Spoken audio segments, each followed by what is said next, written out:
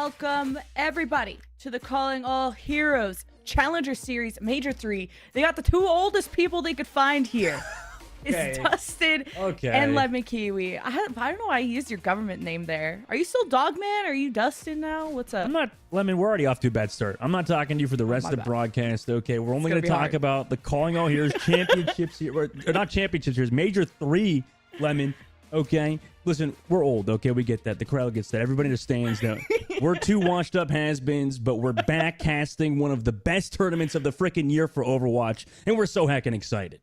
Yeah, take a look at the circuit, y'all. It's been such a long journey to get to this point. Our players have been grinding through the minors, the majors, through scrims, through VOD reviews, and we're almost at the finish line. You're going to be watching Major 3, and we almost have the championship, which is in February. And, of course, the last chance qualifier if you didn't get enough points for that. But what an adventure this has been, Dustin. Oh, yeah. I mean, right around the corner. Obviously, you know, we're through the heat of the summer, right? We're going into, you know, the winter. Everything's chilling out a little bit, but not for these players like you mentioned. I mean, they obviously had a long year to get to this point. And, you know, for this Major 3, if they could potentially qualify for that championship, maybe sneak in last second if you're one of the lower seeds, or really solidify your spot as that top 1, 2, and 3 seeds going into that championship is going to be absolutely huge for every team playing in the Major today. Yes, and this is an amazing tournament, a platform featuring women and marginalized gender, and this has been going on for quite a bit, so big shout out to Radiant, of course, Blizzard, everybody who's been putting this on. And let's talk about the major prize pool that we have, okay, because there's money and there's also points to qualify for that big championship. So take a look at this, presented by Be Quiet, of course. 3,500 for first place, and this is 900 points per player, $3,500 per team, and everybody kind of gets a piece of that prize pool, but also points, because that's what's going to qualify you into the big tournaments. Yes, exactly. Yeah, I mean, obviously going into it, there's a lot of teams that are still favorites to, you know, just like qualify automatically for that championship. If we're talking about, you know, top seeds, Valentine, you know, there's so many crazy teams that have been able to be consistent throughout the entire year, even if some of them have been a little bit lower in the seeding recently. Obviously, this tournament's right now is going to solidify some of these top teams. You know, Queen's Gambit, Nightmare, potentially trying to finally make it into that first place slot for the year. Lemon. Yeah, there's so many good teams, and thank goodness there's a last chance qualifier so we can get a little bit of chaos before that big championship. And this is how, well, of course, it's not just the shmoney. There is a lot of great computer parts that you can win, and this is all provided by our newest sponsor of Be Quiet. So first place gets 5 light base 600DX PCK, second gets 5 light loop 240mm AIO water cooler, and third and fourth place get 5 light wings LX case fans, and it's a 3-pack. So Dustin, this is some major firepower for your PC. Yeah, it is. I mean, those AIOs are really, really good. And even for, you know, Be Quiet's products in general, you know, obviously these players will get something a little bit higher quality than what I put in my mom's computer. But I put one of the CPU coolers into my mom's PC, just because, you know, obviously she complains about how loud, you know, CPU fans can be. And, you know, once I plugged that bad boy in, she has not been yapping in my ear anymore, Lemon. I mean, I'll tell you what, these Be Quiet products actually do work, unironically. I mean, my mom uses it right now. Yeah, this is a German premium hardware company. So you know that German engineering is going to make your PC run good. Okay, I know they make good cars, but I didn't know they make also great PC parts. And we're going to have a really fun silent play of the day at the end of the day. Of course, brought to you by Be Quiet. So make sure you be quiet while we get through the rest of our laundry. So we got our we got our prize pool done, we got our sponsor done, and eventually we got to get to, well, the map pool for the event. There's a lot to choose from, and this is a lot to prepare for our players. And we're gonna start on control. This is just like the old Overwatch days. We start on control, and then our loser can pick from anything. Right, and with, you know, so many new maps out, obviously in Overwatch 2, you know, we've got Throne of Anubis coming out soon, or that's came out, and, you know, Clash in general, an entire game mode that personally, I mean, obviously, you know, we play it quite often in Overwatch 2, but, you know, Lemon, I don't think you've casted Clash before, right? I mean, obviously, I think as a caster, I've never even watched this map from a third-person perspective just yet, besides just playing it. So I'm really curious how this is going to go. You know, obviously, now that we have all of these different types of games, it's awesome because we can just go through every single one. Obviously, it's going to go like one by one. Each of these map types are going to be eliminated. And, you know, obviously, in the very end, we're going to see every single map type be played, which I think is definitely something you have to prepare for as a player. You know, like obviously, it's going to be hard to practice on every single map. You know, in scrims, you only get like usually, if you're talking about like a 2-hour block, a lot of these players play maybe 6 maps total by the end of the day, unless they want to call it early. So, you know, out of every single map in Overwatch, it's actually hard to be a professional Overwatch player these days. So, you know, obviously these players are putting in the work behind the scenes. Yeah, and well, the work will be done also in our game very soon. It'll be best of 5s, best of 7s only for final. And you too at home can win something. Of course, there's drops going on, y'all. It wouldn't be an Overwatch broadcast without drops going on. So if you tune in for a certain amount of time, Brigida's cat will make an appearance in your game, whether as a spray, an icon, cute little background. So make sure you stay tuned for cat content. They like to meow in these chats too sometimes. They do meow. They do meowing in the chat. Probably right now. But let's take a look at that bracket going into today. Lemon, obviously, you know, there's a couple, you know, top seeds. Obviously, the first game, or top seed is going to have Queen's Gambit versus who is Nanokado. The one that we're watching today first, I was just calling you Moxie for some reason. Oh my gosh, I can't believe it. Wrong name I can't believe already. it. I can't believe it. Unbelievable. Lemon, yeah, Faeble versus Valentine is the match that we're going to be watching, but obviously behind the scenes, we're going to see Nightmare Eclipse versus Shikigami, and then obviously EXO, Anceloth, and then versus Tier 2 Esports Olympians. I mean, a lot of interesting matches going up in the upper bracket. Yeah, and they had to battle through a Swiss stage just to get here, so we have our best teams here leg day, and I'm really excited. Oh my god! Oh my, you got me back. With it back. You got me back. Where Queen's Gambit went undefeated, 12-0, 6-0. They are the team to beat, and also they have a great name. So yeah, who do you think is the best team, Necra? Okay, this is unbelievable. Can we just get to the gameplay already? Jesus Christ. Can we get to the game? Can we cut the VOD, please? Oh my god! Oh my god! We actually are getting into game. Wow! Amazing! Power you hold.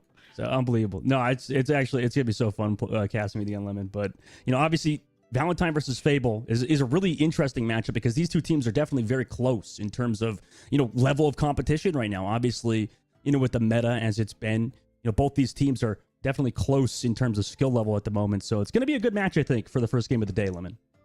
Course. The last time these two teams faced, I think, was the quarterfinal of Major 2, where Valentine swept them 3-0. So Valentine are the favorites to come into this, and you may recognize a lot of names on this, where Mari is apparently on DPS. I want to say that she is usually like a diva master, so I'm expecting more of Mari on the tank, but a lot of familiar faces here, Dustin.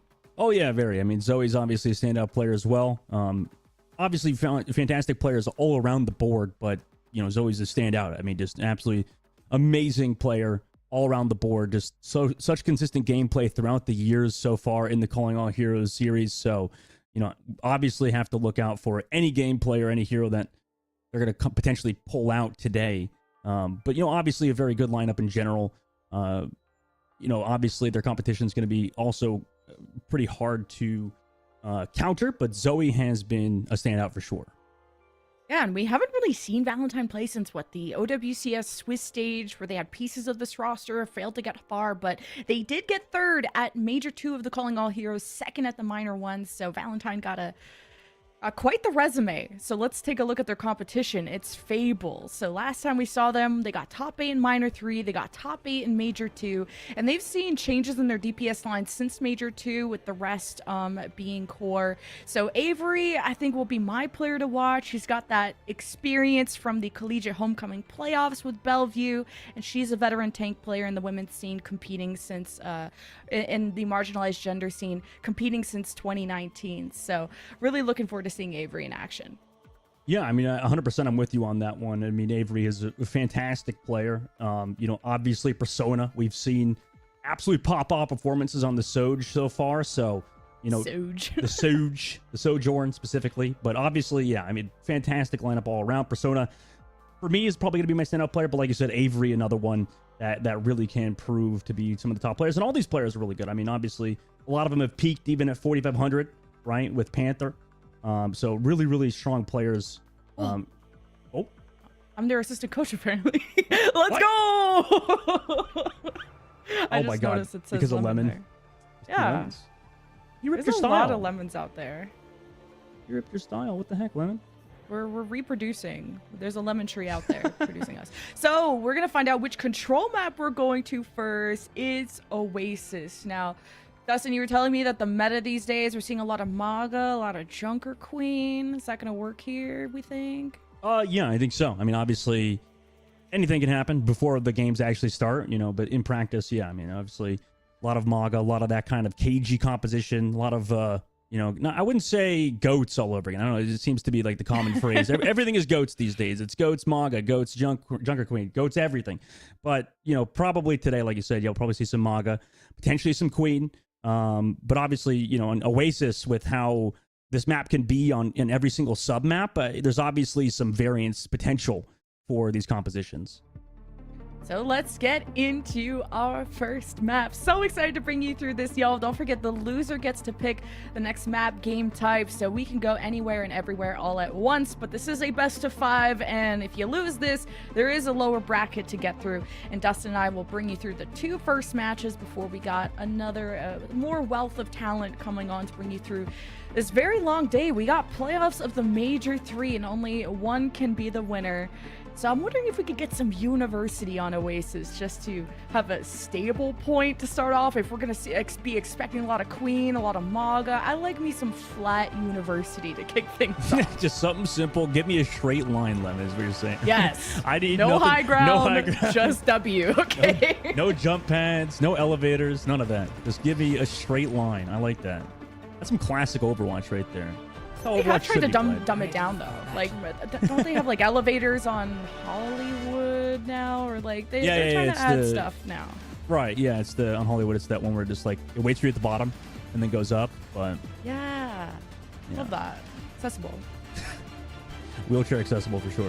Wheelchair accessible Overwatch Pog. Yeah. So, some Symmetra, more Sojourn Jail. We got some Juno action. Also, important to note, Hazard is not enabled for this tournament. We're going to let our players get used to that, but let's let her rip. Obviously, the Sojourn TP out. Echoes on both sides with Sojourns. Maga, Brig, Juno, pretty standard composition at the moment. Both teams obviously trying to take this high ground here. It's a very important angle to secure, as Valentine, the one to secure first, can sort of take angles on Fables are forced to fall back. Persona is going to be my player to watch on Faeble when it comes to the Sojourn matchup. Man, they played for Team Peru at the Overwatch World Cup last year. They're one of the newer pickups to this roster too, coming from Fluffy Mania, or Fluffy Mafia. You know, there's been a Mania there too. Got 3rd at 9-2 and the Major 2, so...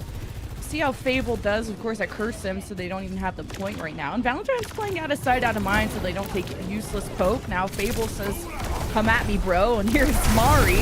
I don't get to see her on something other than Diva, so I'm super stoked for her to be out of Diva jail. And she needs all the healing she can get. She's going to be the first to get out of the point. And with this Echo, I'm scared to be playing Echo in a Sojourn matchup, but we already got a dupe from Migman. Faeble already have ults, and they managed to zone off Valentine to get the point long enough to build up a measly 12%. Right, yeah, and that all stemmed from the focus of Faeble being on Mari there, but AJMR and Burn Eyes keeping Mari alive, able to come back through with that re-engage. Even with Fable's ult advantage with the copy, it wasn't enough to hold on to that point. And now, an overclock engage for Persona. Oh, you even have a cage fight available, but Persona is just not getting good sight. At least she doesn't want to be that close to all the action, so Faeble will be backing off, and Valentine now have a dupe, cage fight, almost everything coming online. This is going to be intense.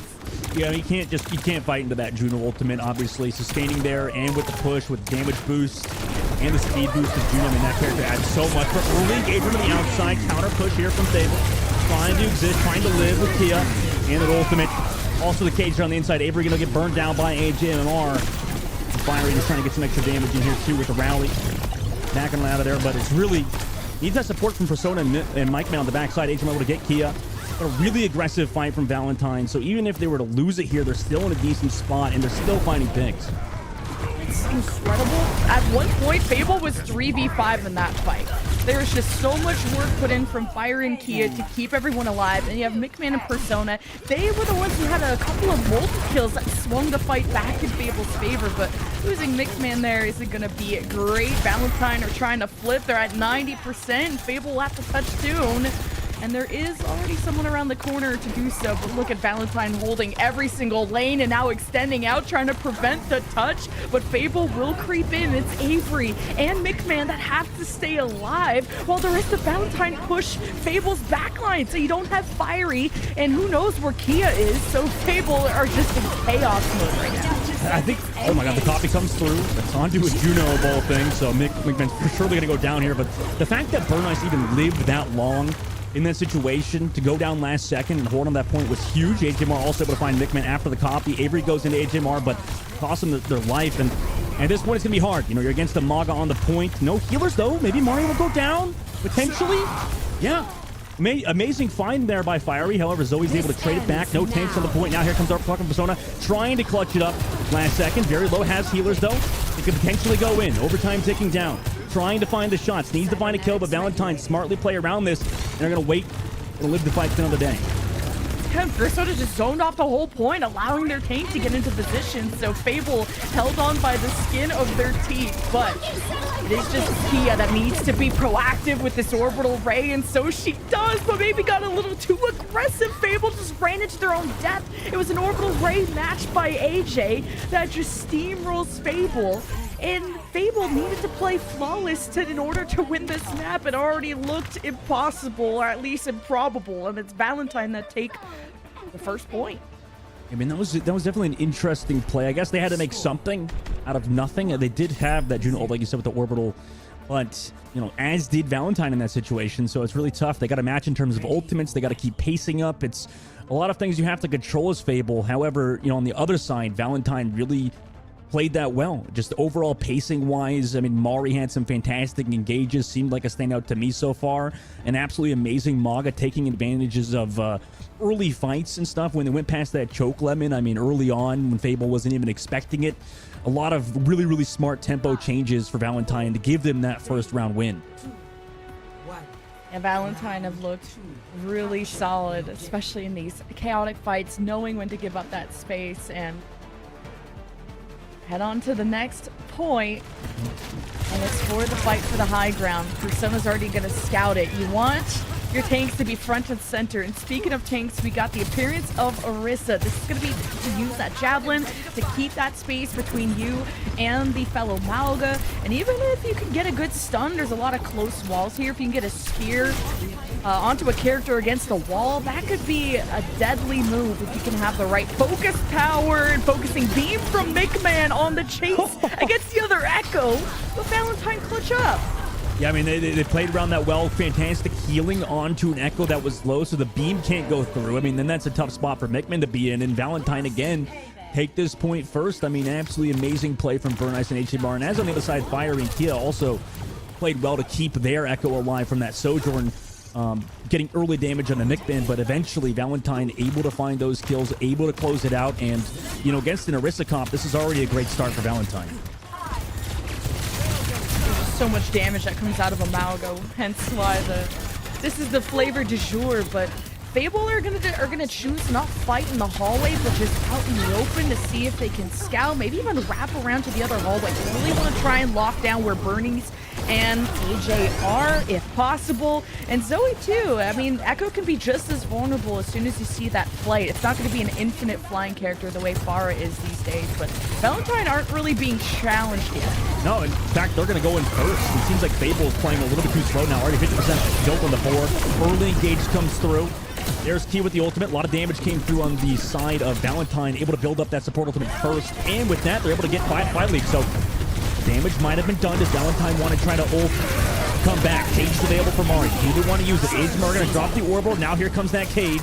With the extra damage, are they able to burn down Avery? It doesn't look like it. The support healing is way too much. Nickman is out of the copy. Burn Ice able to find Kia. Zoe's able to find Nickman. But at this point, well, is it really doable? They're going to rally, try to come back. Overclock as well from Flyleaf. So Valentine wants to win it here, and they're going to do so. 2K. And with Burn Ice's rally, with the ultimate comeback, they're able to win without a person advantage.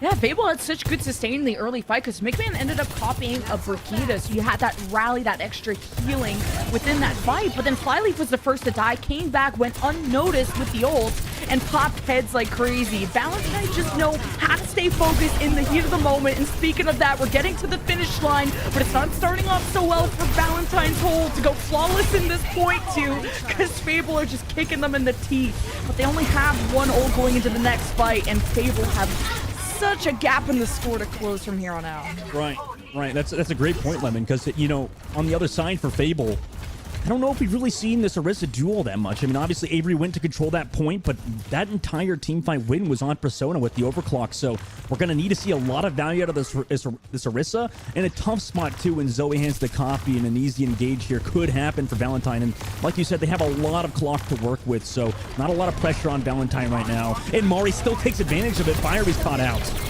How is a Mauga just locking down the Brigida? You need to be in nowhere land, and being down to support is the worst thing that could happen to Faeble in this moment. So of course everyone's gonna fall like dominoes. I don't know how Valentine were able to wrap around that, but Mari has been a star in this map, and her team will take the first map. I mean, obviously, fantastic work from Mari and Valentine. First map win is huge, especially in this first of three, so fantastic work from Mari, and you know, I don't want to put all the blame on that Orisa there, because it wasn't obviously just Avery on the Orisa's fault for everything that went wrong in that fight. It was more so the pacing that Mog is able to put down. I mean, it just seems like consistently Mari's able to run in, not die because the support is so strong, but also all of that sustain, all of that damage reduction, all of that help that the Maga can receive seems to be overwhelming at times. And, you know, that could easily be because of how Valentine's playing, less so due to the composition. But obviously, at the moment, Valentine, Mari, and the rest of this team seem to be playing at such a high level. And for Faeble, you know, they're going to have to decide a good map come back onto this. Maybe play a slower paced map. Maybe something where, you know, Valentine can't take advantage of such close angles, such close, you know, range fights from Mari. So maybe trying to take to a more pokey map could be good. However, you know, at the end of the day, we're still in a Sojourn like Echo meta, so it's always going to be kind of tough when, you know, you got the side of Valentine popping off with Zoe and Flyleaf. Yeah, just some unfortunate things happening for Faeble. Like, I initially liked the Brigida copy from Mickman, but maybe what you needed is that burst damage. You needed something that could hit harder. Like, copying a tank has usually been always the best move as we await to see what map pick Faeble want. And maybe he decided that they're not confident in the Malga mirror, and hence why Avery went to more of a Peel style Orisa to just keep the Malga away, javelin them. But what ended up happening is that Mari and friends were able to rotate around this bunker that is Faeble and access those supports, and that's kind of what led to the demise of Faeble. But this is also a very important DPS matchup with Flyleaf, who came in with a huge, like, what, 3K in their ult. Yeah. So look out for that. Let's see if Faeble are going to want to stick to a Sojourn Echo type amalgam map, or is there any strengths of theirs they'll want to lean into? Yeah, that's a great point that you mentioned with Flyleaf clutching up there. I mean, they're going to Midtown here, by the way. That's an interesting map. I feel like what do you think, Lemon? I mean, this could be good for them. However, you know, Midtown still, I don't even know if it has that long of range in terms of sightlines. It still feels like you can burst onto people. I wouldn't be surprised if Mari and team is still really good on this map. Yeah, I mean, this has always been like an Orisa, then therefore Amalgam map, then therefore Junker Queen map. It is sort of got mid sight lines for the point. It's just such a pain for the bridge part, like point B of Midtown, where when you're on the attack, you can be out in the open for quite a while, and even OWCS teams really suffer from this of having the correct rotations. So you can either go through the left staircase and just run right at them, but you really don't want to be out in the open for too long, not a lot of good cover, or you take the right side corridor. But being out in the open, the poke war, you really got to trust in your Sojourn. And your Echo doesn't want to be flying around with Sojourns who can just pop them instantly. So that's what I'm going to be looking at for the offense of Midtown, is how they're going to actually take control of Bridge. I mean, it's in the name itself, Lemon. Like you said, you know, every angle you have, every push, you know, all of the potential offensive angles you need to take, they're all mid. You know, they're all just mid. Feels mid. bad. It's almost like mid. It's Midtown. Oh my god. Oh my god. Okay. Yeah, I'm sorry. But you know, obviously to bunker it down here for Faeble, Lemon. I mean, obviously they're gonna need to. Like, I just feel like that was such a backbreaker, like you said, with that previous map when we had, I believe it was, like you said, Burn Ice, you know, pop off there with some support from Flyleaf. I mean, that's just brutal. You're in a 2v3. Sure, they had ultimates, but, you know, going down in a situation like that in a fight that you should have won in a very drawn-out fight, it's gotta be hard to cut back from. So for the side of Faeble, obviously they're gonna have to rebound, maybe support their players a little bit better, I think. You know, obviously the Sojourn was popping off. Persona was insane. Mickman had some sick plays, but you know, we're gonna see the rest of the team kind of pick it up going into this one. And you know, obviously they've picked Midtown for a reason. So maybe in scrims, in practice, they've been looking good on it, and potentially versus Valentine, they could have a good matchup here.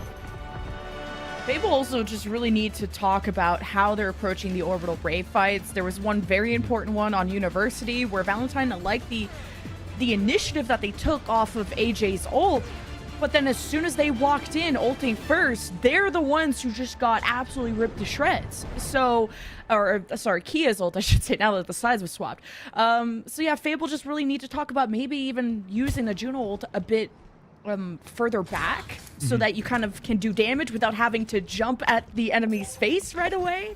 But it's just some little things to perfect. Faeble were still able to make 3v5 fights look really close. It will be Valentine on the attack first with now some Genji action from Zoe. I love it. Yeah, this is what I believe we were talking to CB before this too, saying a lot of Genji's currently being played in practice as well, alongside those echoes, specifically on controls where that character can pop off with it more. But we have Venture coming out for Zoe. I mean, obviously a signature hero for this player alongside a Widow. So interesting composition to go alongside that Maga. Bit more pokey, whereas, you know, obviously Mari and Squall want to kind of go in, allow space for Flyleaf. Immediately Mari just flies in towards that Sigma, but bounced away for now. However, the sustain is there. Avery able to find Zoe, and Zoe tried to find a little bit of extra damage. Mari can get that tank low, and Avery's going to be found by Burn Ice, as Mari's going to back up, try to sustain, as eventually it seems like Valentine have been able to overrun this objective. Another slam down on a Fiery, make sure they can't go anywhere. And Mari and crew able to take this first tick and potentially this first point with, it seemed like, relative ease. Yeah, Mari did such an amazing job of pushing those power positions first, the right staircase. That's always where, you know, some flanker like a Genji may sit to access your backline. Mari clears that, proceeds to the back left of the point. Like, she's just dotting the I's, checking off the T's. Like, this is just another day at the office for someone like Mari, and you really got to lead with confidence when you play on the Mauga, and she's developed that so much since her Diva days. Now Avery onto the Orisa, going back to just that bunker style, that heavy defense of just hoping to stay your ground. I would think that Orisa can hold space for longer compared to a Mauga with more damage mitigation options, but we'll see how Valentine hopes to overtake the bridge. I guess this is how. I mean, Flyleaf just headshots Phone after Phone had to use that deflect early on. He's now in the lineup too. Widowmaker looking for more shots. Zoe's able to get those kills. Zoe, by the way, just swapped off that Venture onto the Genji. He's immediately finding value. So Valentine built up ultimates as well, and Faeble, yet again, another team fight loss. Yeah, if you're just gonna have a Widow hit body shots, no hate, no shade, I can't hit shots at all, let alone on the body, then it's perfect to insert a Genji into that equation, subtract a few bodies on the other side, and just keep the push going. Faeble never had a point to stabilize. They never got to sit on the bridge and have that poke phase. Valentine are not letting up, and they could easily snowball point B. Look at Mari. Yeah, that's a early cage here, too, towards where everybody was. However, Mari will go down for that damage boost from the orbital, and everybody else able to sustain, too.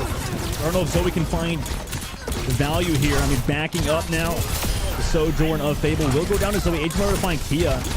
Is it too little too late for Zoe and squad? I mean, they did commit the cage, did commit orbital, but Faeble only committed one, so this is finally some stabilization here for the defense. Yeah, just every death matters when it comes to Valentine, because their spawns are just that far away, and I like that Faeble were not afraid, just knowing where the cart was, that they could afford to step back towards their spawn room doors, and Valentine will eventually cut LOS from each other by advancing past that point B barrier. So Valentine, they still made great progress on this cart. They got 3.5 minutes. They just need Zoe to get a bit closer with the Dragon Blade, and I see that Persona's trying to mark them as best as they can. Avery has to back on that here. Give up the high ground for now, backing up. They've got some ultimates to work with too. They still come back through. Brig bash each other, able to find Fiery with that rally, even through the support that they're bringing against is not enough. Now the blade from Zoe, able to get one out of Kia as Persona fell down earlier to burn ice. And that might be enough, honestly. I mean, Faeble is going to try to die on this payload that potentially could get a recontest, but it's very, very close. Super clean fight, the way that, like you pointed out, getting Fiery's rally out as early as they can before any overhealth filled up, and Burnus didn't even have to use their rally, so this could easily just zone off Faeble. That Dragon Blade just evaporated. Poor Phone. Hate to see that. And Faeble just subbed them in too, so welcome to Overwatch. Valentine are about to cap, but Persona being on the flank is actually a menace. Solo turning this fight. Yeah, I mean, I misread that entire fight from it. I mean, what the heck? They came back through. They stalled enough. I mean, yeah, it was overall, I mean, a very aggressive blade from Phone there to try to find some extra value. Obviously, it's going to go down. I mean, I assumed since Valentine had that Brigitte rally, they would have the sustain to be able to fall up to hold that point. But Persona just going, absolutely insane, dashing onto that Widowmaker and forcing now that swap to come through on Flyleaf, because obviously that Widow was not strong enough to close out, whereas Persona on the Sojourn was. This is tough. Valentine have now lost half their time bank, just trying to push the end. This is the most difficult part, but you got to take this just step by step. Step 1, zone off the bridge. Step 2, try not to let them get too far away, or you could just rely on that poke. But losing Zoe to a random Brig bash is insane. It kind of is going to stifle some momentum here for Valentine, and this would be a moment where Faeble can engage 5v4, and they're thinking just that. Cage on the inside, orbital though to sustain for Mari, but no, it's not enough. I mean, nobody was there to follow up with Mari in that cage, and nice support there from Kia. It's hard, Cage versus orbital. Obviously, Faeble to come out on top. Support ultimate still reign true, and Mari going to swap over to that Orisa to try to match Avery now, who's looking pretty solid on the Orisa. Yeah, and Faeble just good awareness of the game. 5v4, of course you're going to take that fight, and even through the cage fight, ended up living through all of that. So now Mari has to go to more of an anchor tank like the Orisa, try and get some good stuns, and it's going to be Flyleaf opening up. Yeah, rally to counter. At the moment, Burn Knight's also building close to their rally, so trying to push in. 30 seconds left now. Faeble, do they want to stagger out these ultimates? Do we not use them all exactly now? Also, the rally ran out. Blade comes through. Zoe's able to find Fiery. The person who just ran out of the rally. Persona's able to hit the shot to Zoe, though. This has been the standout player for the defensive side thus far, though. Phone with the Genji Blade, able to take down AJ Mall with 8 seconds left here. Valentine, I mean, they're struggling to stay alive. Looks like they're not gonna. With 3 seconds left, Faeble with about like 3 or 4 minutes in the streets phase are able to stop Valentine's push. I gotta say, all hail Persona. They're gonna be making games about this person, I swear, because they absolutely popped off in so many fights. What, the 3 or 4K they had to single-handedly win that defense back, because they could have been snowballed if it wasn't for Persona somehow sneaking back on the bridge while the offense was about to cap and wrapping around and killing like the entire team. And of course being involved in that last fight with Phone, with the ults that they had to spare. Huge effort out of Persona, and I had said that this was going to be a DPS veteran to fear, and they are showing up in the biggest of ways for Faeble.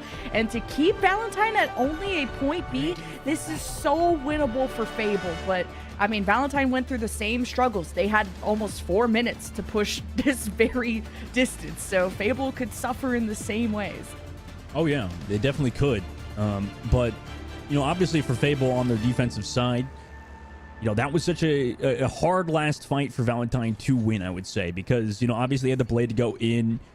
But, obviously once Mari had to make that swap over off that Maga onto the Orisa, if it did feel like Mari maybe just wanted to use that ultimate, maybe swap off that hero, get onto Orisa, which was looking good so far in that Streets phase. But, obviously was that with the ultimate deficit, it was just probably too much to overcome. And like you said, Lemon, I mean, Persona has been an absolute stud so far in Midtown. Hell yeah, now Faeble going to go for a Sigma comp in order to just poke and even play it as a pseudo death ball with Phone on the Mei. Now you're hoping to have this Mei wall right behind the Orisa. Not going to be able to freeze or do much as the Fortify can just let you walk out of the Blizzard. So that'll be something Phone has to keep in mind. Already got 50% to the Blizzard, by the way, which is very fast for Faeble. And not being able to keep up with the heals is really tough, because then you could have built up closer to the rally with how much damage Faeble took, but this is going to be a Valentine hold for now. And for now, Persona tried to find something towards the very end with those 2 kills, but, at that point, like you said, it was kind of just Jover. Valentine with a great collapse, already a minute off the clock, and, Midtown ringing true. Those angles were kind of mid, sadly, for Faeble, and they're going to try to come back. At this point, like you said, they built up towards that Blizzard with Phone already at 70%, so that could kind of be a tide changer here coming up, as Mari also has their whistle. Bonus already poking away, so close to the Blizzard, and not really able to draw Valentine into a fight where they could get those isolation walls. And there is someone on the flank, though, and Faeble is handling it quite gracefully. Has removed that Genji, and also the Brigida trying to pocket them, so the sky's the limit for Faeble at this point. I don't know how Persona's even finding these picks. I mean, it seems like Valentine are in a great position and then just lose somebody to a headshot. They're going to have to try to come back. If they lose somebody here, though, it's going to be tough comeback now with already Tick on the board. And maybe you can come in. You got to risk the ultimate, but you're going to be down a member for this next fight. Already 2 ticks on the board. Blizzard here. Phone has it. Ready to go. Maybe you can at least force it out. Was it a deflected Blizzard? I'm so scared it was. It was, yeah. Oh my gosh. Avery is frozen on the point with the Orisa ultimate. It may not matter, but if this Sigma goes down, that's pretty rough. The force use the overclock. Persona's able to get one. Zoe's able to get another with Phone on the side. Now the Soldier will do one duck around the corner. Brigitte's able to come back through and touch that point, but with no tank here, it's going to be tough. Overclock to come back through. Flyleaf able to find one. They push off everybody from the point, and that deflected Blizzard might have been the game changer there, Lemon. God, and Flyleaf also living in that fight was important. Everyone from Valentine was recontesting through the same door. So, of course, Persona is just going to get insane damage just only shooting through one door. All of Faeble is going to just focus down the one door. Flyleaf took a different angle, popped the ult, and managed to kind of use their team as bait to get those critical kills, to get Valentine back on their feet. So, minute 20, Faeble could get full health. They don't get the ball rolling here. They're able to find one. Blade gets shut down, though. Zoe tried to dive into rallying Brigitte. Able to sustain right now is Faeble. Sigma ultimate from Avery. Able to find Diddy value out of its own. No ultimates either on either side. Persona needs to find this headshot. It should be able to find Fable's first kill here. As they just nobody's ignoring everybody. Go right to the point, past the fire truck, gets the shot on the Flyleaf, who had to rotate down underneath. And now AJMR tries to go to the point with that venture. Try to collapse on Persona. Persona can just get out of there. Another kill on Damari. I mean, an absolute hard carry so far for Persona, but they keep losing teammates. He is down. Fire is down. Avery on the point, able to find Burn Ice. And finally, Persona onto AJMR. Just getting 3 kills in that fight could finally be enough to capture out this first objective. Yeah, just really smart usage of the cooldown from Persona, realizing that now that there's a venture on the field, there's already a lot of colors and chaos and animations. You need to look for the character that's going underground and save your jump specifically for them, and that's what Persona did to get away from Zoe. I was a little worried when Zoe grabbed the Mega Pack, but it seems like the dice were already falling in Fable's favor. It did cost him a lot of time despite that early success, but it was all the deflect from Zoe that made that happen. So, limited time for Faeble as they are now trying to push the bridge, and Valentine are exactly holding the bridge. They're just out in the open, and that gives a perfect spot for Phone to throw the Blizzard. Nice Blizzard. AJMR will go down as well. Not able to get deflected this time without a Genji on the field. And 2 minutes left now, Lemon. I mean, that was a good, clean fight, but Valentine still hold on to some ultimates coming around this corner. You know, obviously we're entering last fight territory, though, for Valentine. So if they lose even one, they're going to be in a rough position. And against an overclock, you have your own. But with how Persona's been playing, who knows how this fight's going to go. Faeble are using their orbital raids, matched by AJ. Space taken back by Valentine, and you got the rally from Bernice. You don't even need it, actually. They're just front-facing with Mari, scrapping away. KO, the enemy team, and Faeble have left the cart at the most perilous position the same way that Valentine did. This could be just the past repeating itself. We'll see if Faeble will be able to break this curse, though. They've swapped to a Pharah. Yeah, this is going to be tough now. I mean, that flips the entire script. Persona just used the overclock. Tia used the orbital against HMR, who just used orbital, and Valentine's going to have that overclock into this fight. Alongside Venture Ultimate, I mean, they're going to have to rely off a pick here somehow, some way. And it looks like Phone's getting close on it. Okay, the lift and Faeble are not able to execute off the Faeble ult. To be fair, it is Valentine, it's Flyleaf playing Duck Hunt. They just simply had more Qs to use. So Phone was so close, though, to getting a direct rocket on the Flyleaf, who just seems to be using the jump at the perfect time on that Sojourn character. So Valentine will get to chip away at more time off this clock, and Faeble's gonna stick to the far. They're thinking they could just get 2 nice direct rockets if they could play behind. Well, actually there's no shield anymore, no Sigma, so good luck everybody else. Looks like Faeble's just gonna try to push the card. Yeah, Murray's gonna have Cage, you got Rally, so it's gonna be very easy to play around this objective here with 10 seconds left. I mean, Faeble looking decisive at the moment. Avery backing up. They want to go for the high ground. Valentine forced to back up off a bit for now because Mari dropped down below. Now going back to Rally on the high ground. Engage. Oh, Cage misses for Mari. Great avoidance of that ultimate from Faeble. Cage has to be dropped now. Barrage coming up for Phone, but Phone's going to go down to Zoe in the sky. No. The counter Pharah of the Echo was a little bit too much. Getting Persona. You got to find a left click. But if you don't, it's just Jover at this point. Zoe would go on the back line. Avery goes down. And yeah, I think at this point, Faeble, with how good their defense was, Valentine's was just slightly better. And they're going to go up 2 in the series, Lemon. Oh, that Pharah play. I respect that out of Faeble. They thought that they had drawn the fight, drawn all the attention towards the cart, which was underground, allowing the Pharah to maybe get some invisible poke onto the back line, but they were very much noticed, and that was just great awareness from the defense. And then as soon as he had that 5v4, there's Zoe giving us a masterclass on the Flyers, went on the flank on the other side and managed to kill the support. So Zoe continues to be an MVP by far for me for the Valentine side, keeping Faeble from, of course, capturing and winning. It will be Valentine on match point.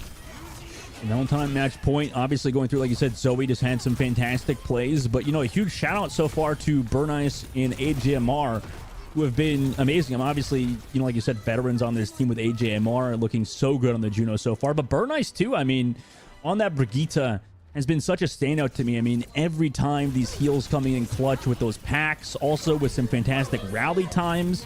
Like you said, that deflect onto that Blizzard, I mean, that's pretty tough. You know, once you drop that as Phone, that's a pretty big backbreaker. But it did seem like Faeble had some momentum going forward, but this fight with about 2 minutes on the clock after the one we're currently seeing was just a fantastic holding spot for Valentine. You know, after they won that one, they just kind of knew they had it in the bag, it seemed. Yeah, that's that flank I was talking about from Zoe. As soon as they had that 5v4, that was huge because you can turn a 4v5, but not without support. So Valentine are 1 map away from continuing the script where they sweep Faeble, but where will Faeble want to end up at, or where could they continue the series at? Because, you know, every reverse sweep starts from an 0-2 position. So that's your cope of the day, and we'll see what map they pick, because they could go anywhere, just not hybrid or control. Runasapi. Interesting map choice, Lemon. I mean, this is going to be, you know, obviously Clash, and it's going to be an push, sorry, excuse me. Yeah, it's going to be interesting to see. You clash on the push map. I know what you meant. Yeah, see, we get that. We get that eventually. But yeah, I mean, this could be something like you said. I mean, but, you know, for Faeble, it looked better on Midtown, right? I mean, compared to what we saw on Oasis, it was slightly better. However, I feel like for push, I mean, sure, it feels like, you know, hybrid once you got that payload kind of with the robot push and the brick wall. But, you know, overall, I would say that this kind of leans back more into control-esque kind of gameplay where you're kind of playing around this point, going back and forth. It feels very similar to that sort of style. So in that essence, I feel like Valentine are still in a solid spot. I mean, obviously with a 2-0 lead, they're in a pretty good position going into Runasapi, even if, you know, this is that map that Faeble thinks they have a chance on. We'll see what secondary DPS that Faeble opt to run, because they ran Mick on Oasis playing the Echo, Right. and then they subbed in Phone for sort of a hyper flags. They played some May, some Venture, maybe, like all types of different stuff. So do you want the jack of all trades? Do you want the master of one? I don't really know if that's what Phone and Mick are, but Runasapi is where the road could end in the upper side of the bracket if Faeble don't find a solution. But man, Zoe, I think, is the person to have on your team for this meta. The way that they could master the Genji or the Echo, just anything that you could need for meta, Zoe is providing, and just good sort of intelligence around the fight, knowing when they have the advantage and when to press it is the most important quality in a player. Right, 100%, 100%. I mean, it's going to be a tough decision going into this map. I think, like you said, deciding who to go with, considering how Midtown went.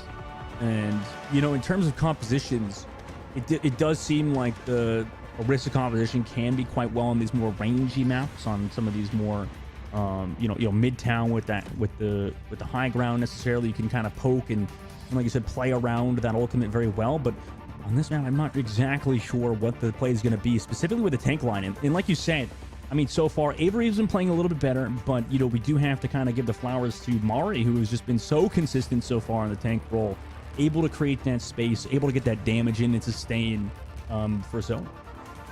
Ooh, we got a surprise map substitution. Just kidding. Whoa! We're going to clash on New Junk City instead. Really? Got him. Okay.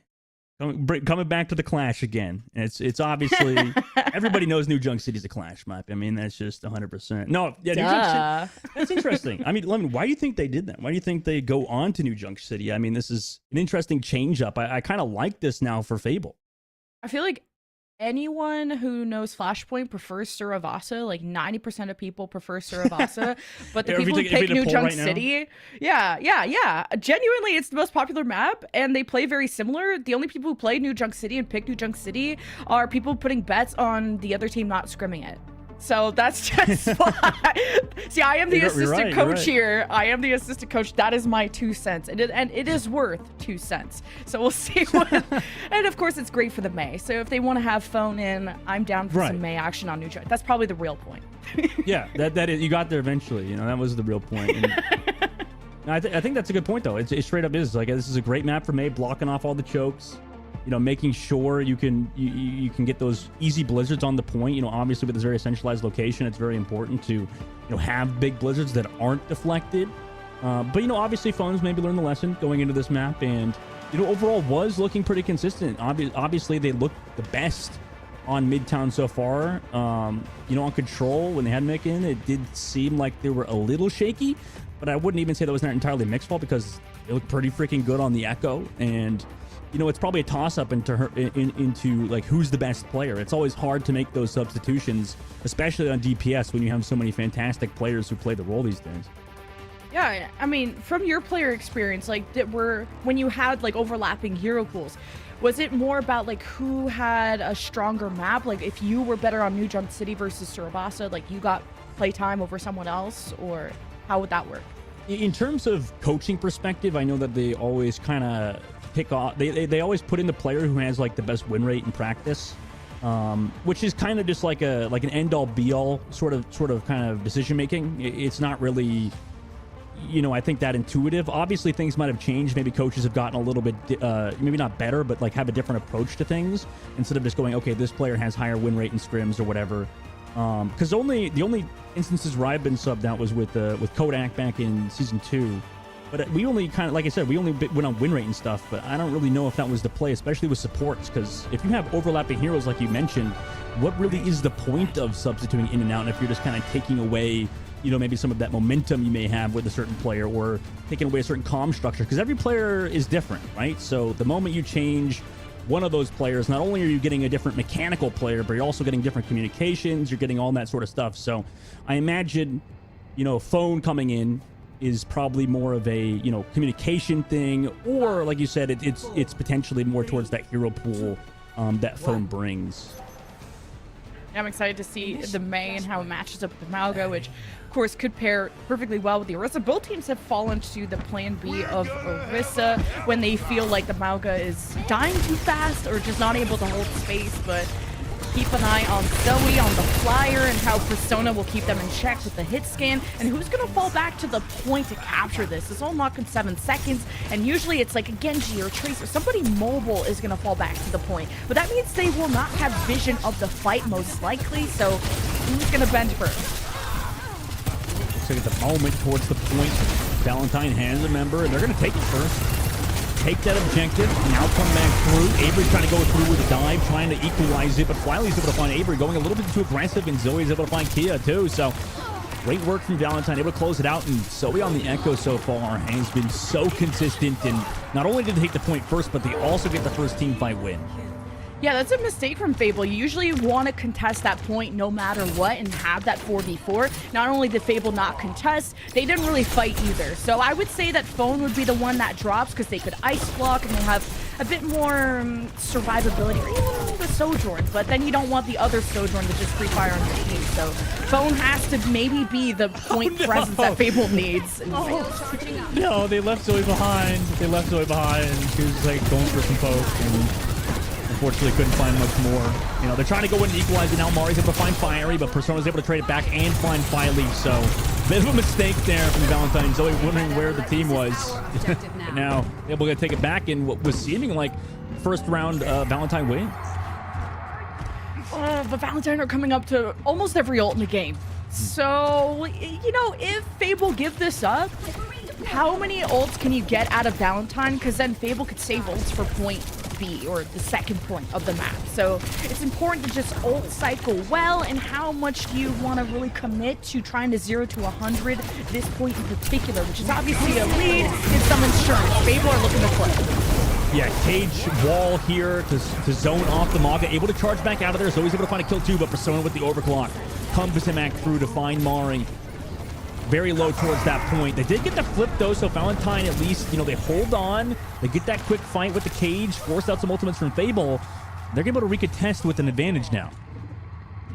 Solid fight from Faeble, couple of ults, of course, and Valentine managed to conserve all but one.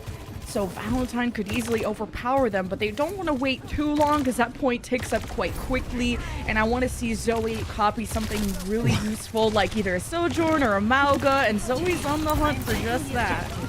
She did the same thing last fight, but has the copy this time ready to go. Pressuring that point.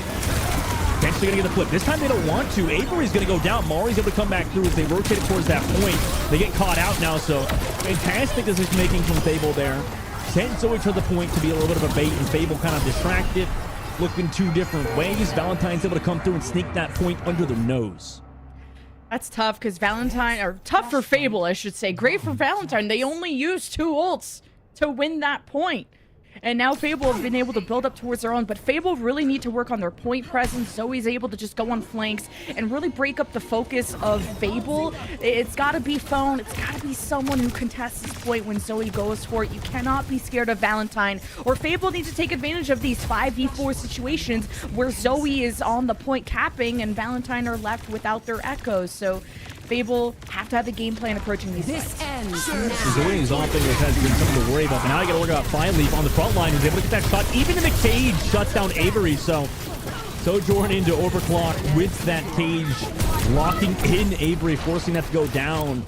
And Avery to fall. I mean, that's a tough fight to lose now because you just use that. Also, Mari's able to find Phone on the stagger. They want more. Valentine really trying to shove away Faeble. Build up their ultimates again. And Avery's going to swap over to the Orisa, understanding the Maga has been really hard against this Sojourn run. You got an orbital ray for Faeble, so if you can just draw Valentine close enough. Valentine, what's their ult tracker like? Do they got a brain? If you know an orbital ray's coming and you don't got your own, you got to get out of dodge. You got to play 3 miles away southwest. And there is the Persona ult, so Valentine better run. Oh, And HMR picked off on the left side. That's a great engage from Persona. Can they find anything more, though? I mean, frontline goes super low. Avery low, phone mode, drops the Blizzard. To no avail. Finally able to trade it back, and without an overclock in this instance. So Zoe able to find even more, finding Avery with that rally copy. Had some help from Mari. They come back through, dropping the Kia Orbital. I mean, it's really hard to fight into this, but they're going to, at the very last bit of it as well. And Mari's got that cage ready to go, but not even need it. I mean, everybody collapsing on Faeble, who tried to come back through, and that's tough. I mean, Valentine looks super clean there and take this point pretty convincing. Yeah, Kia needs to have a voice in these comms because they should have organized around this orbital ray first. Ignore what Persona's doing. Sojourns can play by themselves or with a Brigida. Kia needed to assemble the rest of the team for this orbital ray, and that didn't come out until the fight was already over. So Faeble still need to find like good leadership in these fights, and at least Persona's ult did scare away Valentine. Maybe the orbital ray didn't have a good path, but this is match point for Valentine. And timing-wise, Mari just caught out that echo, but it might not be able to be resulting in any kills necessarily, except for finally from Zoe now coming back through. Just kidding. Able to get those kills alongside AGMR's ultimate, so the damage output was there, and Zoe's able to find Persona. They didn't even want to fight around the point, just make sure they get a fight win first. As that point unlocks, and take it yet again. So Faeble, in terms of momentum, it's not looking that good. However, there's some solace in the fact that Valentine did use some ultimates in that fight. Not ready to overclock just And yet. Dustin, you're the most like momentum-based player I know. Like when you start hitting heads, like you're screaming, you're hype, and you play better, right? Yeah, 100%. You're winning? Like yeah, for sure. I mean, it's better than losing for sure. I mean, you know, That's so true. But you know what I mean? High-level It's like when you're bragging out of your brains, it's like, oh, you're feeling yourself. You know the enemy isn't doing well. And I could tell Zoe and Flyleaf are just on fire right now. Right, yeah, making those comms themselves, going in, able to find even more value than they really should be. In this case, Flyleaf trying to put the team on the back though at the moment. Mari's going to go down. Persona able to get that kill. He says when that momentum, able to find it. Flyleaf, no, you missed the charge shot. That could be the nail in the coffin here, Lemon. I mean, now things get staggered. Phone just used the copy, going into touch. Man, this is a tough spot to be in. Very nice. Going to go down. Phone on the point. Going to get tracked down by Zoe though. They're able to stagger out a couple kills, and actually Faeble to come through and take the point. Thank you for the assistance. Zoe just goes and assassinates and walks out. Deuces. Like, it's so insane that Zoe could go unnoticed, and their moments, their windows of engage are not seen until the damage is done. And they got to conserve their dupe. They got Faeble sort of staggered. Valentine are going to assess the numbers and go for the fight. And there's some fiery. Faeble on the point. And it's sustained. Overclock as well from Persona. Valentine in this situation, I mean, they know the ultimates are popped for Faeble. They might as well take a team fight loss and come back, live to fight another day. Persona is like the hero for Faeble. Like they should probably just put him in Marvel at this point, or I don't know, make some games, maybe up to 5 of them about Persona. I don't know, because this person will be the one who turns the fight for Faeble, and they need this point. It is do or die. Yeah, cut for some overclock. Flyleaf able to find Kia. Somehow lives. Backside of their phone, able to find Zoe. Burnice on the phone though. Valentine with the advantage now. Cage from Mari. Onto this Orisa. Trying to make sure that they burn Avery, and they do so pretty well. Everybody caught in the cage. They all had to jump on in there too. But Faeble still take that point. Even though they got the team fight loss in that case, they were fighting off the point, and they actually survived. That's a good part about Faeble, is knowing when to take early fights when they do have control, because you want to try and extend as much out of the objective as possible. And they did that on Midtown. They just had their Blizzard deflected. So that was just an unlucky moment. And okay, you were able to suss out Zoe, because Zoe sometimes likes to go on these alerts, and you got to be careful about that. Good shutdown from Phone. I'm still flabbergasted on last fight, Lemon. I don't know, like, what? How did they? Am I lost? Like, how did that even happen? Like, I don't understand. I'm trying to. How did Valentine win the fight, but didn't even have anybody go to the point? I mean, it goes really quickly. To be fair, You get to see that. I'm not gonna. Chat's call already it. saying it. It's too late. It's a Charlie Miner. It's a Charlie Miner. We're sure for we need him. We're sure we need him. But yeah. Wait, Avery's zoning them up. Oh, that's a huge. Oh, that's a huge ult. Malga, you know, doesn't take damage. Nope. Yeah, character's unkillable. Seems like, I mean, Cage in the copy. Everybody trying to kill the Maga. Just can't. Just can't. It's not possible. That character's too strong with the rally now from Burnice too to secure it. Faeble trying to go in, but I mean, that's why manga seems like such a good character. It's unkillable. It's unkillable. I mean, you got armor, you get over health, you get self healed. It's just disgusting. It's a crazy character, and it's just impossible to kill. It seems. Yeah, that was such a good engage from Avery too, to just place their body at the choke point so Mari couldn't reconnect with the team, and that still wasn't enough. And I'm an Ana main, and I must be watched too, because like, why don't we just have Ana? Oh, they heal too much? Just go anti-heal character. But you know, this is why we're in the booth and not in there. This is the real talent. It's true. The real talent's in game. We just got some phonies here in the numbers, but overclock from Persona now on the top left, trying to hit those long-range railgun shots in this case. Usually we see Persona flying into the face of Valentine, but it's Phone the one that's doing that, as Persona knows they're a target of focus at the moment. Oh my gosh, yeah, you can see why Phone's able to come through and get those kills, but Barley's able to trade it back at the very least. That's something. Mari on the point, also onto Avery. With the orbital laser from Faeble, though, so they're trying to sustain, run away from this, but Mari's able to find Avery through that. Persona's able to get the shot, though. Nice peek around the corner. Able to get that kill on Mari. And Valentine in overtime, we're trying to close it out. Barley's able to get another kill on a Persona somehow. They've got Zoe here as well with the copy, so they're still in a pretty good position. It looks like they're going to close it here and now. I mean, Faeble, they don't really have anybody else here. Phone's going to be able to touch. Goes to the copy with the Sojourn. Surely going to get cranked out of it, though. Well, no, Phone gets the kill on Jamor. Avery's back, too. Out of the copy now is Phone. But a copy out of the point for Zoe. They're just trying to secure it. In the point, the respawns are way too far away. Valentine are going to be able to do it and win the series 3-0 in our first game of the day. Ooh, what an exciting game we did get. Valentine will move on to the semifinals to face the winner of Nightmare Eclipse versus Shikikami. I like how they changed their name for calling all heroes, but Persona, big MVP for the other side, and this was going to be a tough matchup no matter what. Valentine just seemed like one of the most synergistic teams, the way that Mari has built so much confidence since her Diva days, to Zoe giving us a masterclass of whether it's the Echo or the Genji. Got Flyleaf for the Sojourn, who I think held their own very solidly. And maybe Persona had the edge in those moments, but it's the team effort that matters.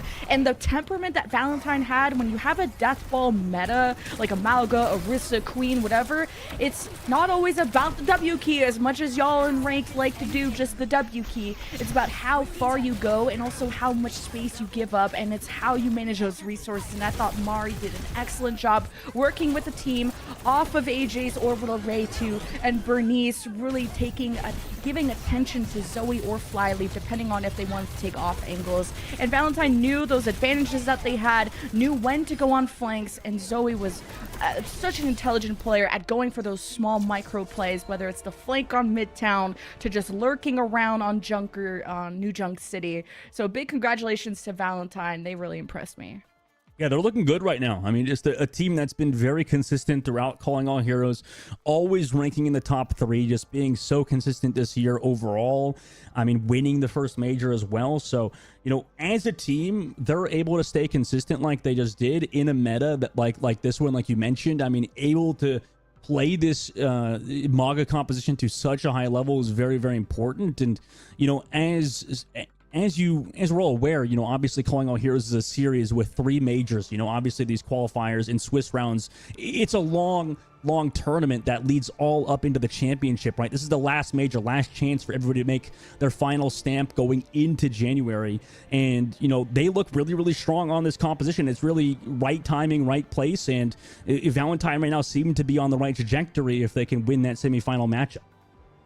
Yeah, and our next match, we're going to be previewing one of the upper bracket semifinals, so we have to wait for a couple of matches to wrap up because this was a sweep, and this was the same sweep that Valentine did in the last major. I do see Azathoth just took a sweep against the Tier 2 Olympians, so that'll drop them to the lower bracket. There is a lower bracket, by the way, for all of the Faeble fans out there. It is not over till it's Jover, and we're going to have an interview very soon with one of the members of Valentine to discuss that series. So we're going to throw it to a break to get that ready. We'll see you there.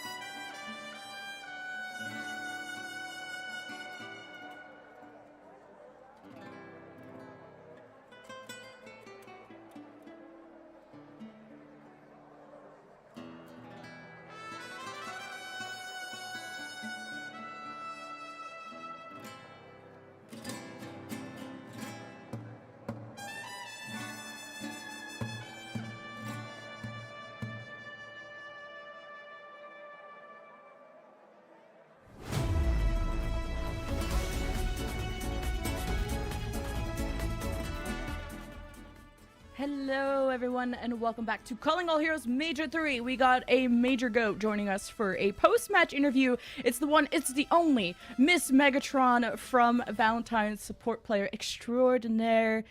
Hello, can you hear us? How's it going? Oop. Oh, we do not hear. Nope. Hello. Oh, I hear you now. Hello. There she is. I can't hear anybody Congratulations. if anyone's talking. Oh, Oh, wait, no, I hear you we now. can hear her, but- test. Oh, Hello. Yes, hello. hi. Okay. Can you hear me? Yes, okay. Yes. No. I hear you. Okay. Congratulations on the W. How'd you think the team did? The team did great. They did great, considering, this week has been really hard for, I think, a lot of the team. I think almost everyone is in college. So everyone was like going home or traveling this week. So I would say that, practice was light, but I think we did really well.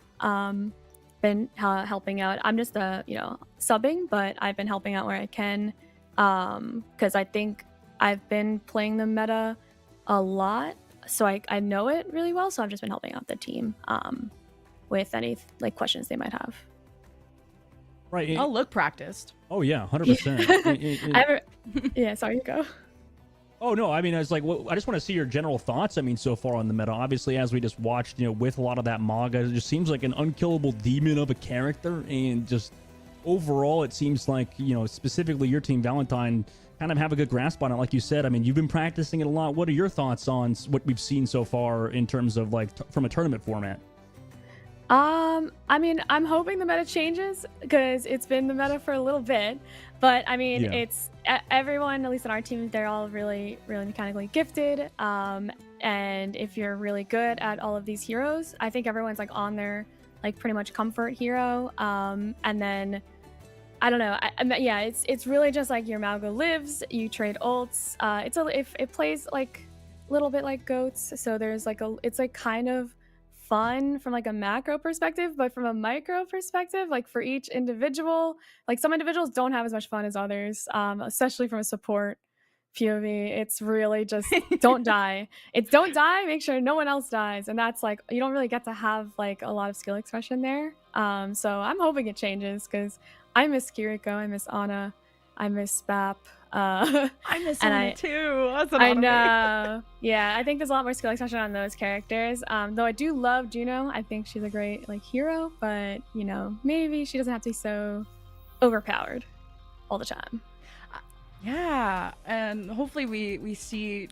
We saw some changes in the tank department, but it just looks so chaotic. This is such a deathball meta, and I want to give credit to whoever on your team is communicating as being that leader. Can you share who's the IGL, who's kind of rallying through these crazy fights?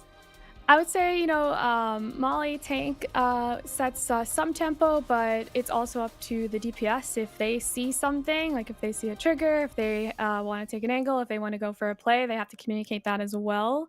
So it's really just the front line that are just full calming that. They kind of, flip back and forth between who's in charge. But I would say everyone was doing a really good job, especially today, on communication. So.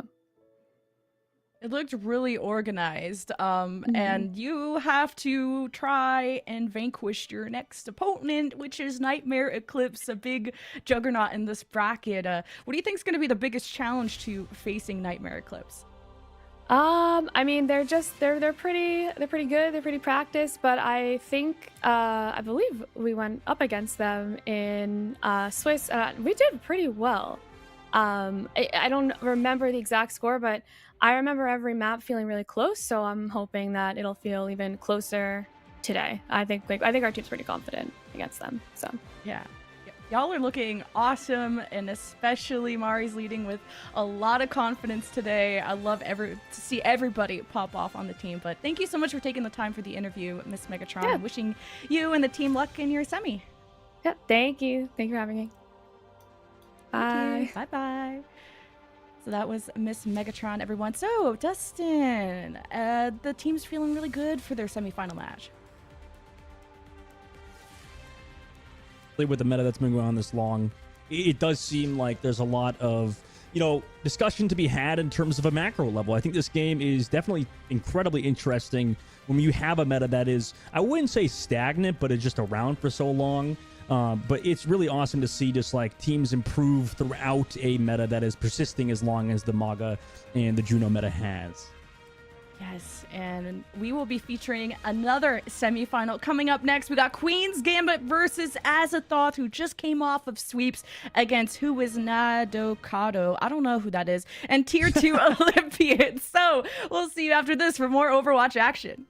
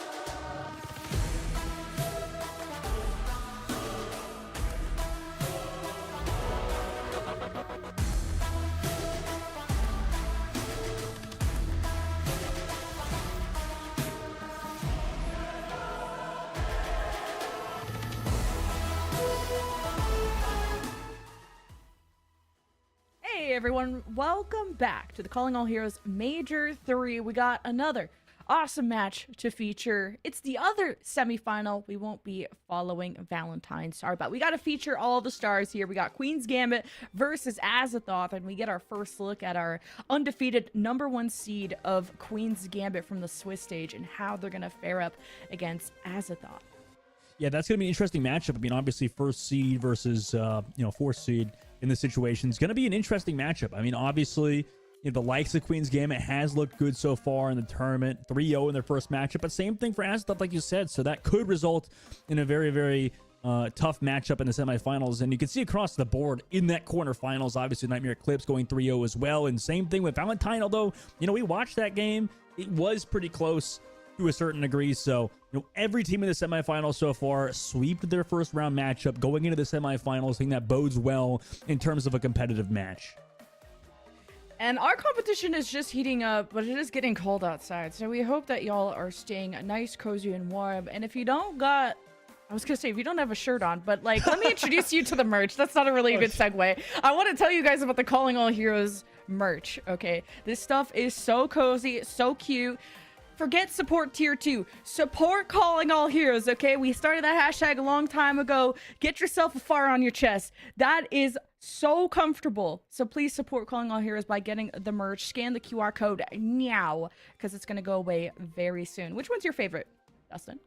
I like the one with just the logo, I just like the... No, actually, what can I say? I mean, the cat Mercy is just too cute. I mean, it's literally the cutest thing ever. I'll probably have to buy one.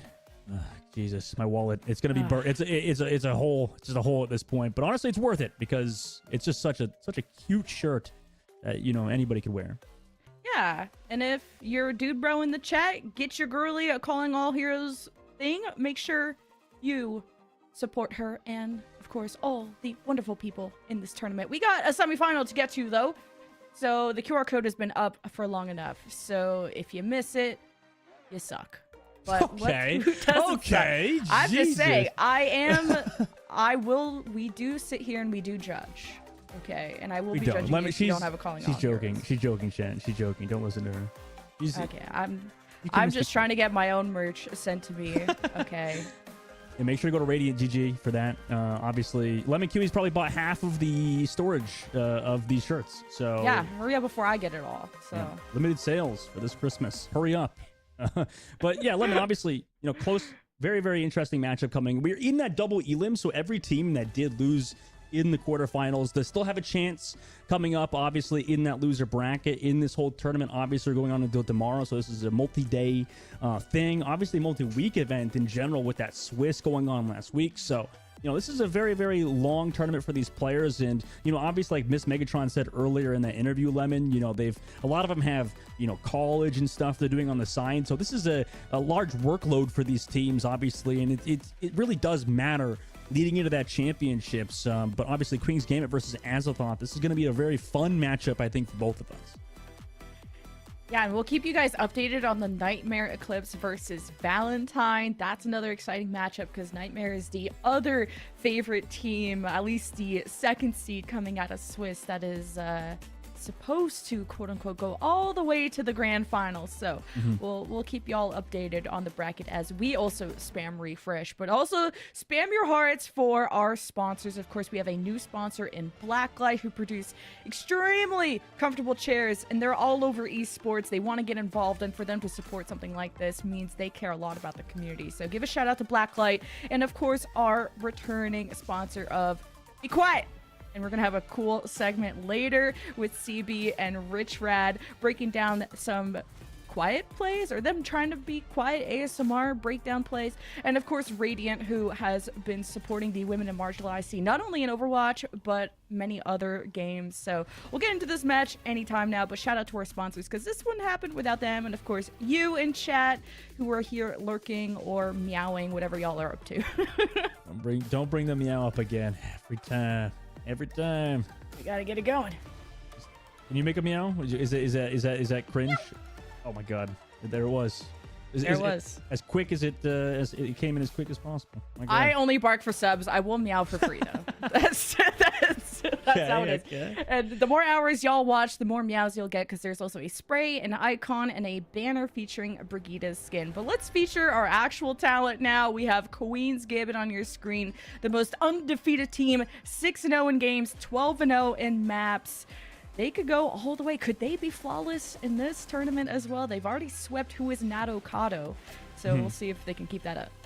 Yeah, this is an absolutely insane team all around the board. You know, obviously Santana mainstay has been for quite some time, but the rest of the roster as well, just full of ranked demons. You know, absolutely amazing players all around the board in 32-10. You know, we've seen a lot of fantastic Sojourn play so far throughout the tournament, so I wouldn't be surprised to see even more of that as well. And, you know, that really is the standout player, like you said earlier, Lemon. I mean, it just seems to be that the Sojourn player stands out a lot alongside these MAGA players. So, you know, it's really going to be a game of, can you take down Santana? Can you shut down 32-10? I mean, I don't know. We'll see as well. I mean, the backline supports, you know, Ms. Megatron earlier said that, you know, there may not be that much skill expression in supports, but at times it seems like I would beg to differ, just because, you know, with the likes of Velvet and Scuffed, and even earlier with the Brigitte and Juno play, it did seem like some characters just didn't die because of some fantastic play. Yeah, and 3210, not a zip code or a social security number. That's just Senna. And like you already pointed out, Senna is the GOAT, part of many winning rosters that have taken the championships in the Calling All Heroes scene in the past, like Timeless Ethereal and others, but also giving a shout out to now their opponent of Azathoth, featuring a lot of familiar faces. I'm already recognizing Kindred, who's going to be a star on this roster yet again, but we'll see if they can overtake the queens, the royalty on the other side, because to go up against an undefeated team is quite the feat. Yeah, it really is. And they're not too far behind. I mean, considering all things, how they did the Swiss play, I mean, it just seems like at the current moment, you know, yeah, Queen's Gambit's pretty crazy. I mean, they went undefeated in that Swiss stage, but they weren't too far behind. I mean, they lost 2 matches compared to Queen's Gambit, and, you know, in said matches, I'm sure they feel pretty solid going against this team, but like you said, they are kind of the team to beat right now, Queen's Gambit. So it's on Azathoth, who, like you said, do have, again, more veteran players in Kindred and Paulette, you know, players who have played on the big stage, even in World Cups. So, you know, a lot of very talented players, even in the support region, but it's going to be a lot on, you know, Jeremy and a lot of these DPS players to kind of match the likes of, like you mentioned, with Senna, or now 32-10. We'll be kicking things off on Oasis as our neutral map. This is still a best of 5. Y'all know the drill. The loser gets to pick game type map wherever they want to go. Let your imagination run free. That's where we will go. I'm looking forward to Kindred popping off on the tank, because I remember them on the NYXL Academy days. You remember Nixel? Do it. Does anyone? Are we old? Dustin? We might be old now. I don't know. Yeah, do the kids know Overwatch the League? do they remember? Do they remember 2 years ago? I mean, it's tough. Good old days. Good old days, you know? Of 2 years ago. To be fair, every year in esports is like 7. You know, it is like we're dogs, kind of. You know. Yeah, you like retire at the prime age of 20. Right. You Yeah. know, like it really is like. Back in my day when I was 18. That's so bad.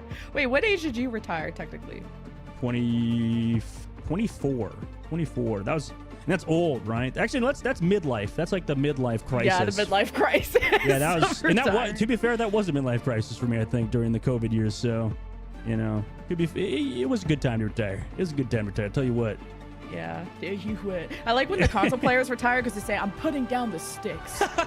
Like, what do keyboard and mouse players say? I'm putting down the mouse. You're hanging up the mouse. You're hanging up the mouse. Oh yeah, don't you have mouse traps in your background? Did anyone? I do. Why are you calling that out? I'm trying to get rid of them because apparently they're gross. Everybody hates the mice that I have laying on my walls. Yeah, see, that's a sentence. So we'll update you guys on the corpses of mice that we find on Dustin's screen, but we're going to be watching some absolute rats. Gaming mice. Are we going to get some rat meta of Malga v Malga? Santana's locking it in. No Jay Raddington, though. No Junkrat today. Oh, true. Yeah, not really a character that's very good right now. Unless you're in bronze. Probably. But yeah, I mean, obviously, like we've seen earlier, I mean, it does seem like the MAGA Sojourn alongside Brigitte and Juno And, you know, having an Echo or a Genji or a Venture, I mean, at least that slot seems to be relatively flexible. You can kind of mix and match. Capture the bit. objective. Yeah. No, I messed with the far. I haven't seen. Wow, this map is so bright. You know, everyone wants dark mode these days, and then Blizzard said, "What if we had bright mode on Oasis?" That's okay. I live in Vegas and everything's beige, so I'm down to get away from the beige, and we'll see if Kindred can get away from all this action, because they went in head first and now are 6 feet underground. Yeah, deep dive there from Queen's Gambit. I mean, just consistently making sure EXO couldn't get set up. They want to get on the high ground. They want to get Jeremy in some shots. I mean, he was able to get those, you know, barrel rockets in, but Queen's Gambit, their dive was, or their engage was just far too strong, far too synergized, and obviously EXO in this situation have to regroup now. Just looking, and by the way, Senna is still 3-2-1-0. I'll try to remember to just say Senna, but if you know, you know. Okay, positive aura so far for Queen's Gambit, and to strike down the fire before they can get through this choke point is huge. And now Afterthought, they're probably gonna get farmed here. I would personally lay in front of a car. Because I don't think I'm getting back to spawn, because then you're feeding ult charge and, you know, feed the car kind of thing. As I thought, they're maybe going to be stuck in spawn if There you go. they're not, they don't get out. I'm lucky we jumped off the map, but I don't know. Lightning McQueen is looking hungry, you're right, on the coastal side. Gotta be worried about that. I mean, that he's washed up now too, like us, Lemon, right? I mean, wasn't that the most recent movie? He was getting beat by some kid that was like 24. Oh my God. Did he retire? Did the kid retire? I don't know if you're It's retirement age, according to It is. I think it is. And we'll see if EXO can retire Queen's Gambit on their engage. Who come on the flank, Senna will get shut down by the barrage, defensive barrage. Took 3 people there, Levin, just to take down Senna on the flank. But with it, they're able to come back through. Fantastic barrage play. Nothing else really used for EXO either, which is kind of a good spot to be in as they flip the point about 70% and have good ults to work with here. Okay, but Senna heard the voices, okay? I don't know what compelled them, what possessed them to jump into the enemy team. The 1 kill is nice, but stat padding you can do while also not inting. But Queen's Gambit, they are up 71%. You're chilling. Dragon Blade, Orbital Raid, that's what you're working towards. Who's going to use the first Orbital Raid? If you use it second, you're going to get to use more of it in the later parts of the fight. That's how time works. And listen, getting some Dragon Blade action, looking for a good opportunity, and there's the cage. Yeah, Cage, and there's a Cage from Kindred, but unfortunately, you know, with as many ults as Queen's Gambit used there, popping 3 bad boys in that fight, 73% of the board too. They're going to try to go for a little bit more as EXO, unfortunately, didn't have the power to match.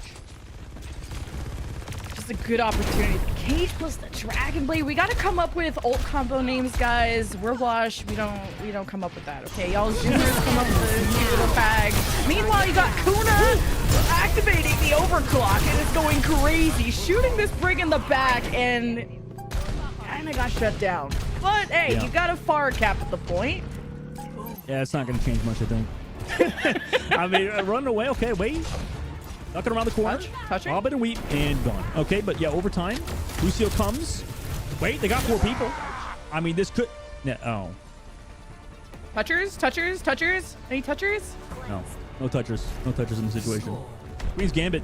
I mean, look pretty good there, Lemon. Obviously, even with Senna going aggressive as all hell towards that backside, they just pop 3 ultimates, just shut down any sort of comeback potential there for EXO.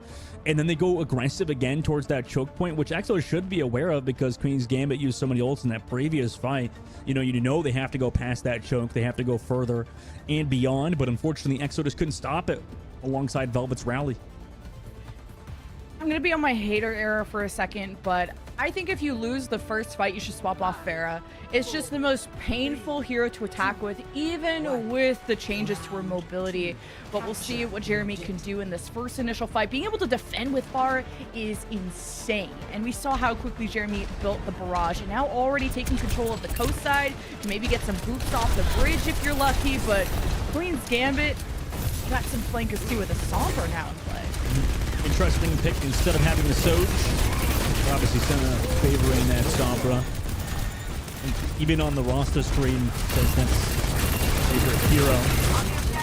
play in general, and now EXO, they're taking a lot of poke damage, surprisingly, against the competition where you wouldn't think they would have it, and just able to delete Kuna. Where's the heals from EXO? Unfortunately, not there. And this Sombra already putting in some pretty damn good work as Queen's Gambit pretty handedly win this first fight. Yeah, Queen's Gambit, when you are a team that radiates confidence, you are gonna be flanked. We saw Zoe do it in the last series, and I think we're gonna see that again from Senna. She was the one who just like jumped in on the flank as Sojourn, heard the voices, and it compelled them to go for kills. So I like that they can kind of hone in on those voices now, going invisible behind the enemy team. We'll see how Azathov deals with it.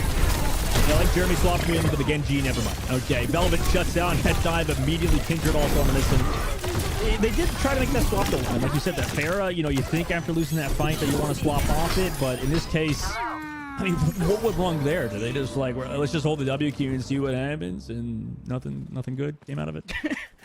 Well, they had a buffed up Giga Chad Brigitte in Velvet who just like got a 3K just frontlining, and that's just how you play Brigitte these days. And Azathov just couldn't fire back, and they've been trying to punish Velvet, and now there's an EMP. Yeah, EMP also countercharge into the other Maga. Kindred's gonna go down on the ground off that. Unlucky being able to find one at the very least, but that's one kill in this entire round, I believe. So 70% on the board. EXO don't even have ults yet. Jesus, Lemon. Oh my gosh, they haven't built a single ultimate. Oh, no. But what about now? What about first ultimate right now? We're at like 90%. You just flick someone in the nose, you're gonna get the ult. Now, I need to see Kuna on an off angle, have all the attention on Kindred, unlucky, and gotta heal Kindred to full. Never mind, Queen's Gambit have activated Overdrive. They're literally going X Games mode, and Azathov are not killing anything. Orbital Ray and Rally is just simply too much. Queen's Gambit just banked everything and absolutely kicked Azathov where the sun don't shine. Holy cow, what a map one. Yeah, that was insane. I mean, there's a reason why Queen's Gambit look as good as they do. And it's because they're the queens. It's like, how do you beat that? How do you beat that? Play. And actually, I mean, in this case, they just slayed the entire enemy where they couldn't even build an ult. I mean, there's an 8KM blade. There's an 8KM blade, Lemon. Now, how KM often... blade is crazy. I don't think the Zoomers know what that is. No, I guess not. What's the modern reference these days? Who are we referencing? Who's the modern day AKM? I think the problem is players aren't that bad anymore. You know what I mean? It's just yeah. No, that is a little bit of a diss towards AKM on accident, but he's a great guy. You made your name in Overwatch. We got the Ajax, we got the AKM, we got the... Is there a Dogman? Yeah, there was Dogman Transcendence. That was the thing. Oh, no. Yeah, because I would press the Q button. Nobody on Queen's Gambit pressing their buttons at the wrong time. In fact, it seems like even in the neutral games, Queen's Gambit just had full control, right? Even on the Sombra, even on a pick where, not a lot of people trying to play that Sombra, really trying to focus more on that Soj, on that Echo, and on that Genji. It just seemed like it was just the pacing was far too much for EXO, and they couldn't do anything. The whole round, on first round and second round. Just Queen's Gambit got to dictate the pace of the game, which was plus ultra, because holy cow, they only W key. There was no time for Azathov to like really communicate like what ults and how this was going. And they played out in the open. And of course, when Queen's Gambit gets to defend, they get the high ground, they get to fight whenever they want to. But it will be EXO Azathov that will pick whatever map they want to go to next. Any game mode, any map, you name it. We'll bring you there, baby girls, baby boys, baby they thems. Let's get it. And we'll see if they can try to even up the series, because that was quite a beatdown in map one. Yeah, I mean, it really was. It sounded like you wanted to throw a break there too, but we had 2 more games to go, Lemon. I mean, I'm locked in. We are locked in, but Queen's Gambit's too locked in, pretty much. So they're one step ahead of us. They can see the future. They know potentially the outcome here. I mean, they got to feel confident after that, right, Lemon? I mean, it just seems like, it was just so fast for EXO's side. Is there even a takeaway here, Lemon? Like, what did we see? I know it's a tough question, always is, but is there something that we can see out of the side of EXO and Azathov that really solidifies that they can potentially win this next map? Maybe a bit of a hint going into what map type they'll pick? I think you got to be comfortable with running away. You're seeing a lot of proactivity from the Queen's Gambit side to just be aggressive. A best offense is a great offense, type of team. Right. And you got to be okay with stepping back, poking away, rejuvenating, and knowing when to call off plan A. But, Overwatch is a very chaotic environment where it's not slow like other FPS where you have people, IGLs coming in and really dictating early, mid, and late game plans. It is just pure reactionary gameplay, at least at the pace that Queen's Gambit is playing at. And this is the undefeated team, even in maps. So this is not a feat that anyone has been able to overcome. And we will see what the map pick is to try and dismantle this team. But hey, at least an upgrade in our semifinal. I don't know if this is an upset. Y'all let me know. Valentine took map 1 against Nightmare. Ooh. Oh my gosh. Spicy. That is spicy. That is a bit of an upset, but they did, obviously Miss Megatron did talk about how it was a close matchup versus Nightmare with the Swiss bracket as well. So, it's definitely an upset for sure. I think, like you said, it's going to be interesting to see how that match also progresses. Meanwhile, for Queen's Gambit, I mean, it seems like they forced EXO into a weird spot, and EXO's going to pick King's Row out of all maps, heading us into hybrid against a team that's good at manga and against a team that's as good as Queen's Gambit. It's definitely an interesting map pick, Lemon. I mean, a map that's a staple like King's Row that's been around for how many millennia?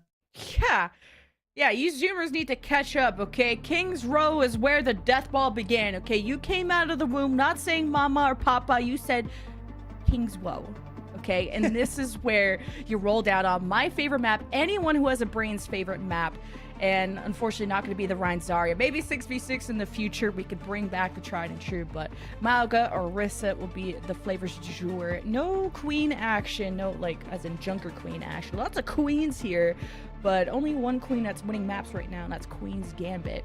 So we'll see if Azathoth can change her. I got bars today, I don't know. Kind of always got bars, to be honest, though. That's kind of like, oh my god, gas. That's kind of your thing. I can't really beat you on that. Like, you're just kind of you're kind of the goat. Yo, W gas chat. I You think can't. that's gas? I shouldn't have gassed you up. I regret my decision. I shouldn't have said anything. Jesus. You went from getting up from your chair and flaming the enemy team at land to now saying everyone is the GOAT. I mean, love New Dustin. I've always been this way, man. I don't know. It's just the heat of the moment, right? Anybody gets competitive if you're in the land, right? If you're in person, you can yell at the crowd. You can, you be crazy. But, I mean, I've got nothing but good reviews. I used to play rank with people. Good reviews. I do because even now, people will be like, hey, you were the most fun player to play with because you were never toxic. So, listen. Yeah. If you're going to be toxic in ranked, don't say it to your teammates. Just say it to yourself. You don't talk to yourself like you're a crazy maniac. And that way, you'll get off the steam and you won't hurt anybody's feelings, right? That's so true. One time I played on stage, it was for a little cute show match, and I played against J3 and I was Ana, and they did hot mic us at some point. And I did say get defecated on in a less PG-13 way to J3 when I slept him. So I did channel my inner dog woman even, and it just comes out of you. So I understand it does, yeah. The adrenaline of the stage. I get it. Yeah, you were talking about. I mean, I bet these players would be definitely into it too. I mean, everybody. I will say, in Calling All Heroes, everybody's super kind to each other. It's a very supportive community. And really nothing else is like that in the Overwatch scene, it seems like, considering how much flame that I got on Twitter back in the day. And Calling All Heroes is the place to go to if you want a positive environment. So, I would say that even these players would be super into it, even in the heat of the moment, right? And, in that situation, if you're going against J3 getting sleep darts on him, you get that one sleep dart every... How many kills did he have on you, Lemon? How many kills did... 0. Did he have 0? Anyone on my flank got slept, okay? It was done. This feels like, I don't know, you feel like a samurai back, back in the olden days. These samurai that say they won so many duels and they're definitely lying. They're like, yeah, I took down 120 people by myself in a duel and I never lost. And you're like, dude, you wrote this book yourself. What are you talking about? Yeah, self-insert. Yeah, I even had nails on. So for J3 and friends to get slept by someone who is touching 3 keys at once, y'all suck. So anyway, I'm retired now after 1 match, and now we're casting. If you were, yeah, I mean, if you're that good, let's see you playing Calling Out Heroes, Lemon. Let's get you in game. Oh, let's get it. All right. Let's get it. LFG. Oh, sorry, LFT. I gotta give it the times. LFT. Yeah. LFG. Looking for group. Ooh, looking for girlies. Okay, on King's Row. Okay. Sorry, that was corny. That's okay. When are we gonna see you on a team? What are you talking about? I'm washed, dude. I don't. We watch games here. We're watchers. You know what I mean? We're Overwatchers? We're over. Oh my god! There you go. We're Overwatchers. Jesus.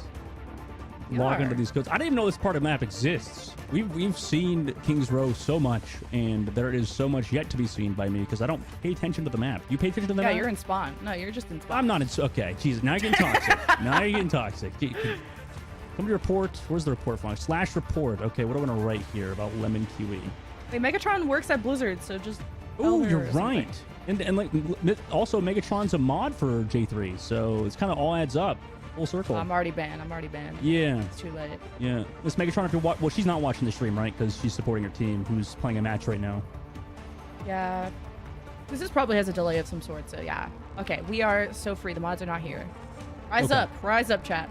Mods not here. Rise up. Rising series. Calling All Heroes. Oh my god. Bring it Wow. back. Bring it back. Comes around the clock.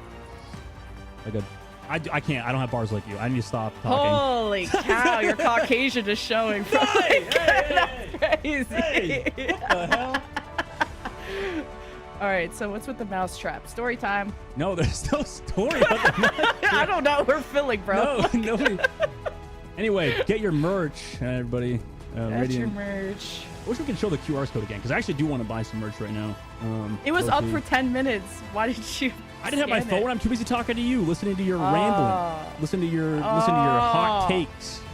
We are professional yappers, okay? This is true. This is what we do. That is your title. They should give you that in game. Give you the title in game too. Professional yapper.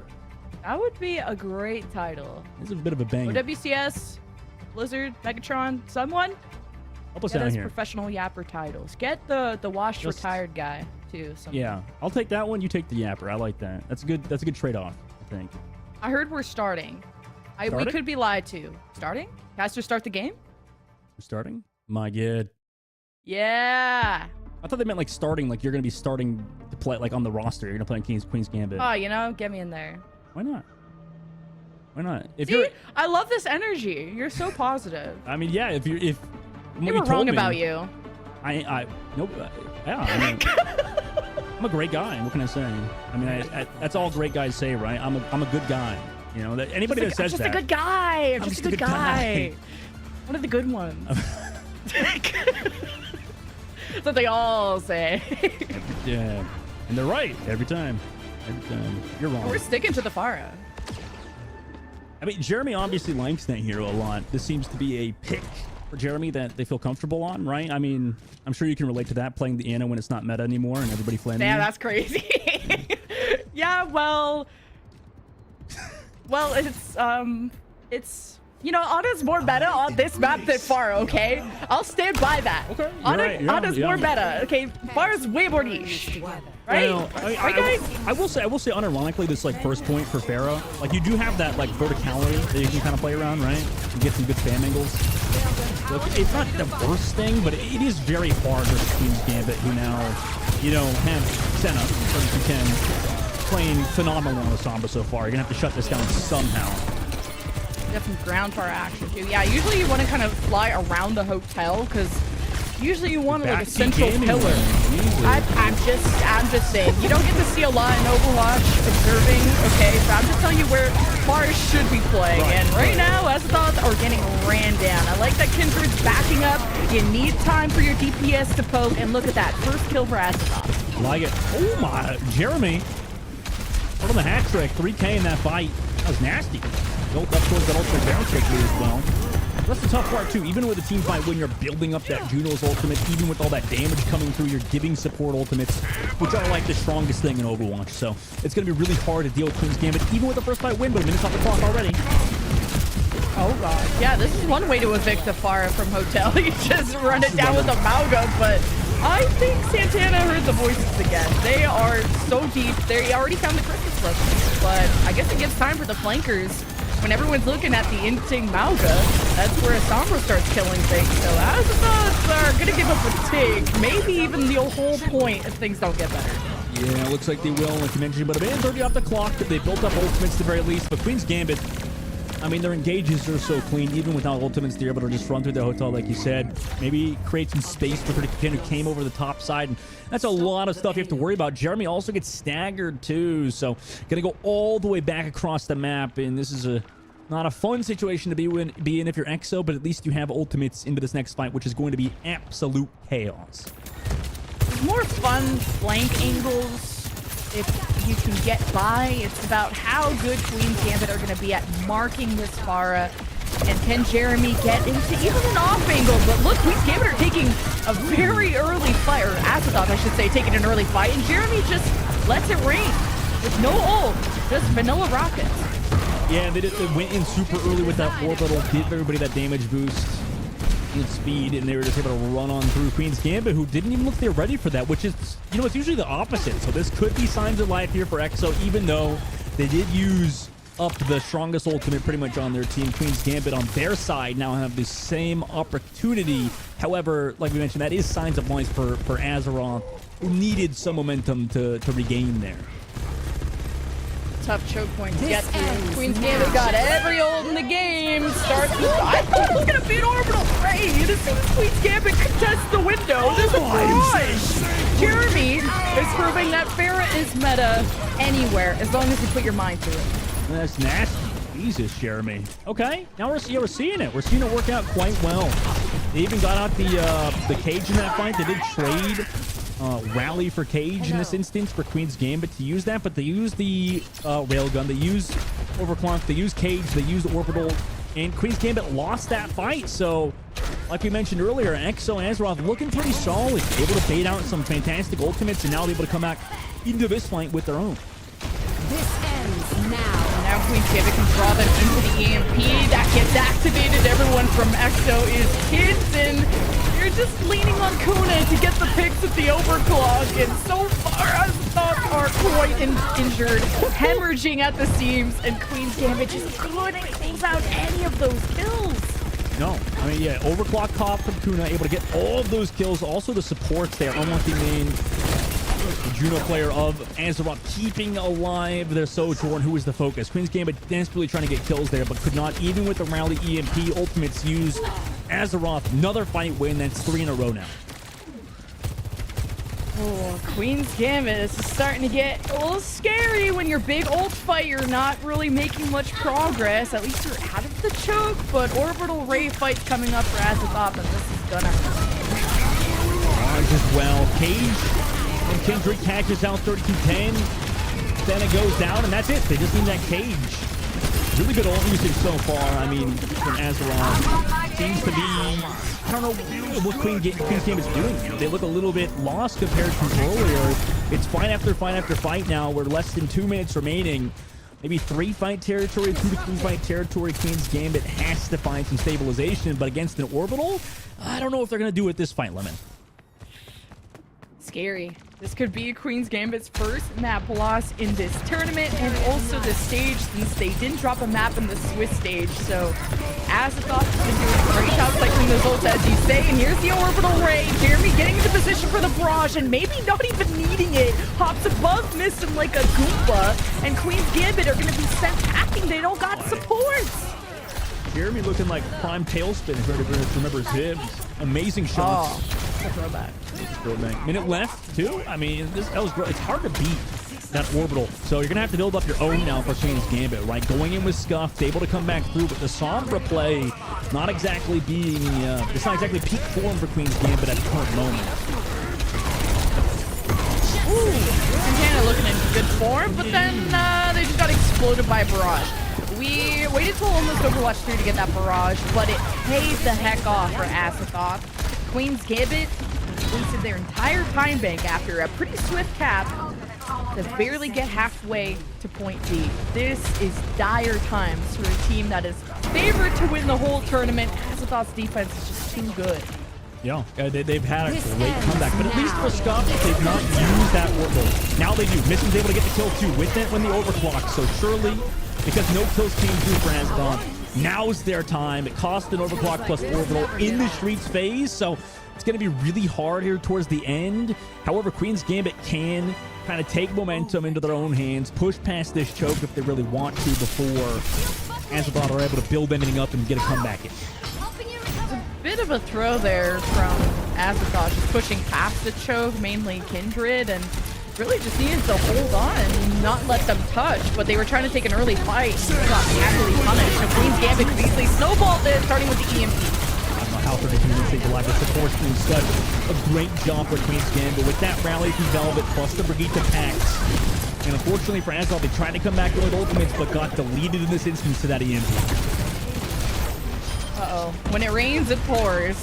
Queen's Gambit now taking back-to-back fights, and they still got the cage up, and it's something that Azathoth could just power through with an orbital ray, and they got Kuna on the Widow, so playing at the very back, and you also have Jeremy that can help them with the top platform, but Kuna not wanting to risk the Widow position, but maybe wanting to just match what Senna brought to the table with the Widow swap. So keep an eye on how Senna's going to try and get good sightlines.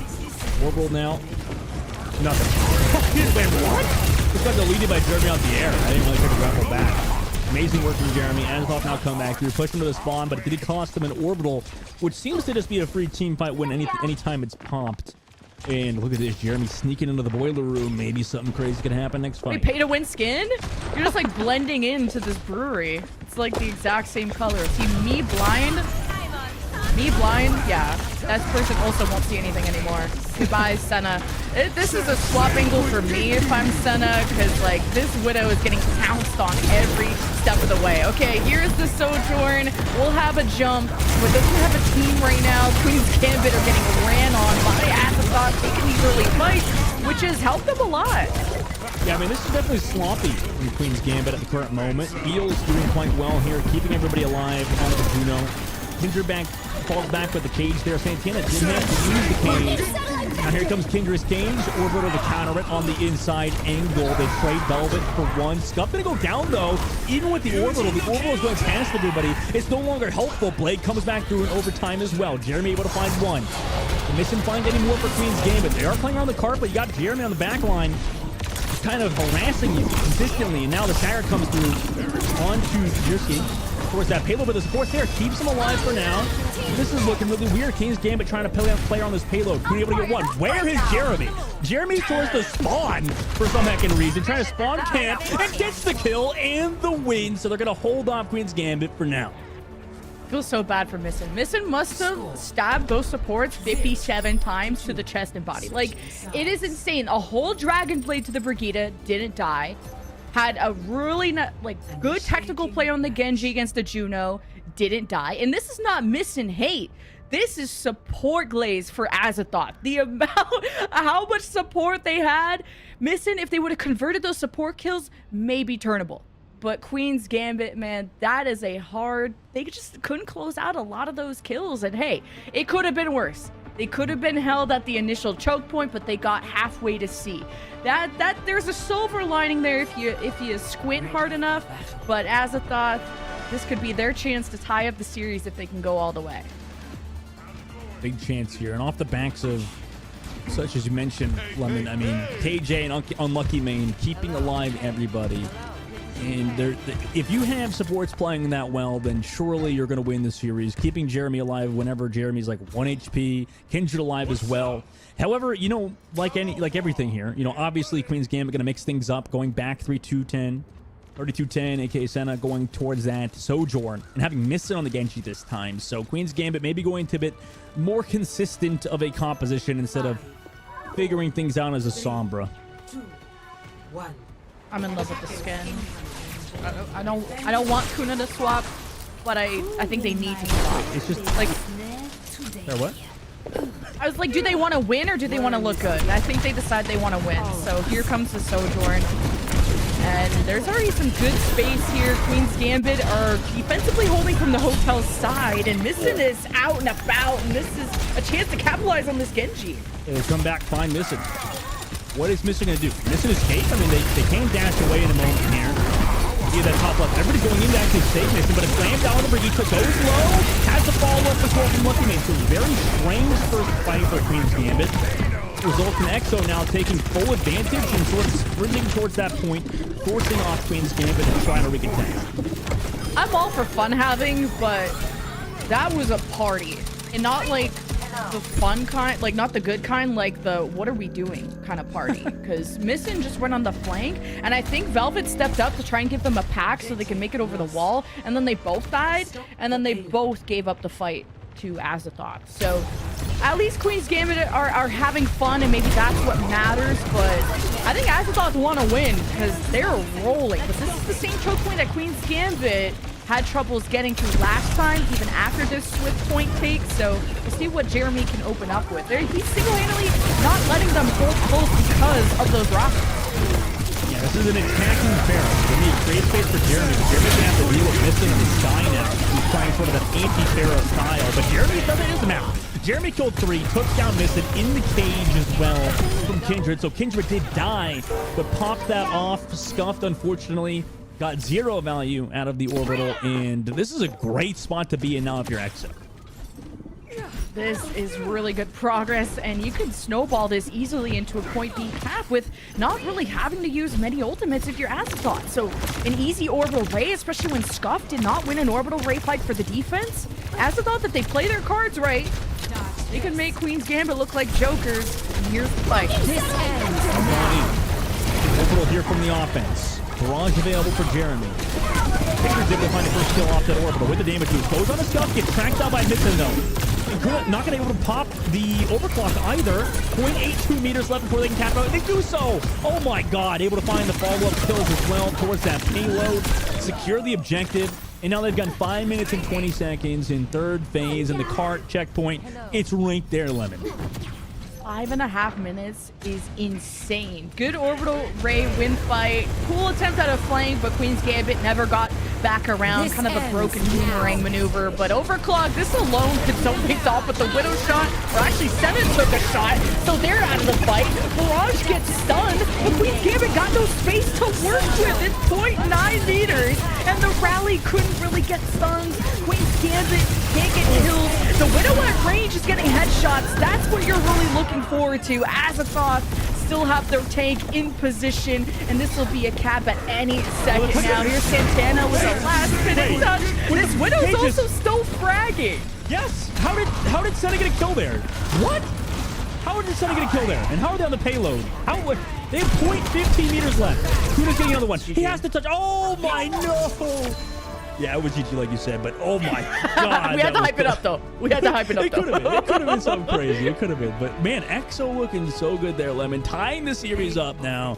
Didn't give any space to the undefeated Queens from the Swiss stage. That's the first map they've lost. That was insane. King's Row is so snowbally, and I was a hater of the Pharah, but Jeremy was like the solution to this. As soon as Queen's Gambit wanted to hold close, the rockets from above, and you didn't even see a barrage for so many of the initial fights. And Queen's Gambit were scrambling. They weren't able to flank like they freely were on control. I think Oasis is a bit bigger than this point here of King's Row. And Missin had a hard time against Jeremy, who was focusing them down. And all Kindred had to do was really walk up, because there wasn't a point where Azathoth really got slowed down. They even had 5 out of 6 ults for the point B cap, so it's kind of all the stars aligned for Azathoth. Yeah, exactly. I mean, Jeremy hitting shots, and, you know, to be honest, the Juno is kind of synergizing very well with this Pharah. And it's sort of, like you said, more of a grounded Pharah than we usually see. But, you know, with how Pharah plays in the modern meta, it seems like Jeremy just takes full advantage of just shoving it down, you know, making sure you can't really get any space to work with. And that bodes well with Juno and specifically Maga as well, who can keep everybody caged, keep everybody stationary, able to It's going to enable you to hit those direct shots way easier. And, you know, sure, we might have judged the Kings Row pick, especially against a game like Queen's Gambit. But if Queen's Gambit's going to play like that, EXO might have a real shot in this series. For sure. And an update on our other semifinal, who's also going the distance. Nightmare also just tied the series after they duked it out on Hollywood. So we've got some stiff competition stepping up to kind of the juggernauts of the bracket, being Queen's Gambit and Nightmare. So we'll update you guys on how that series is going, because we're going to be going through this whole bracket over the next 2 days. So strap in, make sure you drop a follow to the channel, get your notifications on so you don't miss any of the action. And this is all presented to you by Be Quiet, Blacklight, Radiant, the whole gang supporting this amazing community, as we will be heading into our next map once Queen's Gambit decides where they want to go. So no hybrid, but, you know, all the other map types available. Yep. No hybrid, no control.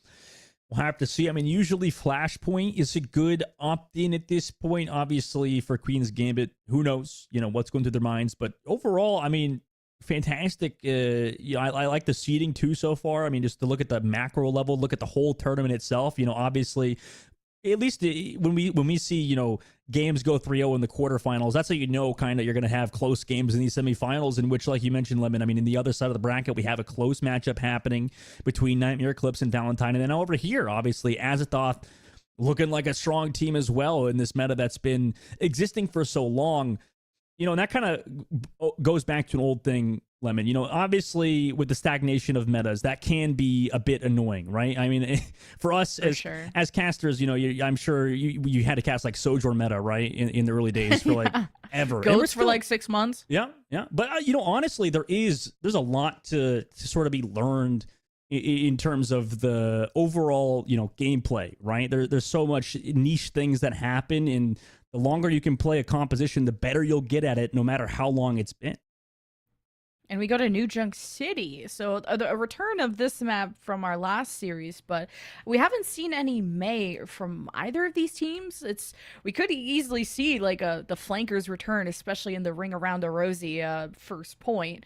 But this is about how practiced you are, especially on those rotations, and your understanding of dividing your attention between capping the point and taking the fight. And I kind of talked about this in the last series of the point unlocks after a certain amount of time, and then someone has to be dedicated to 1v1ing on that point or just simply capping it. And if you're the team that decides to not opt to cap that point and to take the 5v4 fight, then you need to win it. Obviously, you have the advantage and you cannot waste any time. So there's very important decisions to be made, and that's what I love about Overwatch is it's not as black and white, as correct or incorrect, but all about execution at the end of the day, which Jeremy proved to us that you would think on paper Pharah is, quote, incorrect on some maps. But if you execute it to the way that Jeremy does, an absolute masterclass, you can make any hero work anywhere. Kind of like, namely like teams like, oh yeah, that bring like every one trick out in the book that should be counterable, and it's not. So it's about execution, and so far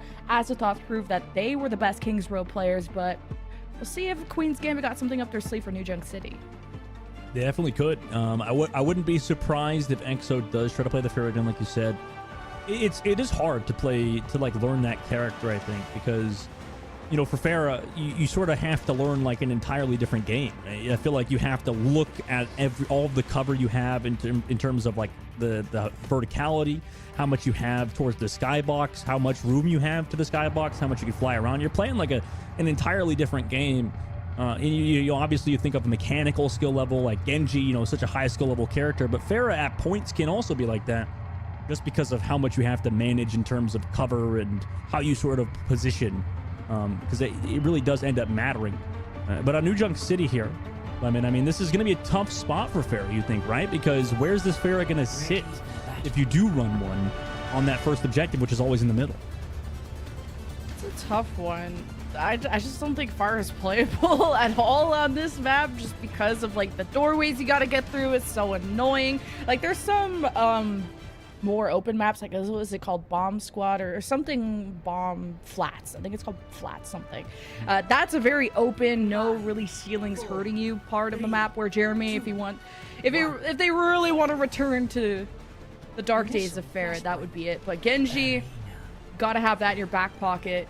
and that'll be Jeremy versus Missin on that. Alive out there.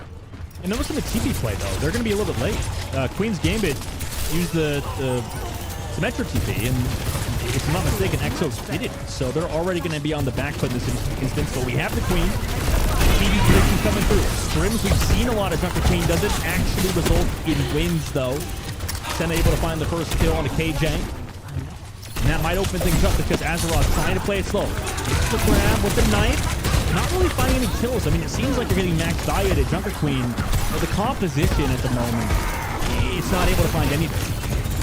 Just good balance from Queen's Gambit to have not only someone cap, but for Senna to also get vision. That's the tough part about capping the point is depending on where the fight is, you aren't going to be involved in all the fun. But you got, wow, a rampage from Kindred hitting at least 2, and Queen's Gambit just bleed at the seams. What a turnaround from Kindred, but it's really not over yet. They got to deal with this Brigitte, and Queen's Gambit supports have been unkillable in the past. And this is kind of coming down to the last 2v2, 3v3 that's going on. But Queen's Gambit are just getting there faster with the Orbital Ray from Scuff. That's what propels them into a fight win.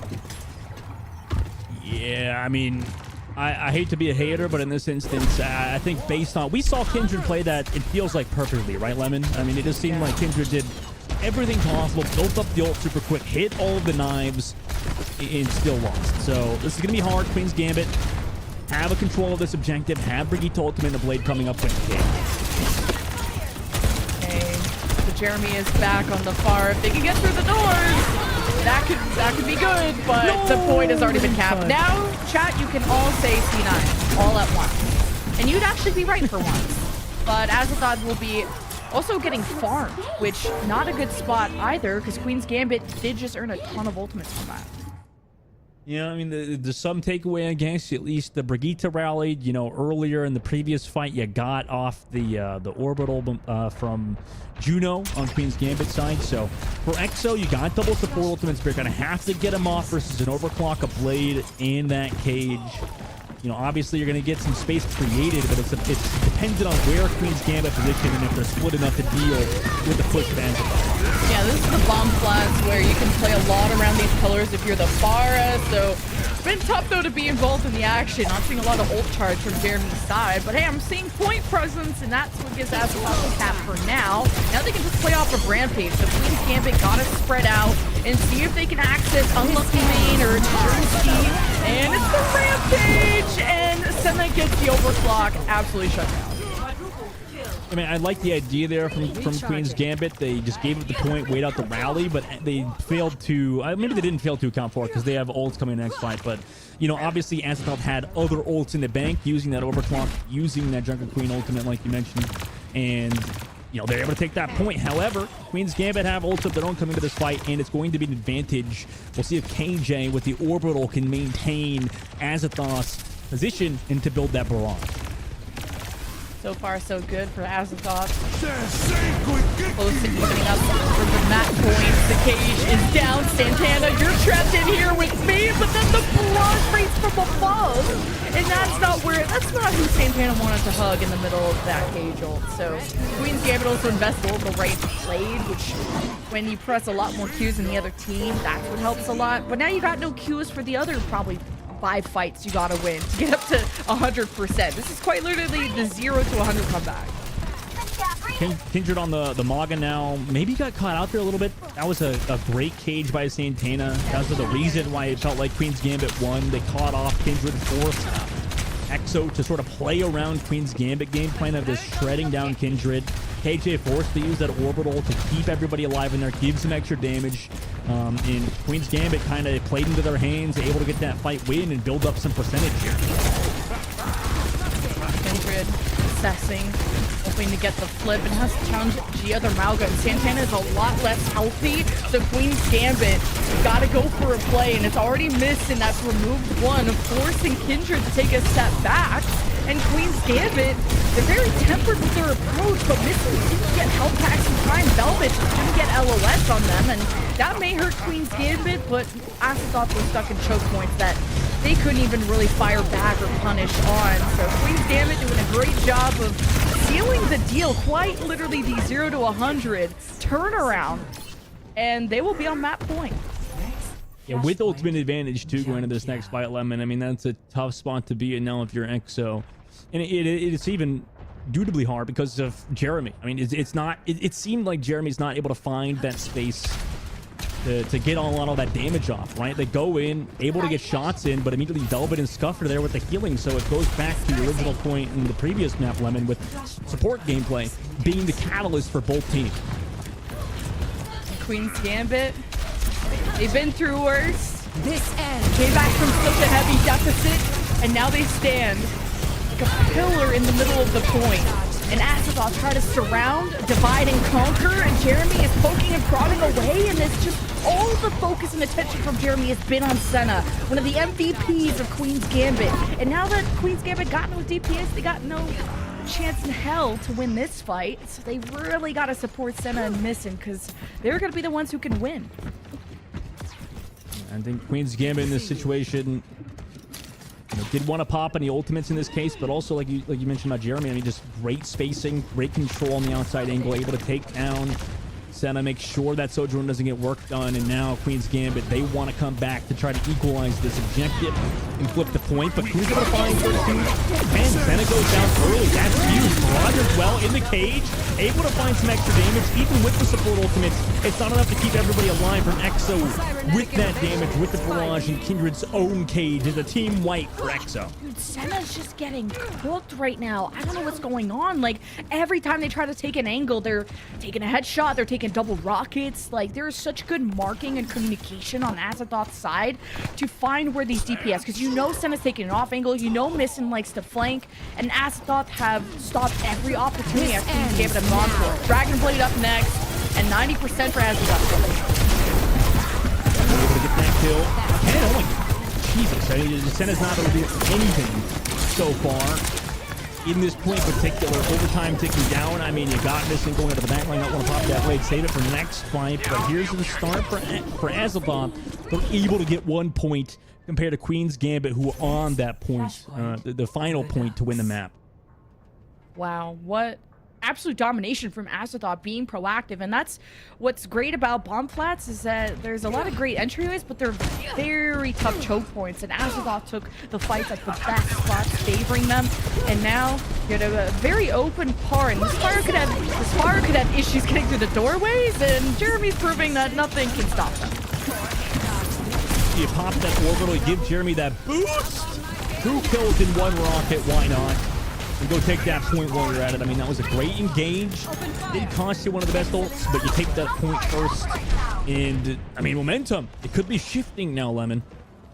Very much is here in Refinery. Queen's Gambit, how can they best support Senna in this? And it may just be like a play to front to back angle and see how quickly Missing can react to body shots that Senna puts out. And Velvet and Scuff just have to pay extra attention to Senna or Missing, because St. Panda Living is great, but you got no damage, you got no space.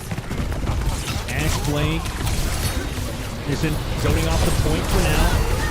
Trying to dumb down Kindred, but the rally's going to keep Kindred alive. They want to go back in with their gates. No ultimate for Queen Gambit. They do trade one. Kindred's going to go down, but so does Velvet on the other side.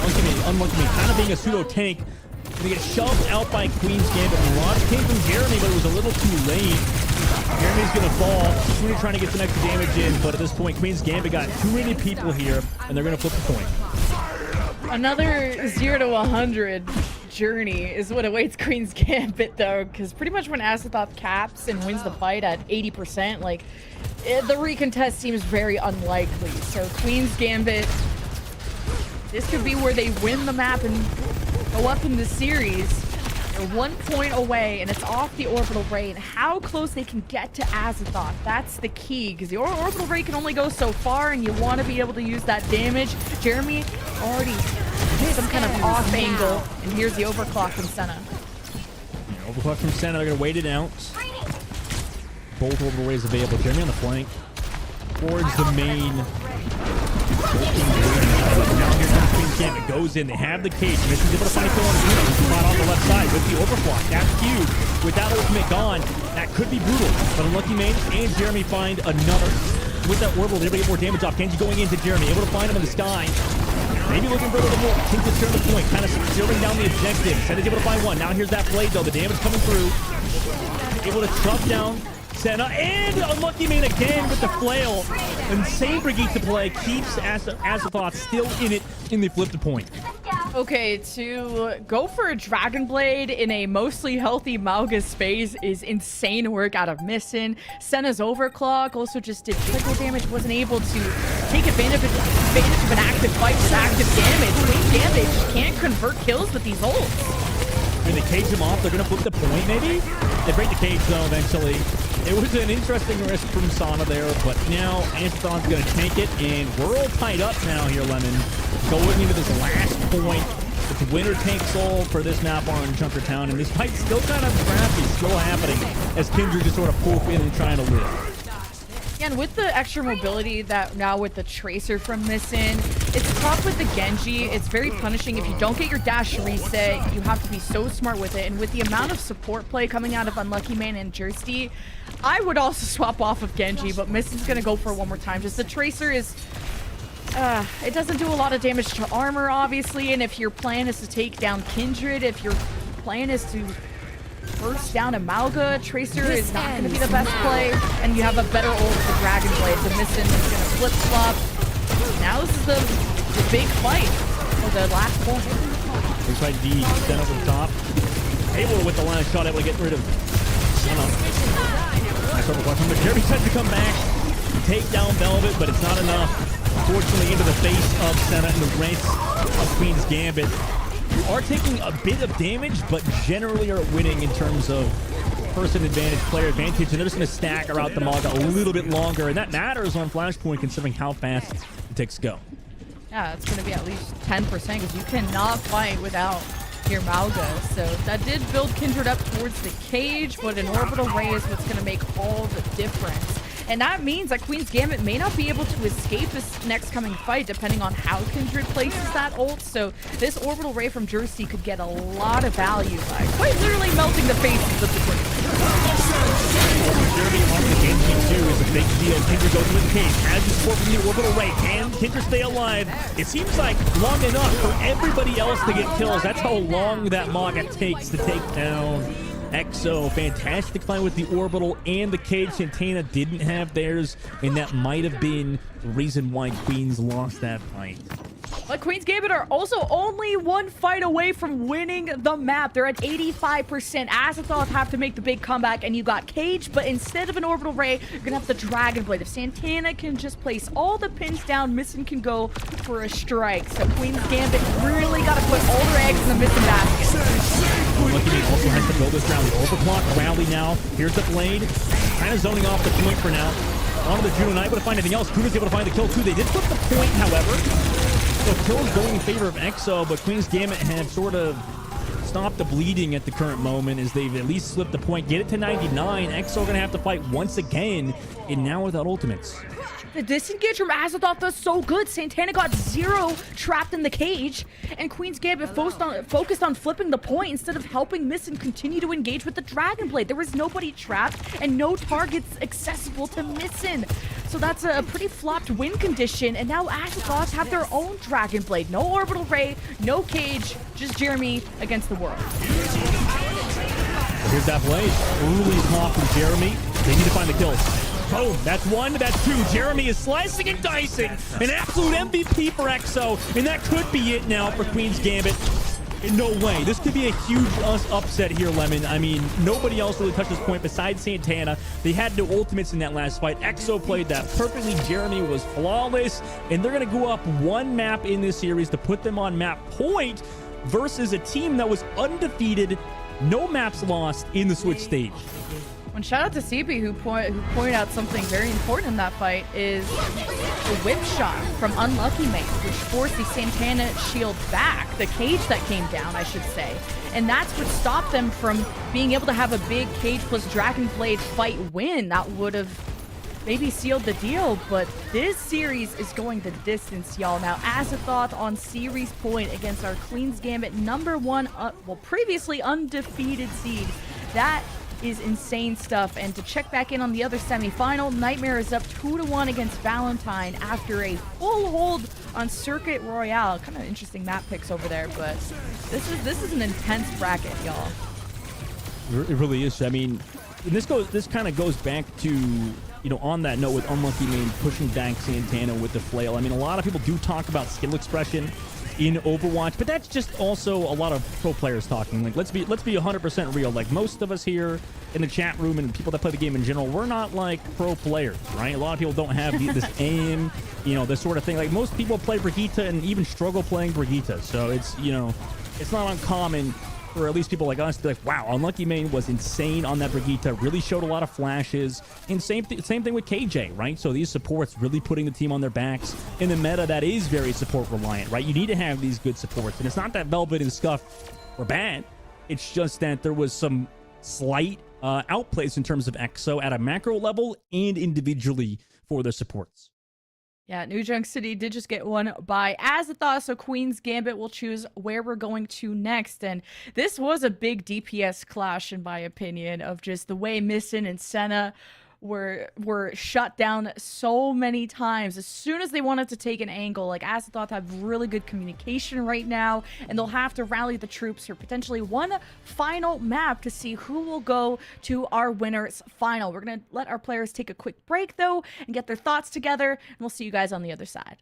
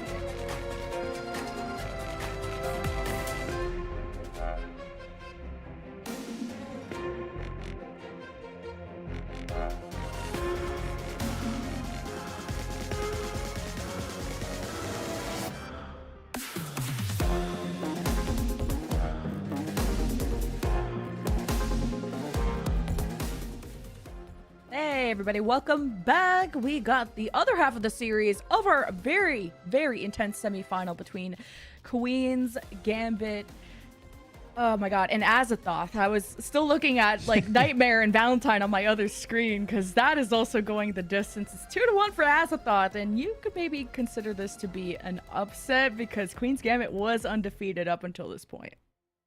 Yeah, even these two maps alone, winning them both back to back is a huge deal. So Queen's Gambit have to sort of come back now on the back foot, which is sort of what we didn't expect. But, you know, anything can happen in a tournament format, right, with the Swiss stage and then into the tournament situation. So a lot of teams sort of figuring each other out. And the map that Queen's Gambit have chosen is Runasapi. So we're going to a push map for our fourth map here.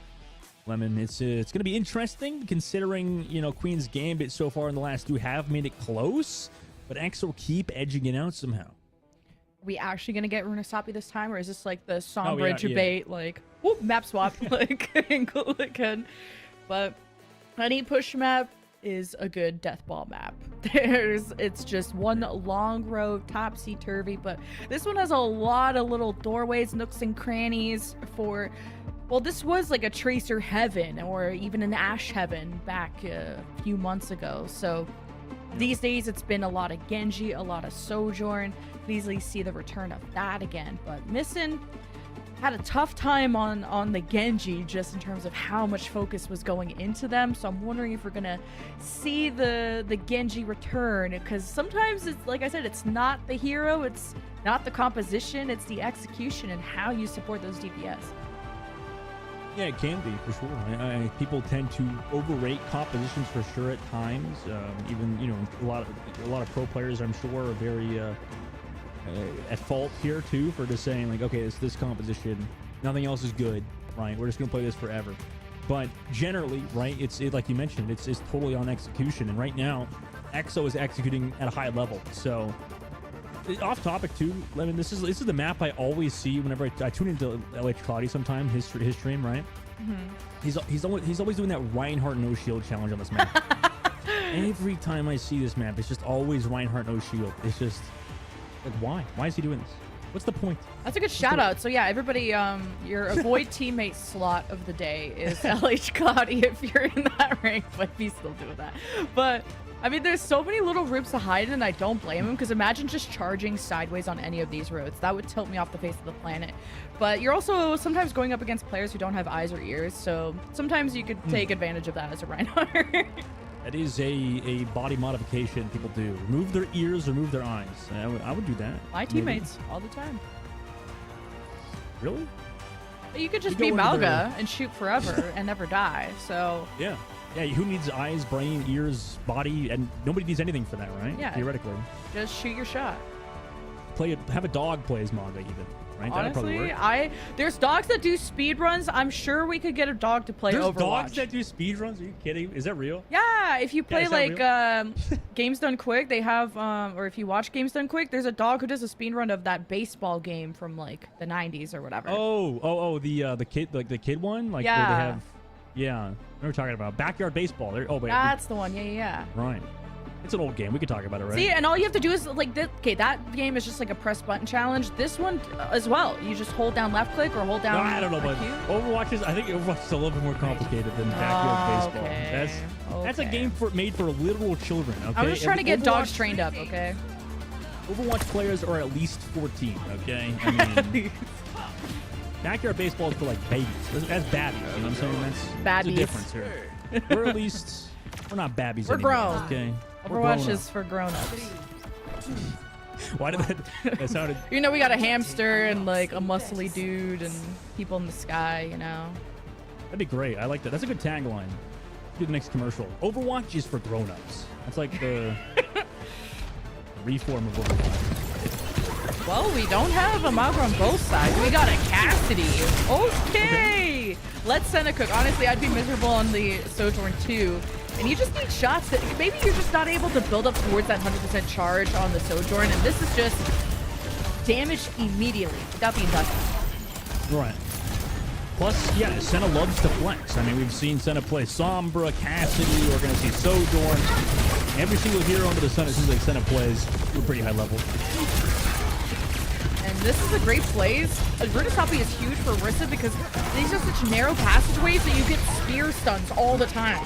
But this is a fair playground. I don't get to see this too often, but Jeremy just tried to rocket a brig and died. That was tough. You do sometimes got to get really up close and personal to guarantee that rocket shot, but Jeremy's also trying to stunt on everybody. I can tell. And EXO win that first fight. By the way, substitute did happen. Queen's Gambit now hangs on the Juno Santix, so she's coming in to replace Scuffed on the side of Queen's Gambit, which is going to, I mean, it didn't obviously impact that first fight too much, as EXO still got that fight win and build up to ultimates now into the neutral game with a little bit of a advantage in terms of meterage. Oh boy, as 70 to the orbital ray. That's going to be the first ult that comes out unless Jeremy goes sicko mode, and currently doing just that. Just Jeremy plays like melee range Pharah. If you can spot that before you die, that would be a huge play for Queen's Gambit. But so far, it's been tough to stop this Pharah. Jeremy's like John Wick right now. I mean, they heard that dog talk earlier, and you know, realized their dog lost a lot of games on Maga earlier, and was like, "I'm taking vengeance on Queen's Gambit right now," shutting down.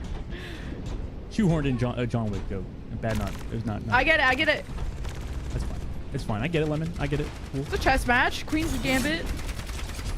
John Wick plays chess. And he's got a dog, Really? right? Is that the one with the dead dog? I think that yes. Yeah. That was the whole Got it. I got it. I got it. Who's getting shots though? Holy cow! Pop Shut off. us up. Christ.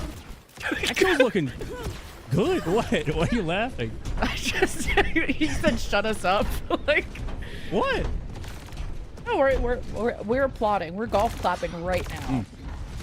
You want to cast this like it's a golf match? That'd be boring. Yeah, it would be. Overwatch are professional yellers for zero reason. We're rap gods. All right, go rap gods.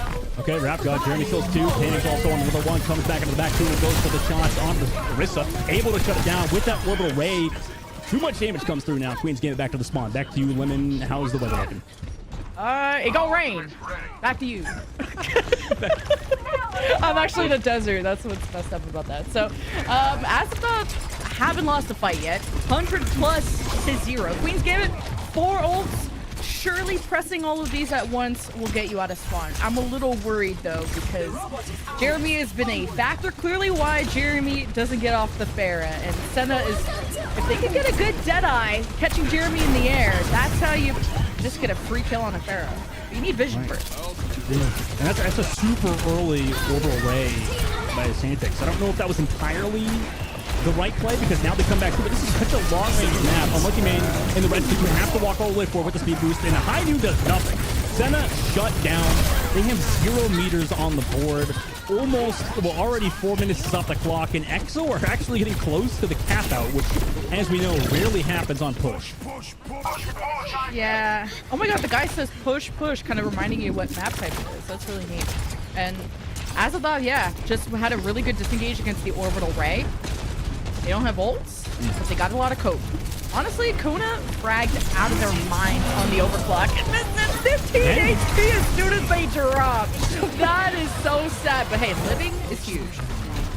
It is, but Reddit has a lot to work with that one. They're like, okay, now the Genji blade wasted. I mean, what do you do, right? It takes one shot from Sojourn, who doesn't even have an ultimate.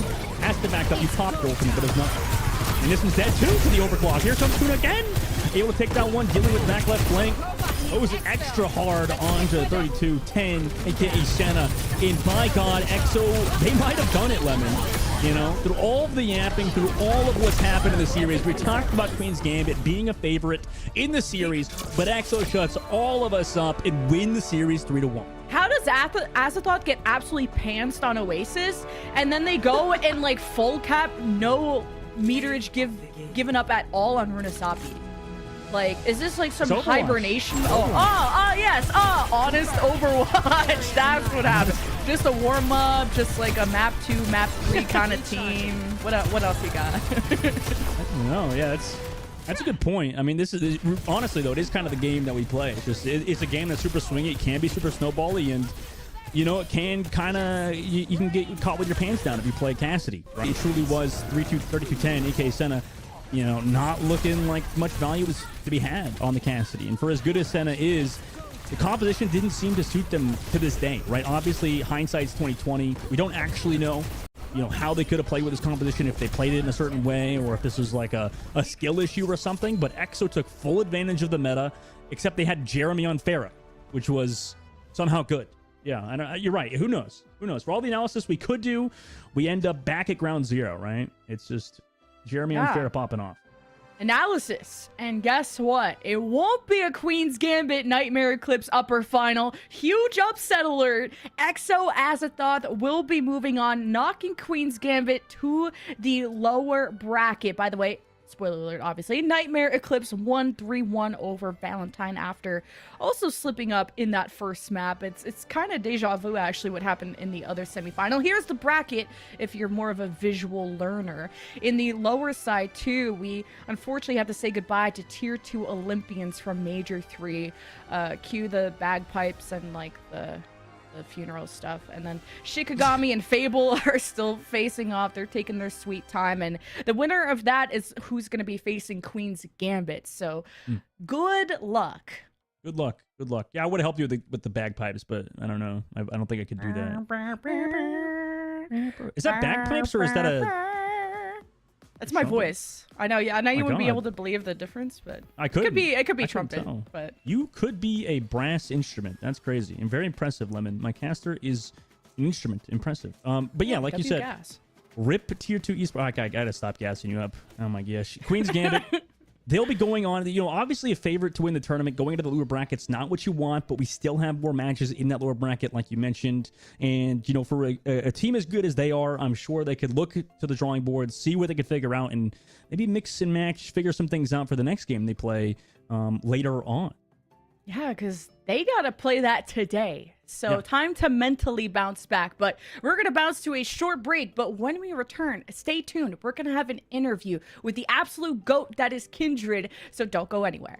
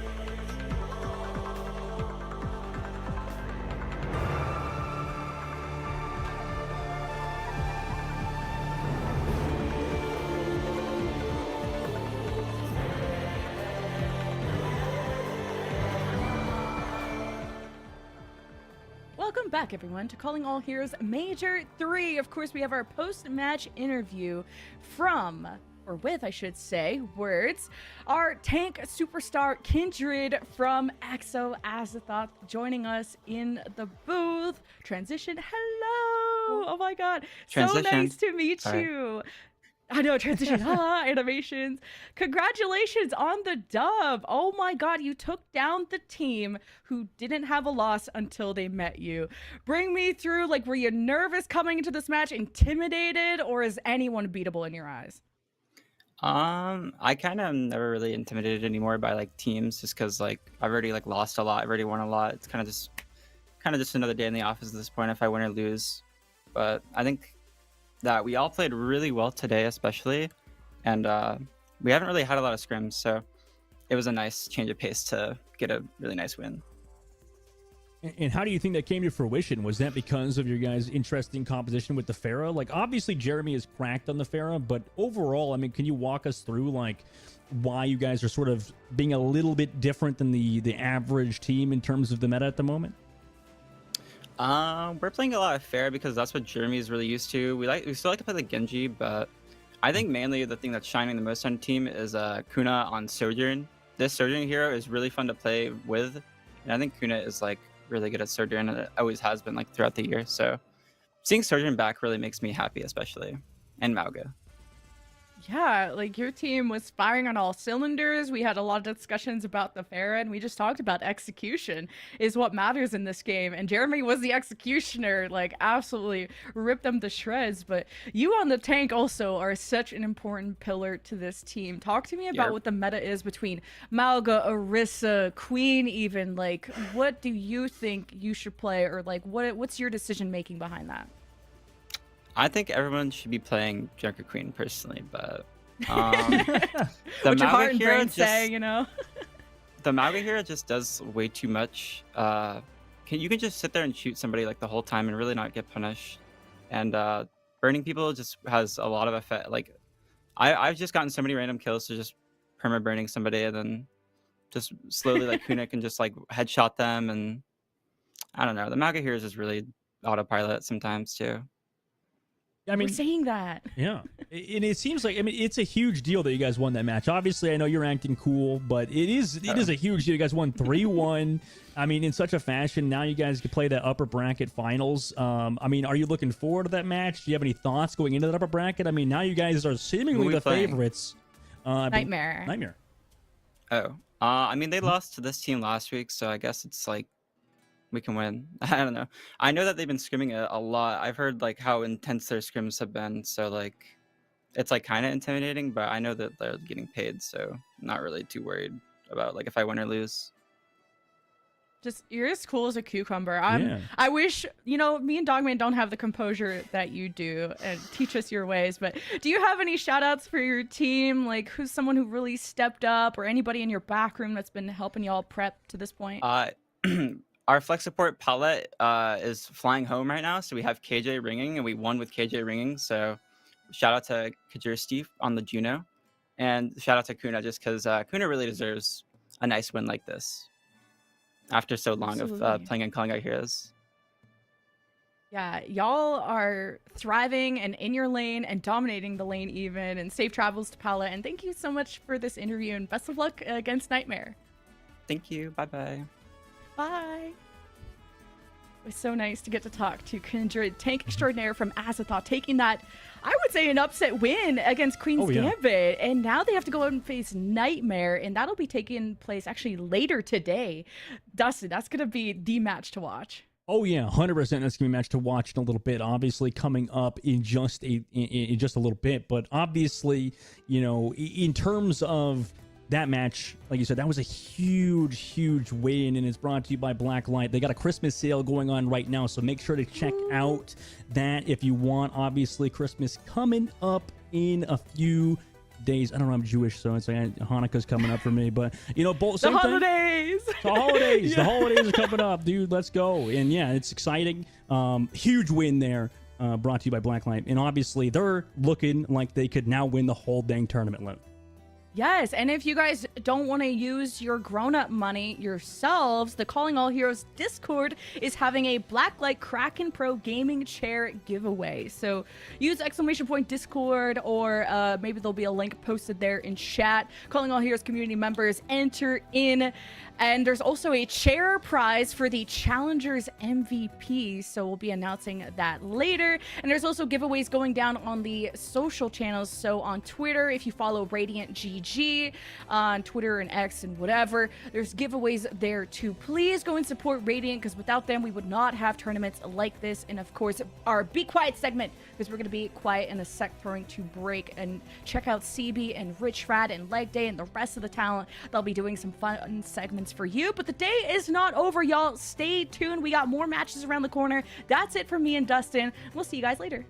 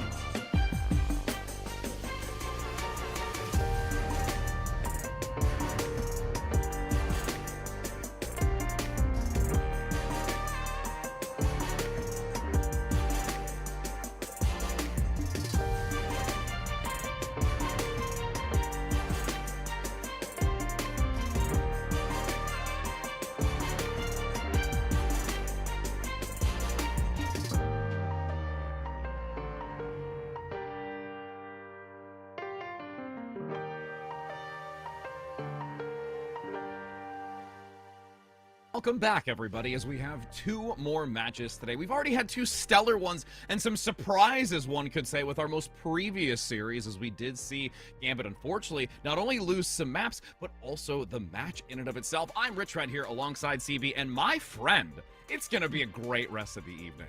It absolutely is. We're only halfway through it, and we're already seeing some pretty incredible narratives playing out. You know, we go through Swiss, we see, you know, everyone's eyes firmly on Nightmare Eclipse, and then Queen's Gambit just says, nah, fam, it's all about us. You know, we have a look at this this whole upper bracket here. I want to call out the semifinal, those 4 teams right there, because I think those are your top 4. Realistically, it's anybody's game, but we're going to be looking forward to that winners final, Exo Azathoth versus Nightmare Eclipse, a little bit later in the night. But right now, we have an elimination match next up on the docket, and it's Valentine that is up on the chopping block up against who is Nato Kato.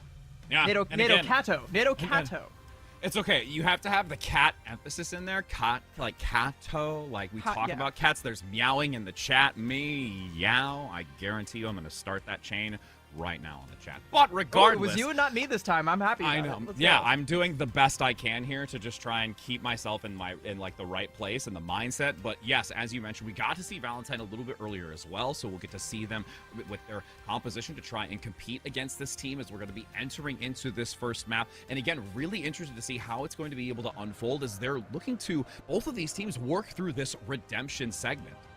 Yeah, I mean, Valentine is one of those teams that throughout this year has been, you know, consistently one of the stronger teams. They come out of the gates at the beginning of the year, and they win our first major tournament, make a huge upset over the Timeless Core at the time, but they haven't really been able to regain that height. They've been through a little bit of a transitional period with some of their roster members, but there's still a few mainstays here that have been leading the charge. I'm looking, of course, at Mari over there on the tank, and as well as Zoe, who has been a superstar level flex DPS player. Saw some incredible Genji play coming out from Zoe in the first round earlier today. I think Valentine, you know, even though they've been kind of on the struggle bus at times, are still one of those teams that you can't count out, especially when things are this close in this tournament.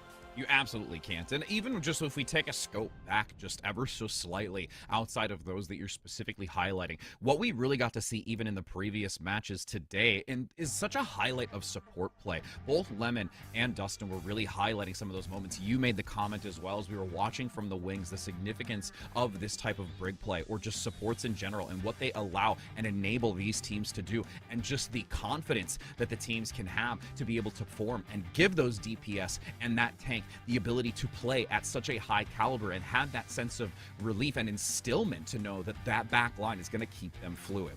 Yeah, it's absolutely crazy because in this like Juno meta at times it feels like the orbital ray is everything. Like all you really have to do is try to farm up for that ult and use it at the right time. But if you're able to have some stellar support play on top of that, from the likes of your Brig specifically, you can actually get that one extra leg up. It's really rare, but when it happens, it is something special. And speaking of special, we've got 2 Mercies on this team. Yeah, I was just going to say myself, we got a double. We got a double here. Yeah, seeing double. This is another really interesting team, though, by the way. NatoCat has been a pretty solid hit scan play from what I've seen from her so far. Very exciting. I mean, she's still trying to find out who she is. Aren't we all? That's part of life. What can you do? But she's been great on the Sojourn as of late, who's been really, really strong. Another interesting thing is her DPS duo, Spinor, used to play tank for Vancouver Titans Blue way back in the day. She's made the transition now over to DPS and has looked incredible. I mean, so much so that she's playing tank and support, apparently. But, you know... You can have the hybrid. There's nothing wrong with that. I mean, it's funny because she's actually on DPS, but she's there in, like, the 2 other roles. It's like, right. Great. I mean, technically, there are some that could fit the categories. Like, you know, we say that Reaper sometimes seems kind of tanky and has the ability to, like, kind of self-heal and then also does, like, lots of damage. So there are things inside of this that you could potentially tread the line of where you're like, yeah, that kind of makes sense. Yeah, get you a girl who can do all 3, DPS, tank, and support. All right, I'll be 3/5 of this team. Who cares? I got this. But we're going to kick things off here on Oasis for our first map pick. And I think that, you know, a lot of these teams, by the way, not to dog too much on Christopher with the whole, you know, uncoachable thing, but he was talking about how all these dive teams love to play Ilios. So at DreamHack Stockholm, everybody was picking Ilios first. Well, nobody really wants to play dive these days. It's very much so different flavors of the Rush, the Brawl, the Mauga, the Queen, the Orisa. So Oasis is where we're going to be facilitating that. And as we got to see again earlier where Oasis entered performance and the significance, even from talking, with Kindred, understanding like what the value is that it brings and the type of play style that you can have with it and be able to still dominate. But everything still really is important about that. You may have that major cogwheel, but you have to have all of the others work and function in tandem with it to give it such success.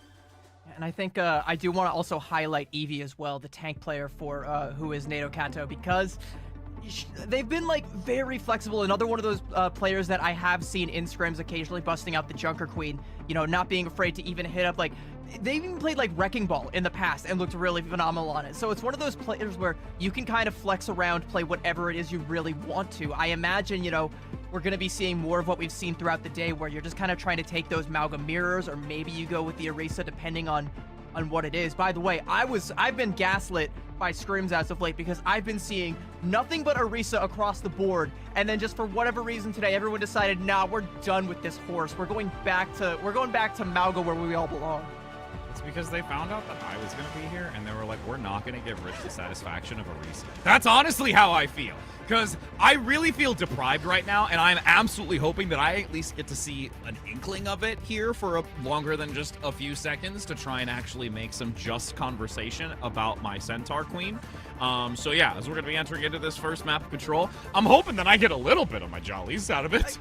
You gotta. I mean, otherwise, yeah, like you're right, it's a personal attack. I mean, we'll kind of see, when we see which of the 3 sub maps we go to. I kind of suspect that, on University and Gardens, you're probably going to see more of the Malga, but that is also where the Orisa can come out. I think City Center, though, it's like that's probably just going to be Malga. I don't know that, on City Center they don't want to deviate too much. You just play the point, maybe have your Sojourn control the high ground up there, and profit. It's really that easy sometimes in this meta.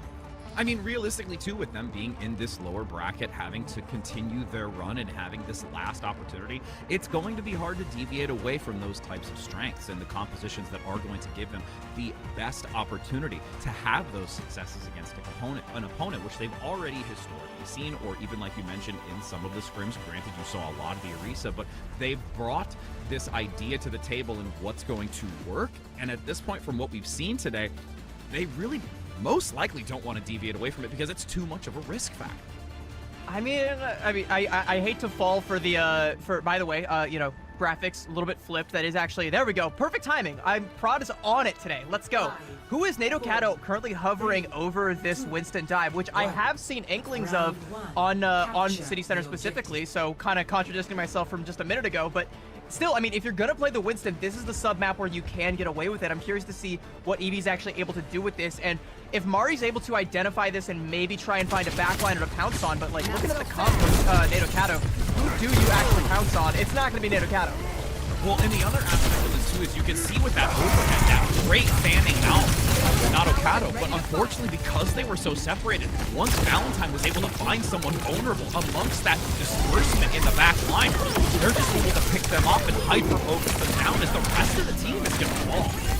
Riley controlling the high ground there with Sojourn. We can really pick up there onto Chrome with that disruptor field, which, by the way, I mean, Sojourn, that buff has made her an absolute force so far. You're even seeing Riley getting a couple extra pickoffs there to try and close that one out. It's going to be Valentine with the early control. And, who is Nato Kato?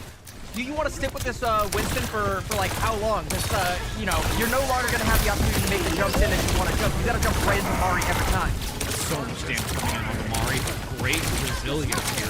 Short line just continuing to fuel this Malga. Torpedoes as well, going to give some assistance, but then all of a sudden you just see a shot come in whizzing by, and Crumb gets another takedown onto Riley. So this is a very fast exchange that Valentine gets the short end of the stick with. And it's a great, the shot from Nato Kato comes in at like the perfect time. You can see AJMR 5% away from that orbital ray.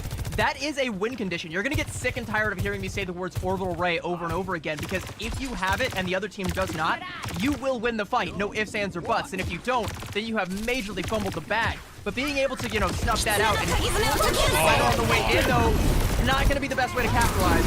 No, and you're going to have the ray of orbit come in, trying to change up the verbiage there for you to make it somewhat a little bit varied as we enter back in with, again, that movement forward. The early elimination makes this so much more challenging.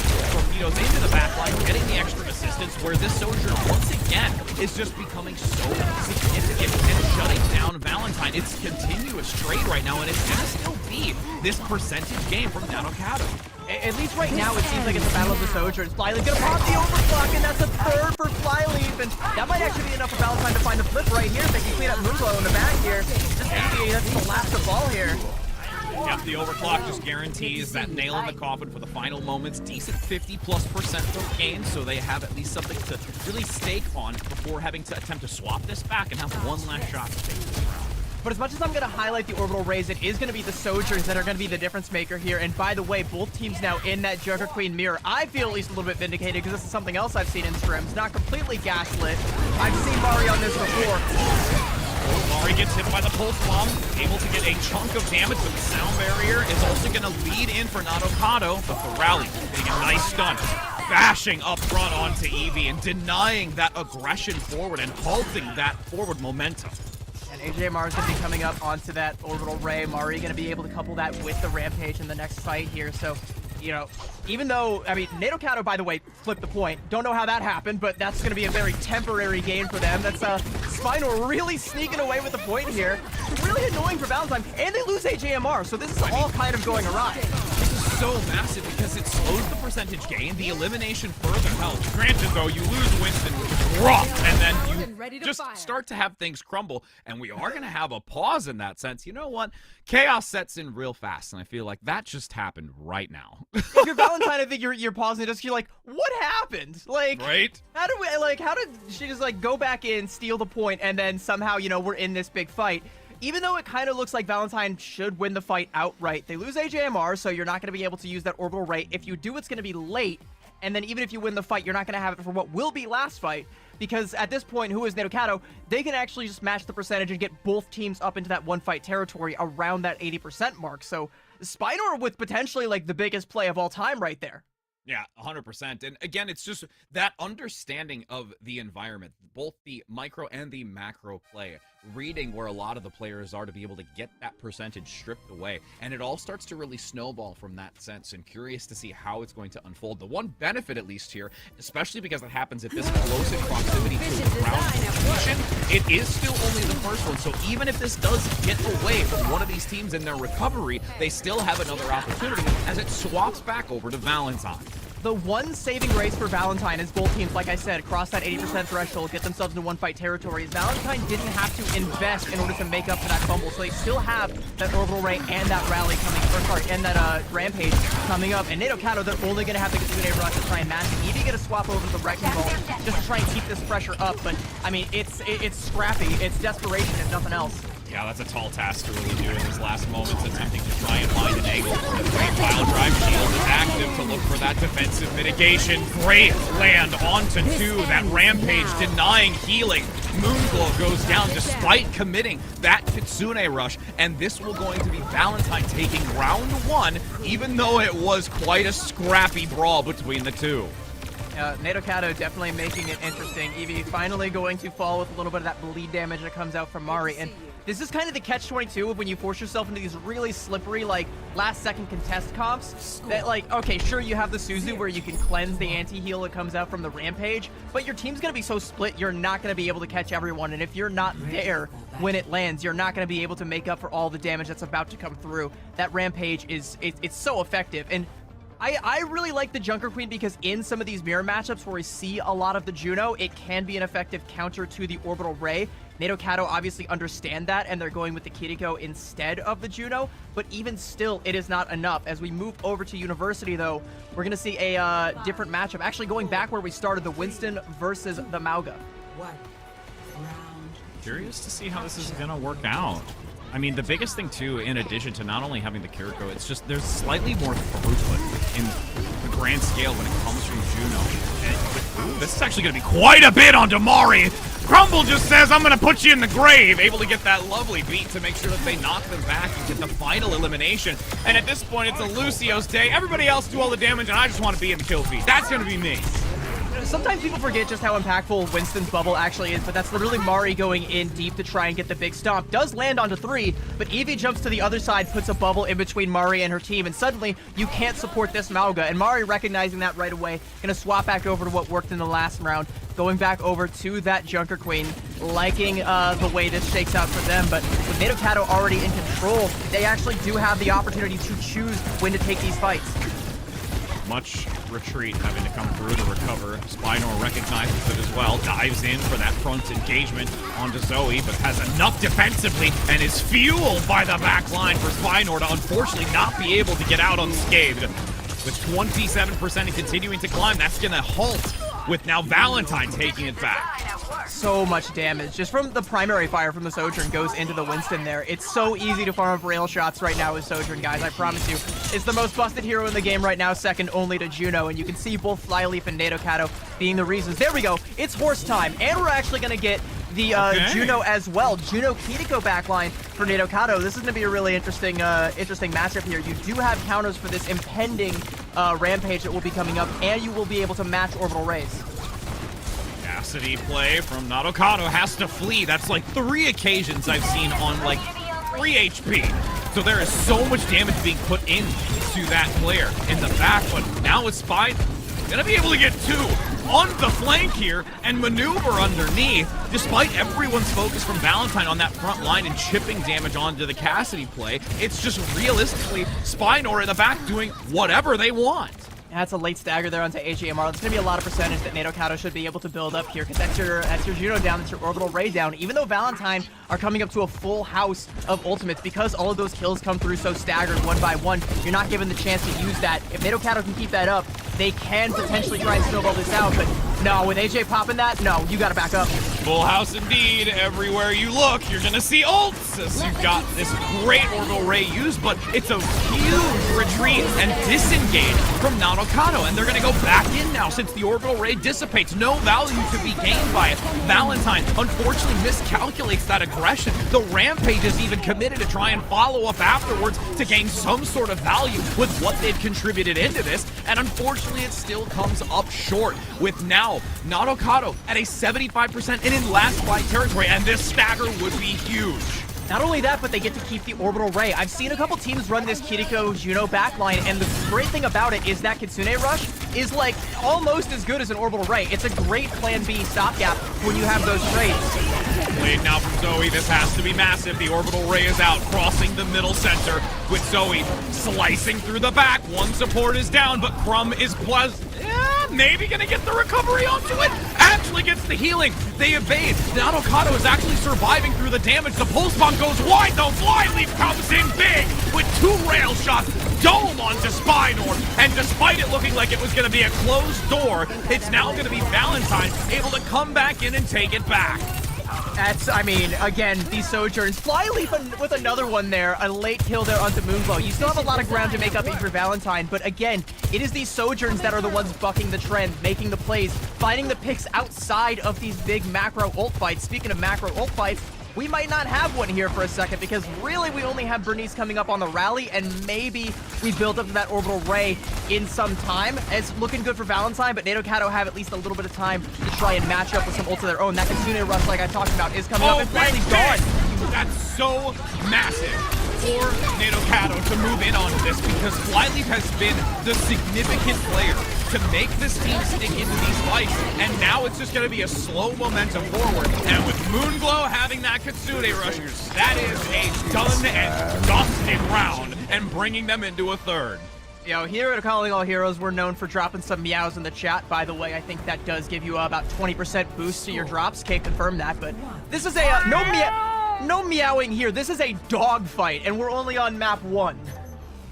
I tried to really insert that almost like harshness of a, like, you know, where it's like kind of mad, like, and annoyed, but like at the same time, like, I still partially love you, parent. So that's how my cat meows at me. That is how Echo meows all the time. It's that just really like, I hate you, but I acknowledge that you're my caretaker, and if I upset you, my bowl won't be full tomorrow. So yeah. I really want to keep this. It's a transactional relationship with cats. Yeah, no, with ours, Luna, she, night and day, she is just like, I'm either gonna really love you or I'm really gonna hate you, get away. All right, well, Nadokado again, starting off on this Winston composition. Valentine coming right out the gates with Mari on the Orisa. I think the name of the game here is going to be high ground control for Valentine. They have to keep Eve off this high ground, overlooking the point. There is a great chance to do so. We've already talked heavily about Vita play over the course of these previous matches. Here would be the same instance tonight. You can see that whip shot. Unfortunately, it's not there. Big collapse. Moonglow comes in with a trio to deny that high ground position. Swaps go in for takedowns, but this is still a little dicey. With so few numbers, Valentine able to actually work their way through the challenges here and drop down below to take the numbers and also the point advantage. I feel so vindicated because the two players I called out were Zoe and Mari as the star players of this team, and they come out swinging in that last fight. Even though they lose their supports, you know, the trades feel like they're favoring who is Nadokado, but Mari kills 2, then Zoe is there with the cleanup, and Valentine able to get first cap despite the odds. Find the opportunity in the window, diving in with Eevee. Up front, has to bail though. Gets out, nice Suzu to keep that sustained, but Zoe once again finds Spinor, and this can't keep happening. If you have Nadokado looking to re-enter with confidence, and now that the second pick comes through, this is just disastrous. I mean, they go so aggressive to try and confirm that kill on Tamari, and now Eevee isn't going to pop the Primal Rage. You have to get more out of this, though. If you're able to find the kill onto Bernice and maybe get the point flip, you're good. Otherwise, this is not worth it at all. They do actually get the kill. HG and Mar still there trying to fight this out with that last little bit of HP. But Nadokado, I mean, it's just down to Zoe to try and clean it up. They've done it. They've flipped the point. That was wicked to see both DPS down and just funneling everything into Eevee to be able to swap this back, and now ult's online though here for Valentine. All 5 within 10% here across the board. Yeah, it's that Kitsune Rush versus the Orbital Ray, I think, is going to be whichever one of the two decides to make the first move. That sound barrier from Crumb can also be a huge difference maker, but I mean, there's so many things that you can combo with all these ults. One goes awry, that's going to be the opening salvo. Whizzing by, but that's a massive shutdown despite the attempt for Crumb getting the sound barrier up.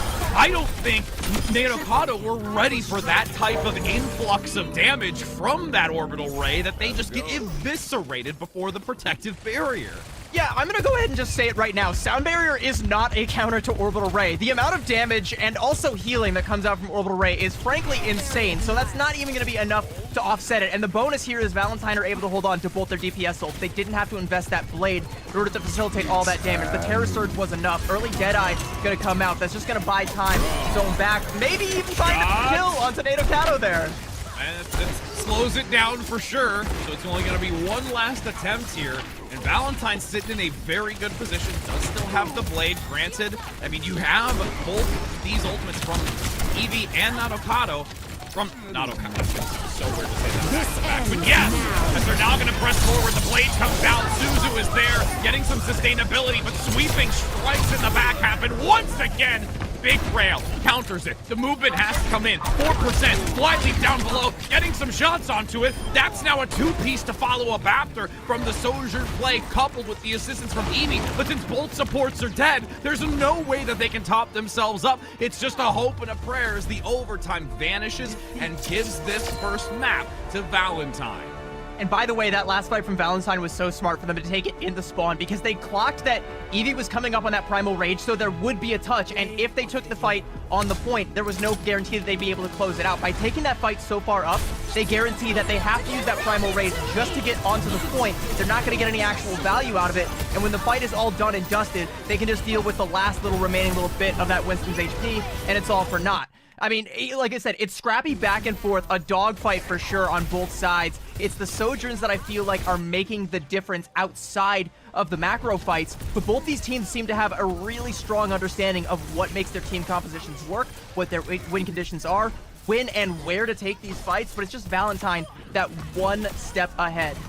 And moving away from the control map is going to be so significant when you get to have that adjustment and a different type of coordinated play to build even further on some of those matters that you're really addressing and bringing to the table to discuss. And Flyleaf being so significant in a lot of these factors, not to discredit everyone else because everyone is still working in tandem, but it's those moments when things look most dire, where Valentine is able to just pick themselves up and deny any sort of just overtaking, where they're not getting knocked down when they're being able to plant their feet and stand tall to be able to counteract against this. And if that can continue to keep happening, this is going to look dire for their opponent to try and bring them down. And I think highlighting Flyleaf is a really strong idea here because, like, this is a relatively new player for your squad, all right? You know, a new addition to fill the shoes that Kuna left behind on this Valentine roster. And it's definitely, like, those shoes definitely feel like they're being filled. You're seeing some incredible rail shots going head-to-head with Nadokado, who's another hit scan player who is on the up and up. It's, you know, you've got two rising stars battling it out while all of these teams are going head to head in the macro with these big Mauga cages, these Terra Surges, and the orbital rays. And what better place to facilitate all of that than good old fashioned King's Row? As we revisit Scrims Row, you talked a lot about Scrims this week, and you know what? It's going to feel like just another one now. But we at least got to see some Orisa this time, which I was happy about. I'm feeling good. So we did, I and we can't got to complain. see Queen. I got to see. We both got our fan service. Yep, absolutely. So we're going to be seeing what we have unfold here for this map of King's Row, and we got to see some wild selections with the Pharah that yielded massive value. I would not foresee that as much here, but you never know what can come to the table in moments like these, and just being able to counteract those specific things. And even mentions like we got to see some uniqueness with a Sombra play brought into this from Gambit, where they attempted to do that type of unique play style to their name. So here, curious to see if there's going to be anything that's outside of the ordinary that otherwise we wouldn't see. I mean, I do want to highlight both the Sombra and the Pharah that you bring up, because I think, you know, what we saw in that matchup earlier today, Senna on the Sombra versus Jeremy on the Pharah, I really did like the Sombra play and the ways in which, you know, Queen's Gambit was able to leverage that, but I think they just kind of got one-upped by Jeremy on the Pharah. I think those are both things, though, that Valentine has the tools to bust out. I think Zoe has shown the Pharah in the past, and she has shown to be very proficient on it, so maybe that's something that Valentine wants to come out here with. When it comes to the other side, though, for who is Nadokado, I mean, it could really go either way. There's still kind of an anomaly. I have seen, you know, Nadokado flexing away from the hit scan from time to time over to more flex DPS type things in scrims at least, but, you know, scrims, again, my scrim bucks are pretty much worthless at this point. It could be, yeah, the economy's crashed. That could just be kind of like one of those playing out of necessity things or trying new things that you're not actually going to bring to the dance. It's, you know, it's still up in the air. We don't actually know what they're going to be capable of here. You know what, chat? Calling it now. I'm going to see a Torbjorn. Kidding. That's a stretch. Ha! I wouldn't expect a Torbjorn to come out from either side. No, I had to literally dig so deep into my bag of tricks to get that even to be spoken. You know, maybe the Torb meta is coming. I think his time will be here. Maybe the next patch we'll get like a 300% damage buff to Molten Core, and it'll finally be his time. He already got the big hammer buff, so yeah, you know we're getting there. These micro buffs, so he's gonna power creep his way back into the fold. I say back into the fold like he's ever been in the fold. I almost was gonna comment on it, but I figure I'll let you just do that yourself as we end up getting to that point, because it's so true. But, you know, talking again about that compositional aspect, it's just something where, again, that playing to those strengths right now, it's such important micro play. Like all of these little nuanceable details, especially when we get to this playoff bracket. The Swiss, of course, we had so many changes when it comes to patches over the last like month. We even saw it from Collegiate into Championship Series, then to here, and just this constant changing where everyone has had to always be on their toes. And it's just so much in relation to that word adaptation. And in these moments, when you're in that lower bracket, you have to be so willing to make those adaptations and to be able to play at the best level at which you can on the fly, because those moments make such a significant difference.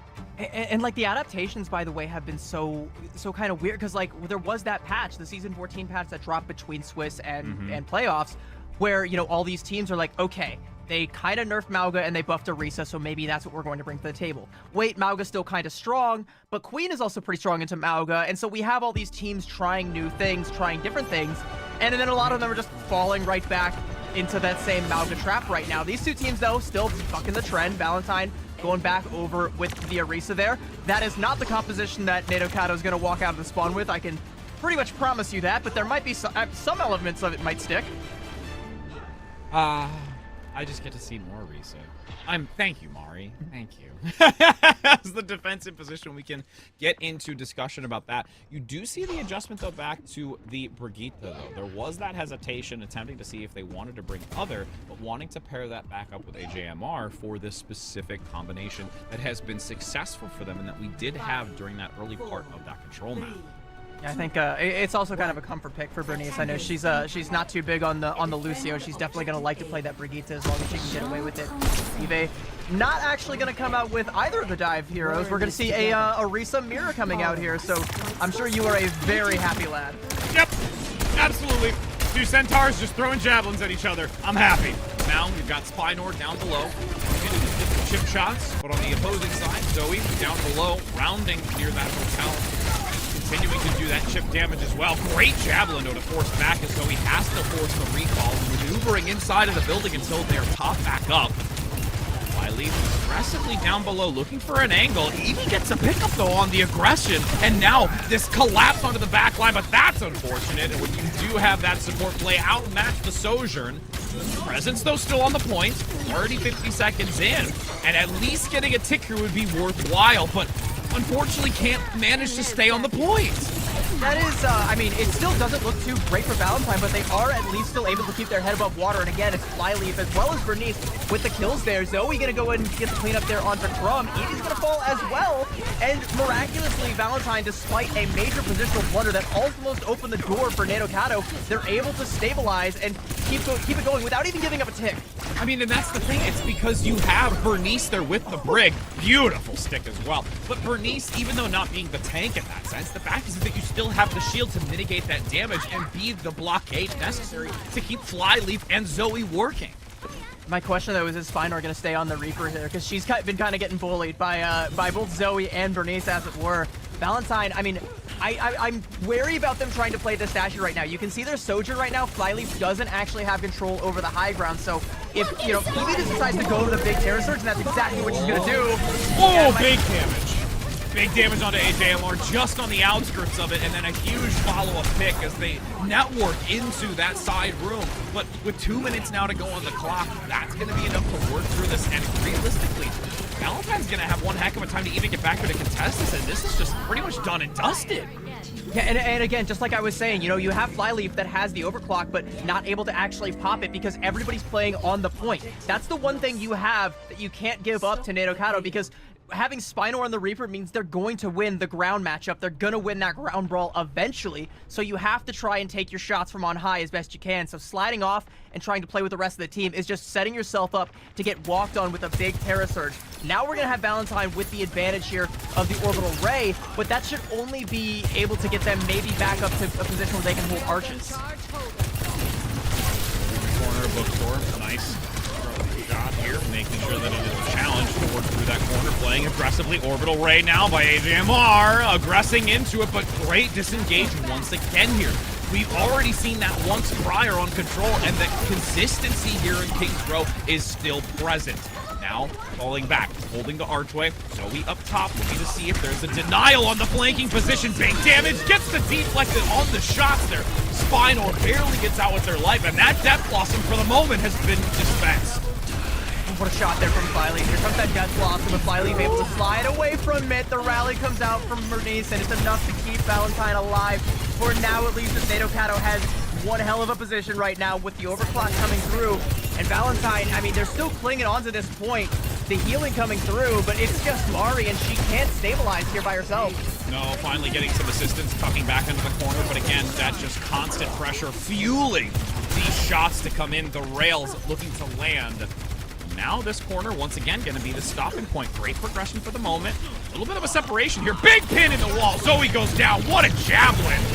And now, because that DPS is missing, there's a pull-in, though, from the Terra Surge. Evading and eluding. It's just a Beyblade mixer right now between both these Centaurs, as there is a dominant factor in favor of Nadokado, and they will push back and overwhelm Mari. That's two Orisas just Terra Surging at each other. Yeah, it's like game of chicken. I'll call that ultimate chicken horse right there. That's what that was. Nadokado going to be able to hold on to the orbital ray as well, so they should be able to secure this even if Valentine go in for the touch there. And again, you have Mari who pops that Terra Surge despite losing Zoe, so you don't have the Blade to combo with that Terra Surge, and you don't really have any other ults to combo with it as well. You're banking off of that being just enough damage. No touch coming through. Actually, no, Zoe pops the Blade just to try and get the touch. Oh, big also aggression on the backside with a deflect as well. Massive turn of events here and denies that, and just great job all around. Again, it does reach this checkpoint moving forward in that sense, but the fact of the matter is it's still going to be a huge distance now to come back and then try and reset for them. Yeah, I mean, it's still okay for who is Nadokado because you do actually get the cap, but you still invested your orbital ray and overall didn't win the fight. So you're going to be at a bit of a disadvantage here. With Valentine having their ray, they should be able to hold here. What a shot there. Zoe just goes in so aggressive, and they just can't get rid of her here. No, Zoe's like hiding in the corner, just like waiting for somebody to walk in front of them. It's like, hey, I've got my blade, I've got my shuriken, so we're just going to have a fun time. And every fight that Who is Nadokado don't win here is more time off the clock that, you know, Valentine can just buy, holding onto this orbital ray and using it when they decide to. And okay, now it's Flyleaf's turn to be the sneaky one over here, off on an angle, close to that overclock, by the way. A couple shots in onto the tank. This should have it. There it is. Almost gets it, hits the body though. Now with the rail continuing to be shot, unleashed from the ultimate. Bernice gets a nice whip shot as well to knock everyone from Nadokado back into their spawn position and just continue to dwindle this time clock. And again, Crumb is like inching closer and closer to that orbital ray. That is when Nadokado should finally be able to break this. But again, the longer it takes, the more time is bled off the clock. Valentine can just keep cycling these ultimates. Here comes the rally. Great pull though to try and turn it. Attempting to do so, Valentine defensively just really able to hold the line here, as Gandalf does across the bridgeway. I mean, and, you know, okay, it's a pretty heavy investment there because you do use both the Terra Surge and the Rally, but again, you're still able to break it. Now that you've lost AGMR and Crumb has the Orbital Ray, you can back off, give a little bit of space here. You still have the Blade you can try to bait them into and maybe get some value out of that. If you're able to kill Crumb, that would be huge. Orbital Ray active, great shot coming in and just flowing through everyone. Valentine says, all right, we may have overcommitted, as you said, CB, but we're going to look to just go back to the drawing board. 60 seconds now on the clock from the spawn to be able to deny this completion. Yeah, I mean, and we had about 3 minutes when Nadokado first capped checkpoint B. I mean, Valentine essentially just bled off 2/3 of that just by cycling the ultimates. So even in defeat, they're still kind of coming out ahead here. They still have the Blade. They're going to be coming up on, you know, an orbital ray of their own, potentially an overclock to combo that with. So the next 2 fights, potentially, Valentine do have clear win conditions. Ooh, disengage coming through instantly. The fact the Blade is unsheathed, Zoe doesn't get anything out of this. You also have that orbital ray up in 15%. Desperation now. Nadokado playing that back box position, a flanking angle. Zoe doesn't have the ult, but is attempting to get enough damage into this as the orbital ray comes out to overwhelm this attacking team. With 10 seconds now to go, things look dire. And even though the orbital ray is still active, you do have one of the supports eliminated, but they have the spawn advantage to get back into this. Shots now down below from Flyleaf to just put the last few remaining members in the grave as the overtime is dwindling. No one can get there fast enough, and every attempt that they're doing so, they're just being cut down. So this now in the overtime is just a matter of seconds that remain. Unfortunately, corpses can't contest the payload, so Who is Nadokado are not going to be able to keep the push going. That's still not terrible. I mean, you know, they did lose a lot of time being spawn held there from the ult cycling that comes out from Valentine. And again, even when Valentine finally do have to concede that ground, they had cycled their ults efficiently enough to where they still had enough to bleed out that last little minute there. That's still a pretty solid win condition for them regardless, and it's still a pretty defendable position for Who is Nadokado. So overall, we're still kind of like, it's mid. It could still kind of go either way here, depending on how this attack from Valentine plays out. You would have loved to complete, but you're not mad about your placement. So yeah, I absolutely agree. Yeah, absolutely. Like, it's close to the end. Like, you're maybe losing, like, one stagger fight that you would have taken on the defense that, like, you're not going to have access to anymore. That could be big, but it's still just one, you know, whereas, you know, it would have been, like, 2 to 3 for the entirety of Checkpoint C.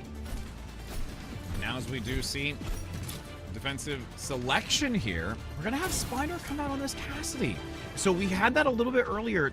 for a short time when it came to control, and is attempting to bring that to the table again. But every time we seem to have it come out, it's always being punished heavily, and that there's so much funnel onto it to deny those shots. And again, if you can get a couple of really great follow-up shots onto somebody, instant success.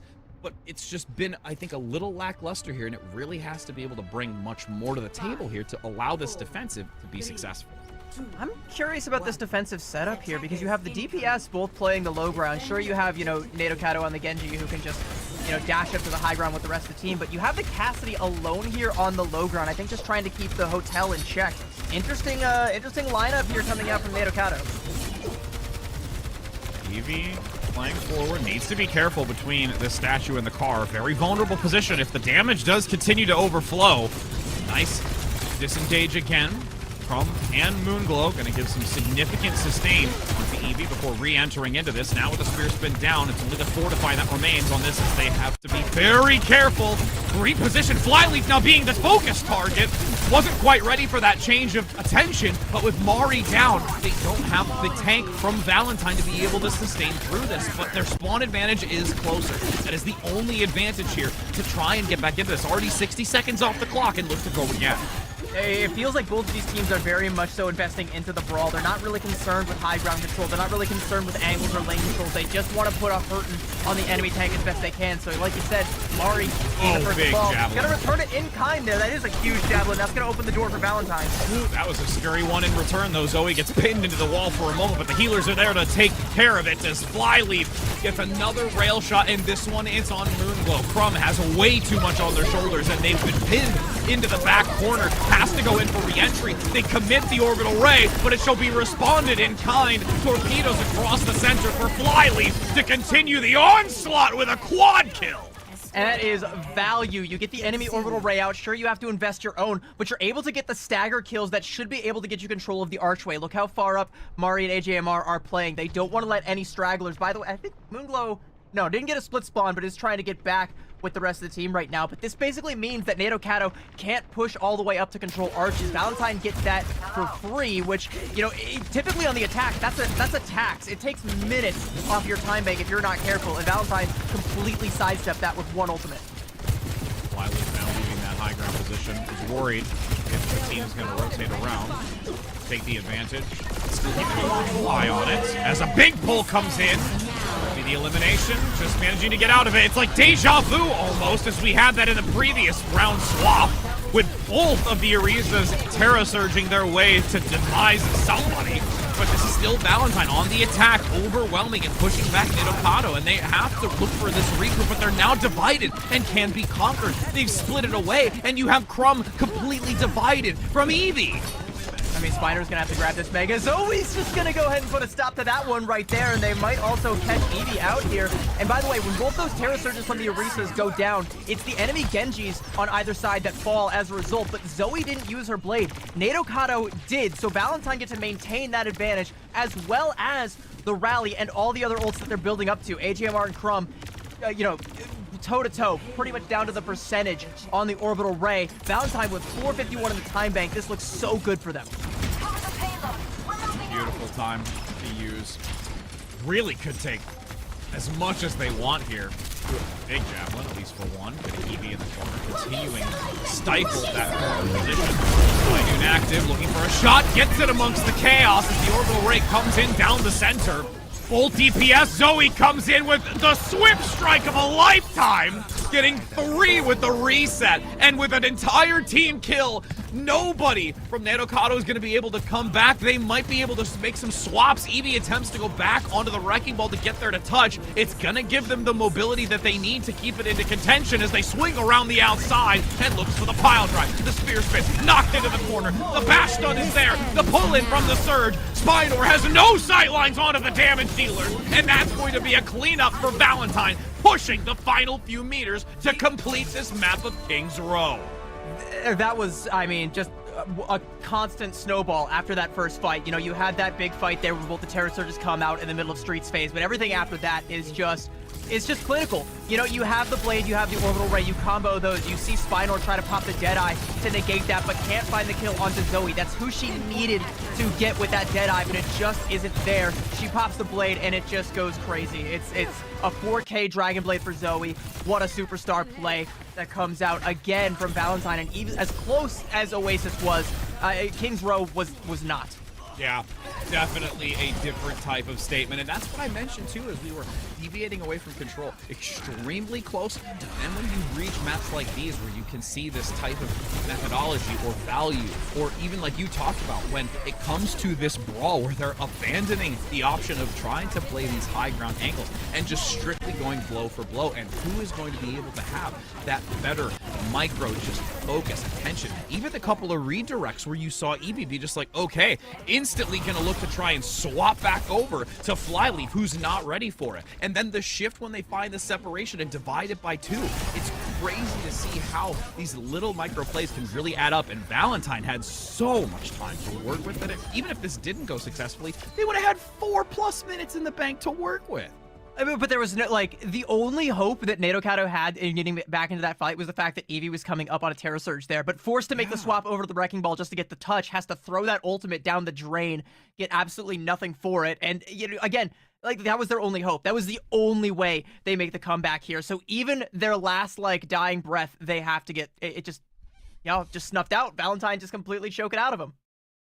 And now, as we do have the conclusion and bring ourselves to a match point here, Valentine is in the home stretch to continue working through one team and looking to fight another on the horizon through this lower bracket. And I mean, they are in a prime position right now. It's going to take a lot from their opponent. Nadokado really going to have to dig deep and start understanding the way and methodology that Valentine has been playing to be able to outmatch them and hopefully be able to take them down and start this reverse sweep. My question, though, is, like, if you're who is Nadokado, like, what tool do you really have that Valentine doesn't? You know, what do you have that you can leverage against them when you go into this next map pick? Is it the hit scan play? Because we've been seeing Flyleaf pop off, so I don't, like, it's kind of back and forth between Nadokado and Flyleaf. It could really go either way. Is that enough for you to hang your hat on? I don't know. I mean, it's definitely not the flex DPS play, because Zoe is just she's putting on a clinic right now, and no, like, it kind of feels like, at least today, as far as flex DPS, there's no one else in Zoe's league right now. Like, just on another plane of existence. Maybe it's the flexibility in the tank line, because I have seen, both Mari and Eevee pull out a lot of different tanks and be excellent at all of them. So again, maybe it's that, but do you have enough of an advantage to really try and bank that on? You know, what is it? Is it the support play? Who really knows? I mean, you have to try and find something here, because you're now facing elimination. This is the last map pick that you might get. Well, and the other dynamic, too, is, and it's one of those things where we, of course, don't get to hear that side of it because, of course, we're talking about it as it's occurring. But, you know, we think so much about the comfort picks, the type of, compositions, the maps that they're going to go to. But, I mean, realistically, there could be even just those significant things, which is the most important, is when it comes to communication in the comms. Like, what is that like? How is their shot calling? Like, who are they focusing? Is that, like, streamlined in the methodology behind what they're looking to focus on? And those kind of things on the back end can be really detrimental, too, if you're having an off day, as you do now see Suravasa for Flashpoint is where we're entering next. So I'm looking at this map pick, and I'm thinking to myself, okay, I think you are really banking on Nadokado getting some good angles with the Sojourn here, because that's kind of what Suravasa, and for to a lesser extent, like Flashpoint all around, feels like it's designed to facilitate, is all these different points of entry. You can have Sojourns trying to control off angles, and if you're maybe able to get the better of Flyleaf on those, you do have a way forward. There's also a lot of variety in the tank matchups. I think we're probably going to still be seeing Orisa, but this is another place where you could see the Mauga start to come out. Again, I've even seen the Sombra come out, not from either of these teams, but this is another place where you could pull out that tool if it's something that you have. But again, for who is Nadokado, this might be the last map pick that you get this entire tournament, so you gotta make this one count.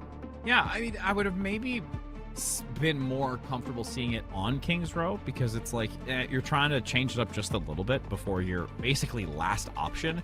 And at this point, the last option is, do you want to hang your hat on that?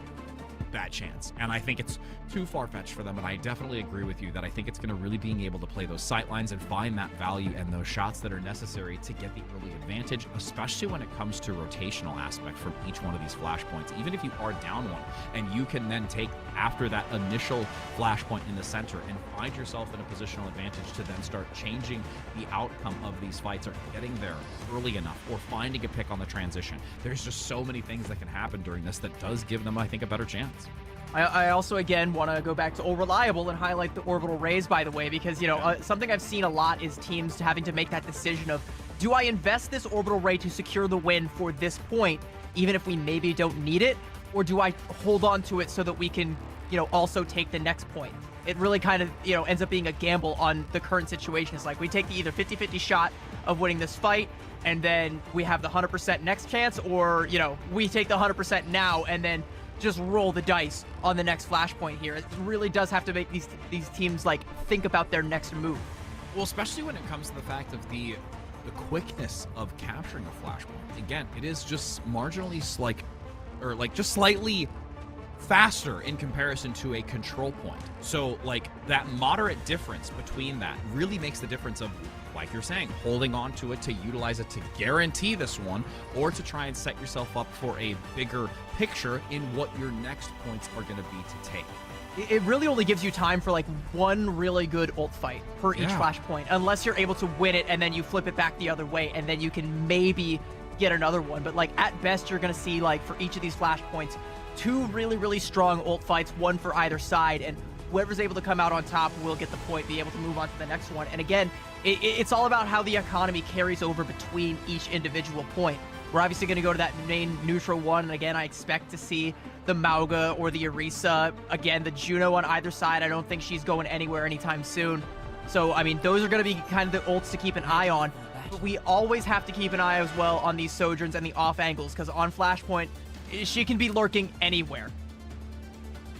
Now as we enter in, seconds reduce to 0.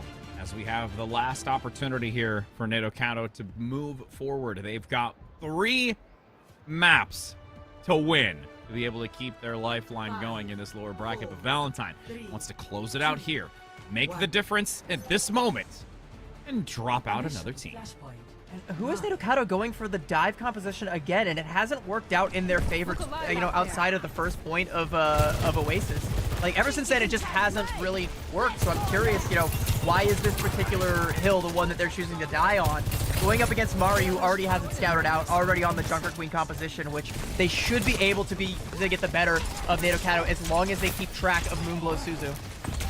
I'm also just really going to focus on these Jagged Blades. Again, as I say that, of course, that one's going to go whizzing by and miss the target, but we'll ignore that one for now, as you see these shots pummeling in to the Scientist. A lot of damage on Damari, but that commanding shout gives that opportunity to recover moving forward. Space now going to be gained. Valentine gets this first. You've got Nedokato looking to re-enter. Nice reposition, blocked into the wall. Shield is down from Eevee, but that's not going to last long. Mari playing that inter-architecture, that wall, just weaving between it so that there's no damage to come in, and actually then dives forward, lunging into the back line, giving some extra effort to bring down these players. And with Eevee down, that is going to be a for sure Valentine big percentage gain. Yeah, we're at 43% right now, probably going to be 60 to 75%, definitely one fight territory by the next time this next fight kicks off. And yeah, they're going to go ahead and throw the Winston away, our Nedokato, because one thing I respect about this team is their ability to respect the enemy abilities. You saw them disengage as soon as they heard the commanding shout come out. Very smart, but the problem is with Winston, if you do that, you give up so much space, and that's exactly what Valentine wants. They're going to be able to capitalize off of that every time. At least with the Orisa, you still have the ability to brawl it out. Oh my! Kitsune Rush at least got out, so that can give value to the remaining 4, but as I say that, everyone is sent back to spawn, and this first flashpoint is 100% Valentine's. That's, yeah, the value of the orbital ray, very much so trumping Moonglow's Kitsune Rush. And again, like, it's just it's such a strong ultimate, right? Again, if you have it and the other team does not, you should win the fight. Yeah, that is a really rough there. Nedokato, I mean, at least they have the sound barrier and they don't have to worry about the damage that comes out from the orbital ray. So in this next fight, even though Valentine are going to get early point control, you could maybe go in with a really aggressive sound barrier here and try and take advantage. But, I mean, Zoe can try and counter that out with a blade. RNG not the best friend, but Flyleaf being unleashed right now as the overclock comes in with 2. A flanking angle now onto Eevee. This Centaur's legs are being cut out from underneath, and that's some ground beef if I ever did see it. I don't know what okay. All right. See what I did there? Well, it was that also coupled with, you know, the Brig just dancing on the point. There was a lot to unpack in that one moment. Didn't really know where to start. But, like, also, I keep highlighting, you know, these big ultimates, and then Flyleaf on the Sojourn just says, no, you need to be highlighting me right now because I'm about to combo C and kill Brig. And the blade brought to the table. There is the shield, though. Big rampage onto 3, but the shield covers most of it for the time being, so Nadokado not out of this just yet. Great counter and shutting down onto Zoe, but Valentine already, again, they've got 15, soon to be +%. With Eevee looking for a reposition with that aggressive position forward from Mari, who's not long for this world, and will be able to take it back convincingly, but still a decent chunk of change already gained by Valentine.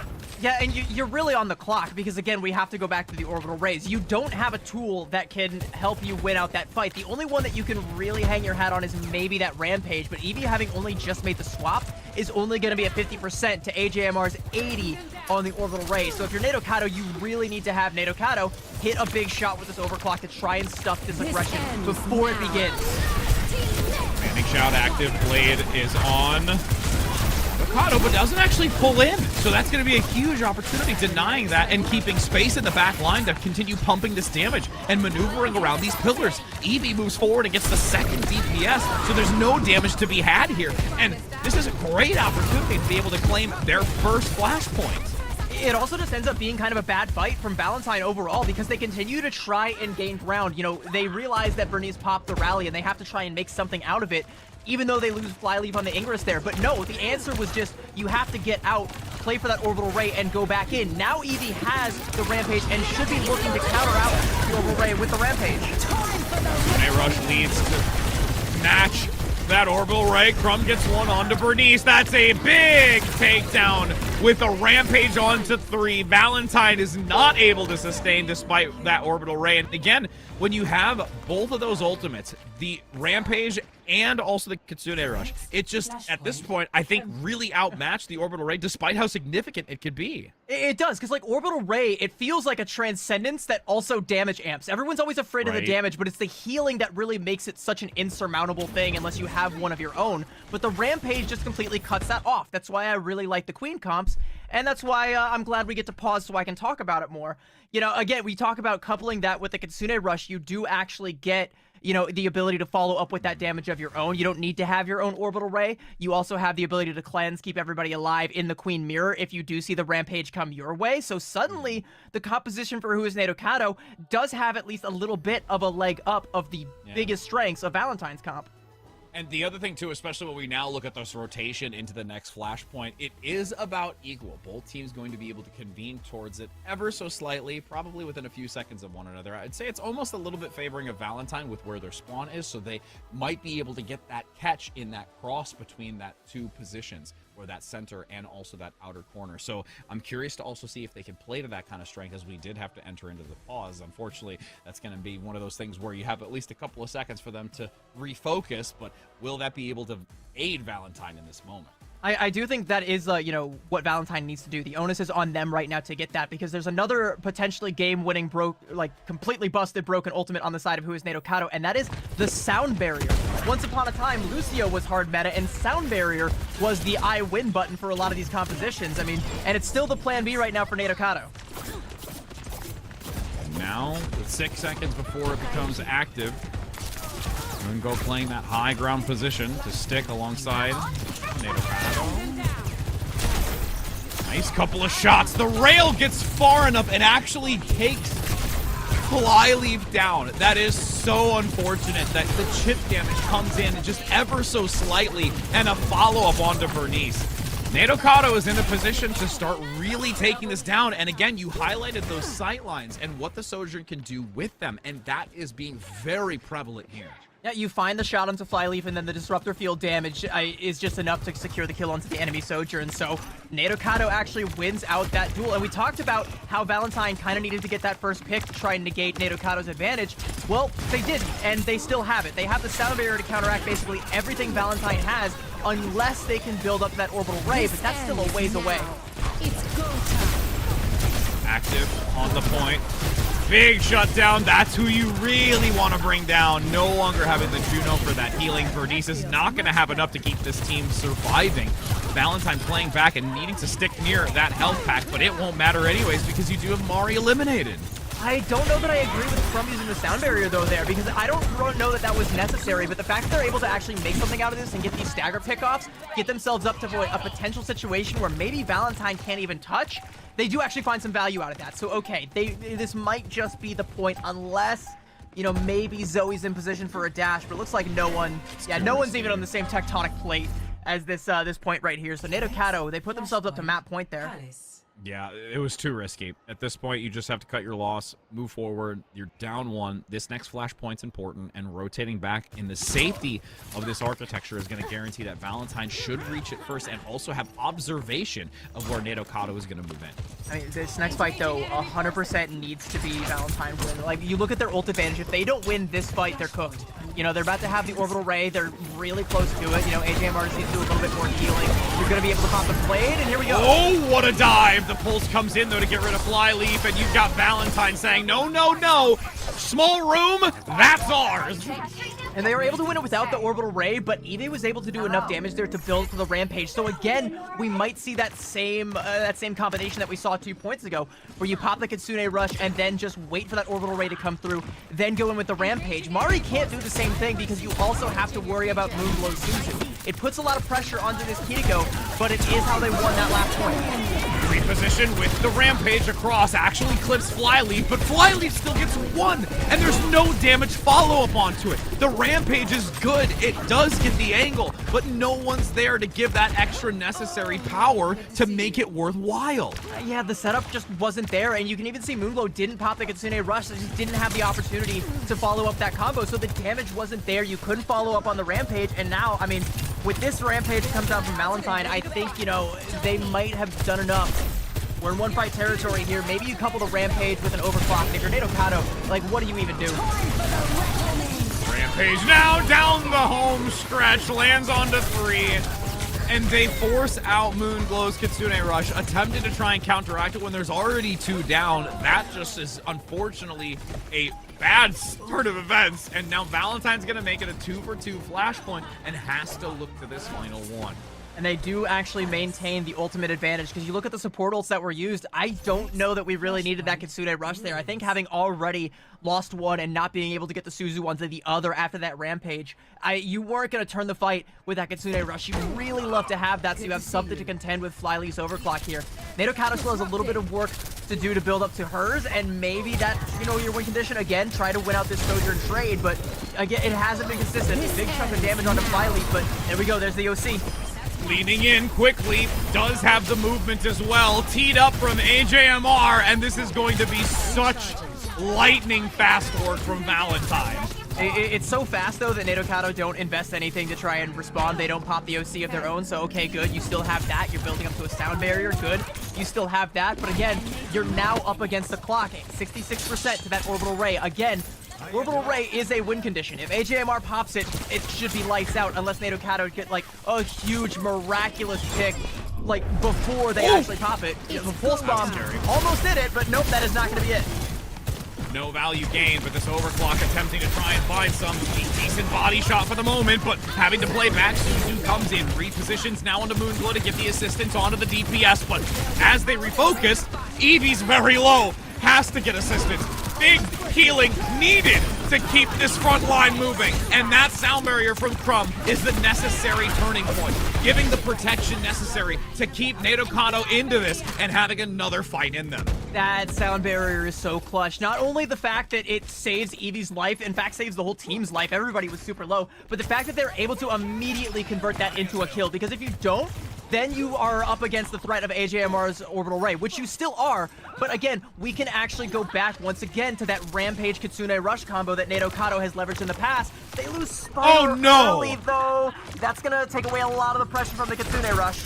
Oh, this is so unfortunate. This is going to be the last moment. Rampage only hits Zoe and is covered, at least for the moment, from the small protective coverage from the commanding shout. The blade is active, the Suzu is there, but Valentine is going to instantly cut down Nato Kato, and now they've only got 20% to get here. That's less than 20 seconds. Spinor dying again, though, and you can even see Valentine are on the hunt. They're trying to find any other fast characters that they can pinch down and stop them from touching. Kitsune Rush pop just to get out the spawn.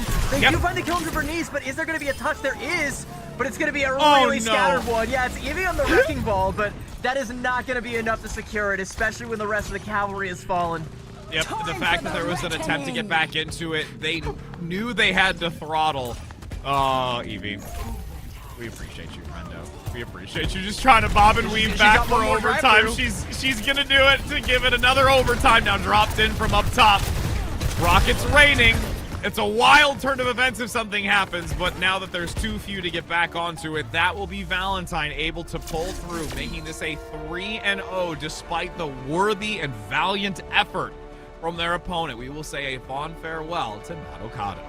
Unfortunately, from here on out, we're going to have to be asking how is Nato Kato, because that's got to hurt, you know, trying to white knuckle your way through it so close, so hard, and like, to just fall at the last hurdle there. Again, it's Flyleaf finding that pickoff there onto Spinor that just negates the ability to touch, and also the ability to follow up with that Rampage and Kitsune Rush combination that you had leveraged in the past. You just were only able to pull that trick off once, and Valentine scattered it out and were able to find the picks they needed to stop it from happening again. That's how you learn, that's how you adapt, that's how you put down another 3-0 and keep yourself in the fight.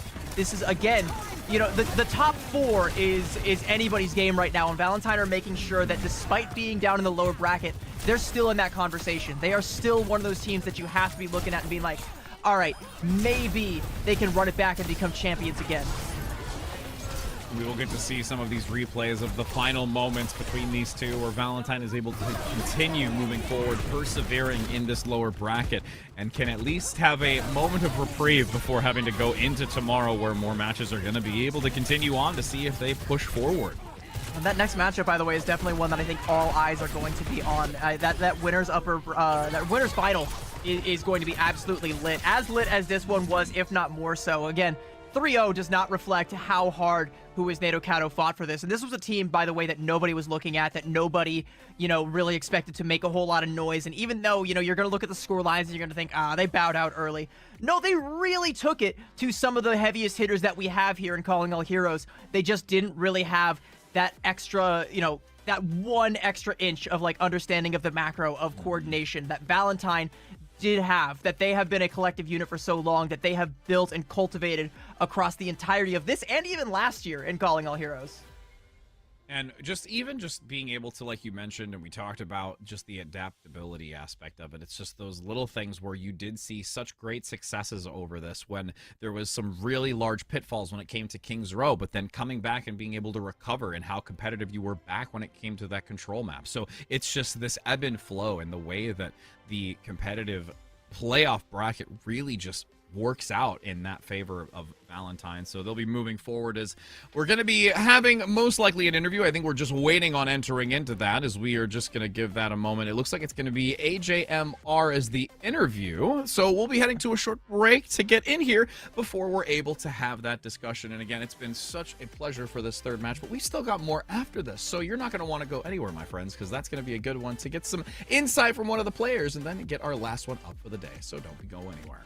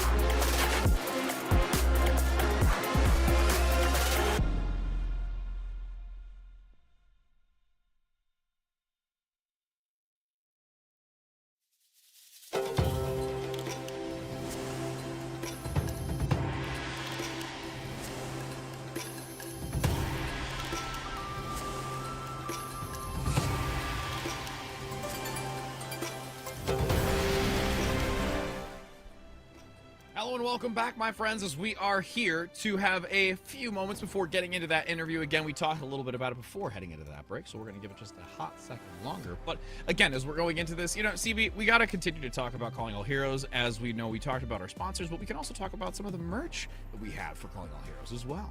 Yeah, I mean, it's the holiday season. It's the season of giving, and what better gift to give somebody than the gift of Calling All Heroes merch? Merry Cosmos, as I like to say. You can head on over to the Radiant store, get yourself a cute little Cat Mercy shirt or a crop top. I have actually, worn that crop sweater right there. I've got that in like a navy blue. I wear that to the gym a couple times, get my pump on. I know, Rich, you also like to hit the gym. I've been seeing some of those selfies as well lately. The gym life, as of late, absolutely. Gotta try and do as much as you can through this winter time, because I know that when it gets so cold, it's like if I don't keep up with it, it's not gonna be a good time. So having something like that, especially with like the sweater, that makes me think, oh my goodness, like I'm really gonna have to try and stay somewhat warm, because we've got like less than 10 degrees worth of weather here, single digits. No, thank you. Yeah, and I over here, like, in the Northeast, we're threatening to have some snow, so it can't, you can never really go wrong with a nice hoodie. And then, you have the layers, so, you can wear something nice underneath it, when you go back inside, because we were just talking about in the break how it's like 10 degrees outside for, like, both of us, but we go inside and we're here and we're, like, sweating our toes off over here. Like, it's kind of crazy. But, I mean, one team that is no longer sweating, even though they very well might have been, and that last one is Valentine. And we have got AJMR here for an interview to break that all down. Aaron, how you doing? I'm doing pretty good, I guess. You see, talk us through that, because we can see it on your face. Yeah, it's funny because 2 players on my team were in car accidents on the same day, like yesterday. Both of us were in car accidents. Oh, goodness. Both me and Zoe. Completely unrelated. Neither of them were our fault. And so my back is pretty messed up right now. Like standing, walking around, it hurts a lot. So, yeah, that's kind of what I've been playing with right now. Well, you're still performing very, very well, regardless. Yeah. Oh, I'm also in a trailer that doesn't have heat, so my hands are getting pretty cold. But yeah. Yeah, definitely not the best winter for you guys so far. I mean, it sounds like, in and out of the game, you've had a little bit of struggles, but the struggles might be ending at least in game. How do you guys feel about your chances of getting back on top here in Calling All Heroes right now? I definitely think we can do it. We did not practice as much as we needed to in the past week, so pretty much every adaptation that we've been making has been on the fly, just stuff that we've been realizing mid-match. And we've had to put a lot of work in today just to stay in the tournament because of the fact that we just don't know how to play this meta that well yet. So it's like, it's been definitely an adjustment with this meta for me specifically because I suck at Juno. I want to shoot things too much to play Juno. And so I've had Megatron just perma coaching me on it. And like literally after every map I'm asking, okay, what can I do better? And that's definitely been helping a lot. And we've just been like talking theory between every map, every match constantly. We've been working really hard the past like few hours, I guess. But before that, I was gonna say, yeah. No, go ahead. Yeah, before that we just oh god, we had a lot of problems, just internal stuff. But I don't know if I want to talk about that on broadcast. It's just personal stuff. But the team definitely almost blew up, like for sure. At least that's my understanding of things. So I think us, with how we've been playing and just like how we've been interacting with each other, it's been a lot better. And the dynamic's been really good. It's been really healthy now. And I'm really happy with how we've been performing. I definitely think we can win this tournament. Well, I mean, you got to use the playoff bracket aspect as your practice realm moving forward. And that's kind of what we're doing. Like, it's kind of crazy, but we've been managing and we've been doing good. Well, and, like you had mentioned, trying to work through some of those obstacles and hurdles when it comes to the communication aspect, because, again, we can see as, of course, the way that you're playing, the methodology behind the way that the compositions are working and your focus fires and all those types of things. But what's like the communication like having to kind of work through those hurdles? Is there specific things of where it's just more maybe conciseness in talking, or is it certain details that are kind of being expressed in certain ways? Like, I'm just curious of what that comm system looks like to try and help work through something like this, not only because it's something you're in a state of like a practice mindset to continue bettering, but also working through that as well. One thing about that I want to mention is I guess like last weekend, I personally was having a lot of problems with getting way too pissed off. Like when we lost our last match in Swiss, I remember I punched my desk so hard that my hand was like bruised for a couple days after. And so I've been really trying to be way less pissed off because like I would just be yelling for no reason. And it's not that I'd yell at my teammates. It's just that I'd be getting so upset at like my own gameplay that it'd be affecting like my comms and stuff and making it so my teammates wouldn't be able to listen to me. And so I've been trying my hardest to, I guess, be more like level-headed and have more of like a balanced mind, I guess. So that's one thing for sure, because I'm also someone who's very vocal when we're playing, just in general. Like that's always how I've been. And so that's important with Juno. And if you have a player who you can't listen to because they're fucking getting mad at everything, then that makes it so you just can't play, essentially. So I've been working really hard to be more level-headed. It's definitely showing in the gameplay. Like you guys, you said you know don't really know how to play this meta. Could have fooled me. You know, when you guys are playing that Junker Queen comp, you look great. You know, in these it's been a lot of stress though, and in these big macro fights where you have a lot of things popping off all at once, it can get pretty stressful. So, who is it in the comms that's really like keeping things together? That's keeping you guys all on the straight and narrow and making sure that you are all locked in and focused? That is really hard to say, because it depends on so much. And I mean, it's really everybody. Like all of us, I think, do a pretty good job at reining each other in. And I guess specifically with me, because like I'm very vocal on comms, and with Juno it's like very important. So I know that both Ivory/Flyleaf and Molly have definitely been helping like level me out a lot for sure. And it's really hard to say because everybody does their own thing on comms. Everybody has their role, and it all fits together pretty well, for the most part. Like, yeah, we do have our hiccups sometimes, but I really like how it's been sounding the past like few hours, I guess. Yeah. I was gonna say past few days, No. but we haven't been playing.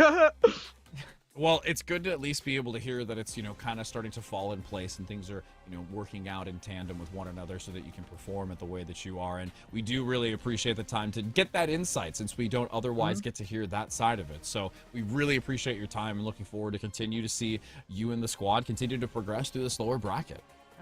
All you gotta do is keep it together for one more day, by the way, which is one more day and you're good. Yeah. No matter what, I promise that we're gonna put on a show. I swear. It's just our Looking matches are gonna forward be to really it. fun to watch. Absolutely. Well, thank you so very much for your time, my friend, and we'll look to see you continue to compete.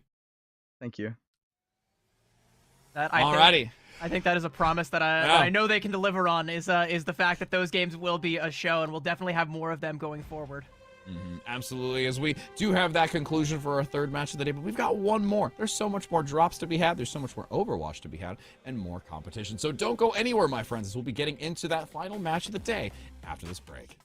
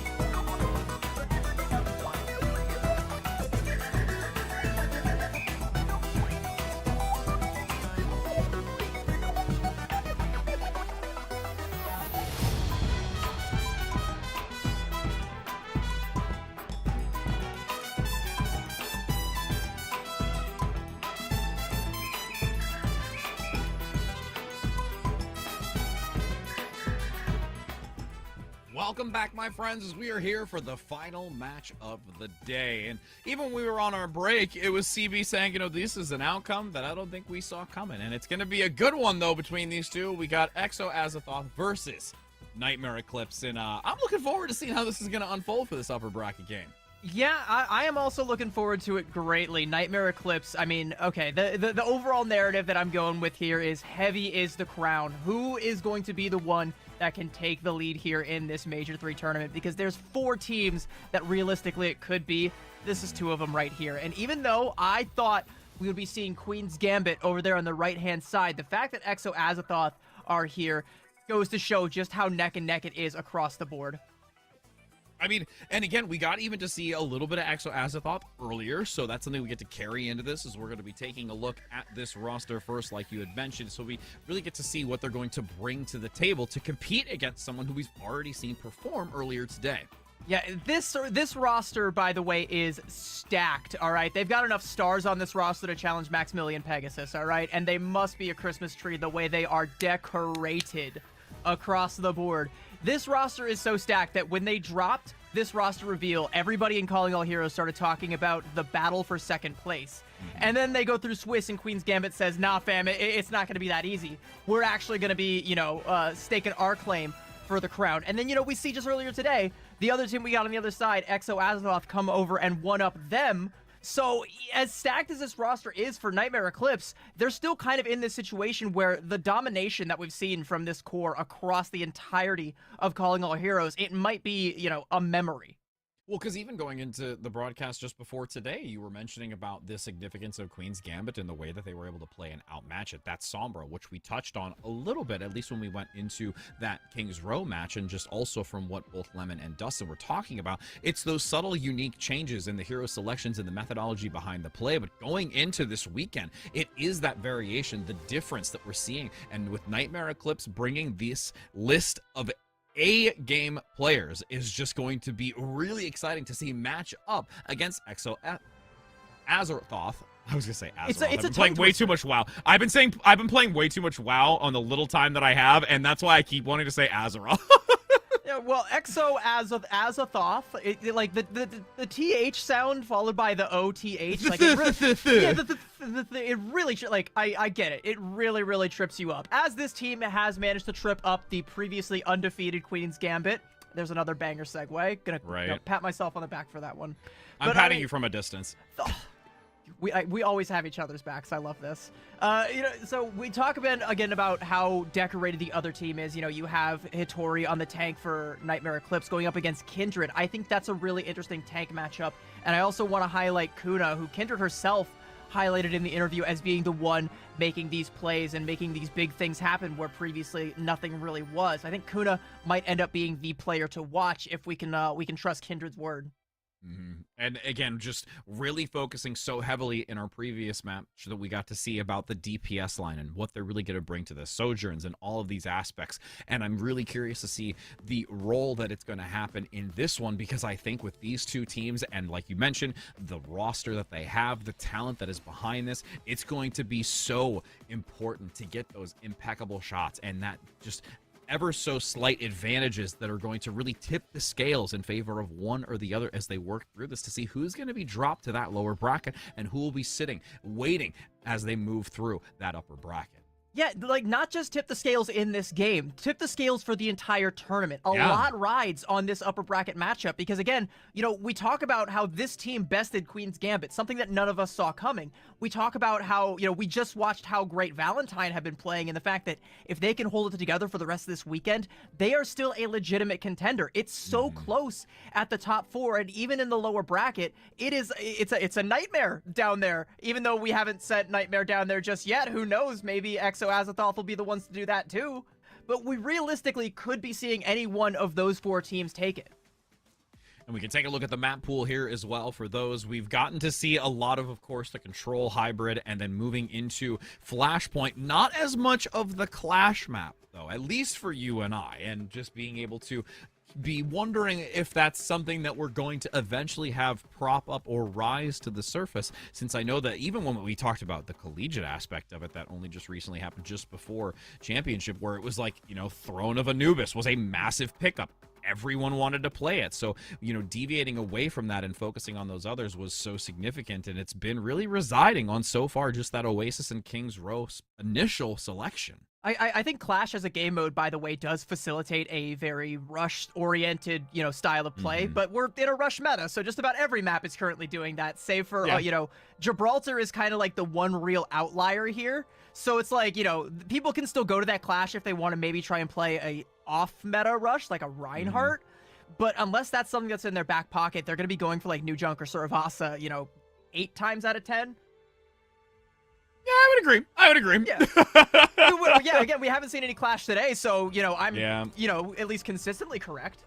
Yeah, mathematically, I mean, they always say don't do math on stream, but you know what? Every now and again, we can attempt to tread that line where we're just like, math. Okay, here we go.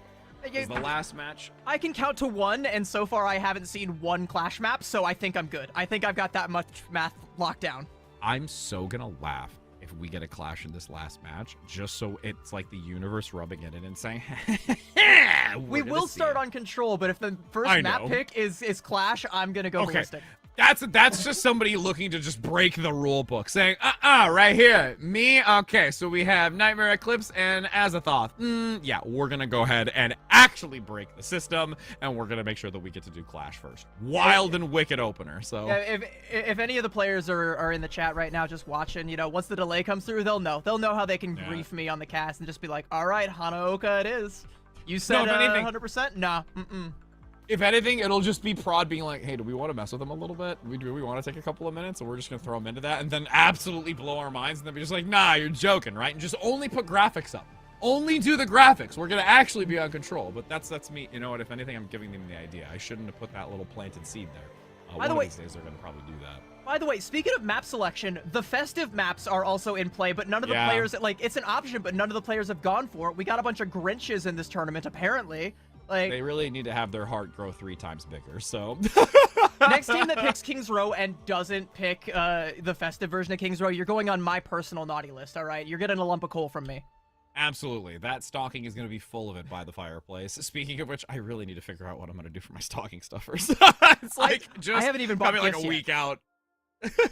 You know what? I've got just the thing if you're looking for some stocking stuffers or some last-minute gifts, and that would be our good friends over at Be Quiet, sponsoring another tournament for us, and they've got some gifts lined up for our first, second, and third place winners. That case, by the way, that is a sexy looking case there. I would love to have one of those. I'm past, by the way, I've got some other Be Quiet stuff in my background. I've been trying to build my own PC setup here, slowly but surely acquiring more parts. I might have to try and get my hands on one of those cases there.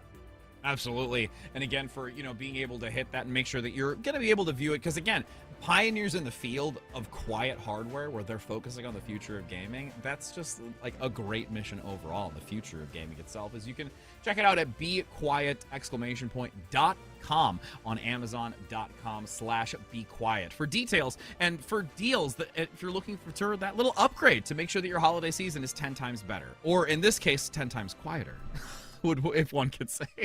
Because then at least if you're up and you're playing and Santa comes in and is like, hey, I'm gonna try and give you presents, and then Santa's not gonna know that you're awake, and then be like, oh wait, you are awake, you're just on a really quiet PC and I didn't know that, and then you'd be just like, hey friend, can I get more stuff? It's one way that you can really make sure that it is a silent night. Yes. See what you did there. Yes. I was waiting just for the opportunity. I was made that connection. I was like, am I gonna be able to stick the landing on this one? And I'm glad you kept going for a couple extra seconds, because then I was like, I got this. All right, we're gonna be kicking things off on Ilios. So a little bit of a break from the norm so far. We've seen a lot of Oasis today, again trying to facilitate that rush kind of style with the Maugas and the Arisas. This time we're gonna move over to Ilios, which again, as Coach Christopher so adamantly declares, this is a dive favored map. I'm curious to see if we will see dive come out from either of these teams. Yes, I know. And again, we get to deviate away again from so much of the Oasis map where we saw so much of University.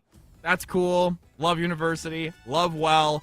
I would love to see a self-sacrificing Terra Surge that pulls multiple people into the pit, because that's the closest thing I can get to, because Halt is no longer a thing. Sorry, I'm really going to ride that train forever. But Spear is also really cool, so I can't really ever get mad at it. I kind of have a hot take. I feel like they should bring Overwatch 1 Orisa back. I kind of would like to see the Halt come back personally. And you know what? And the Shield too. I don't even care. Like, I think Overwatch 1 Orisa was not that problematic. See, I think if we want, no, this is me going into like theory creative, like designer mode, where bring Halt back, but what happens is you have like the spears like jettison out and then turn and then come back in, and it pulls everybody in. So like you meld them together. It's like you do damage on like little spikes that go out, and then they like recede back into the center of it and pull people in. That's what I want. That'd be fire. Or like, you could rework the Halt with the javelin, so like it pulls them all together but just like shoots them all back together at light speed. Like, see, we could talk all day about how we can just make Orisa even better, but that's okay, because we're gonna enter into this. I think that's the last thing any of these teams want, is Orisa to get power crept even more, because like right now, we still see a lot of the Mauga coming out, but Orisa is strong. Those Terra Surge buffs were definitely not nothing. Oh, not at all. Absolutely. As we're going to be going into this one. And I'm almost kind of curious of what this first sub-map's going to be, because I think that really dictates a lot, because there are so many different variations to this. When you go to the room and you go to the well, and like those two specifically, but even Lighthouse. So again, you talked a lot about that dive aspect of it. We saw some Winston in the previous match, ever so slightly. Eevee wanting to invest into that, and will we look to see that same type? And as we start on which map, who knows, and what that initial composition selection is going to be. I'm actually really glad you bring up Ruins, because that's that's something I wasn't really considering, but that does actually, craft a little bit of a narrative there, because again, Ruins is one of those maps where we typically see the Widowmaker come out, and if not the Widow, we see a lot of strong hit scan play come out in one way or another. You've got Wisps on one side, one of the best hit scan DPS in all of Calling All Heroes, going up against Kuna on the other side, who, hasn't always been in that conversation, but has over and over again, especially this tournament, shown to be more than competent, especially on the Sojourn. And there have been some times in scrims, by the way, where I've seen a Sojourn getting the better of a Widowmaker, even on like Gibraltar. So there's a lot of different ways that could play out. We could see a Widow versus a Sojourn, or a Widow head-to-head on Ruins. That could dictate the entire pace of this map. Lighthouse, I think, is also going to be interesting, because that's where you're going to get the potentiality of that dive composition that could come out from either side. I'm curious. This is, I believe, Nightmare Eclipse's map pick. So I'm curious if that's what they're going to try and lean to, is have Hitori bust out a Winston, or perhaps a Diva, even a Wrecking Ball, really. She's proficient on just about everything. And we're going to be entering in now, as we're going to be having these 10 seconds remaining. No hovers just yet, of course, as we're waiting for those heroes to assemble. But with this being the map selection, Dive and Winston and Diva are things that I would most likely look to see. There could be some of the options. You can even see the Kindreds hovering over that Junker Queen and looking to bring that to the table. So I'm really so excited to see how it's going to unfold as they enter into this first round. Well, I think if the attack response are to be trusted, then this does actually read correctly. We're going to Lighthouse first. Hitori is going to play the Winston, and Exo Azathoth are on the quick play special, as I like to call it. Going immediately for the Reaper as soon as they even have an inkling that a Winston might come out. We saw Jeremy playing a lot of weird heroes earlier today. Kind of surprised to not see them on the Pharah for here for Lighthouse, but again, I think, fearing that Winston pick from Hitori. See that Hitori is now going to look to rotate back with the Winston, keeping maintenance on that high ground for the time being until a dive opportunity presents itself. Has the shield at the disposal. Still some decent shots, though, by Wisps up top. See, looking for the top of healing, making sure to land that Biodate to counteract against it. And Nightmare Eclipse really just playing so many different angles here and holding off, but the position is going to be taken up by Exo Azathoth, since they're really focusing on more so the objective than the positional high ground advantage. Yeah, Big Nade gonna come out, but it's not gonna amount to much for Kindred. Just takes down Hitori. And yeah, Nightmare Eclipse, like, I like the idea to try and control all of the high grounds here, but you're not controlling the point, and it's control, all right? You have one job. Only job in the book here, as you see a retreat coming out from Nightmare Eclipse. They have to give ground at this point, and Exo Azathoth, despite losing one, it's really not going to be too much of a problem for them. Yeah, but like again, they want to control the high ground due to Nightmare Eclipse, but if they have to give that ground, they can't even do that. They're gonna send Tori back out on top of the point. Another nade comes out onto Kindred, but like she's not sweating it. She can just go ahead and use the overrun, get out alive, give all of that ult charge over to KJ, and that's gonna be something that Nightmare Eclipse have to deal with when she gets that ult on. Damage onto Jeremy, though, has to elude and evade. A flanking angle coming in from Bun, just taking down the health values. Unlucky main will no longer be in this, and Bun doing some quick work alongside Wisps to guarantee that Nightmare can swap this back over. And again, as soon as I call out KJ with that, you know, coming up on that orbital ray, Wisp says, no, I got this. I'll go ahead and take that one out. And then Bun goes ahead and kills 3. You know, she's, by the way, Bun, again, potentially the best DPS in all of Calling All Heroes. She is phenomenal, and she is showing it right now on the Tracer. One of her signature picks, as if, you know, there's anything that she is not incredible on. Oh, big stick. I was watching in the wings to see if that was going to land. So again, it would have been Bun so just... funny if I glazed Bun and then she whiffs the stick. That would have been hilarious, but... The setup, it was like the layup to the dunk, like just right there. But, you know, as you've got now 30% already obtained, closing the gap here from Exo Azathoth, who's been getting a significant amount early, but has going to be 5 ultimates here online. With only 4 here from Nightmare, and what they're going to lead in with first. Overclock comes in up top and gets that extra damage boost, but gets taken down despite the attempt.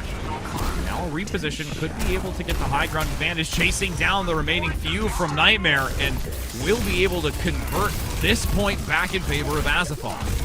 Does Tori pop the primal here to stall out? No, she's just gonna let that one go. Yeah, save that one for the next one. That's a pretty good trade for Azathoth. I mean, they invest the rally in order to gain control of the point. They also invest the overclock. It gets traded out for the nano. Ult advantage in favor of Nightmare Eclipse, but if you're Azathoth, you're okay with that. Only 58%, you still have time to regroup and regain an advantage, and you can potentially push this into one-fight territory if you just bait Nightmare Eclipse onto the point and then hit him with an Orbital Ray Cage combo.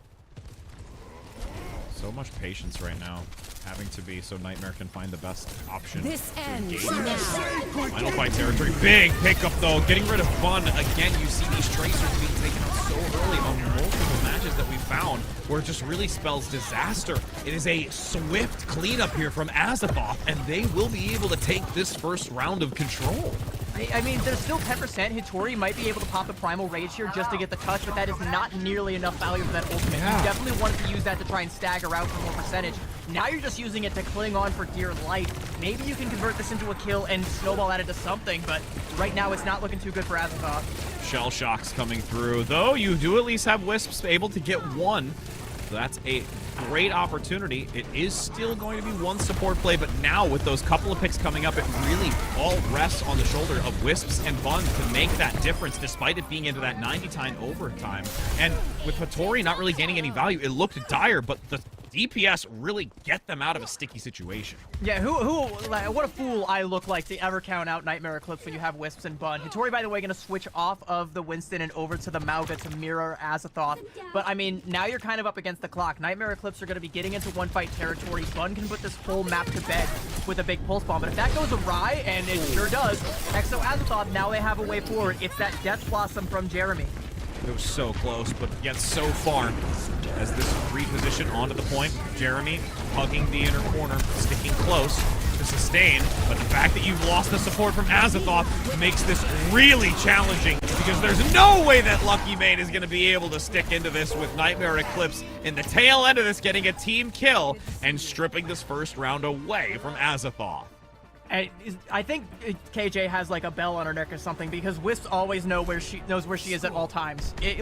You're going into that last fight kind of situation, and you're playing for that Death Blossom from Jeremy, but you're not able to keep your tank alive because you've lost your main source of healing there in the Juno.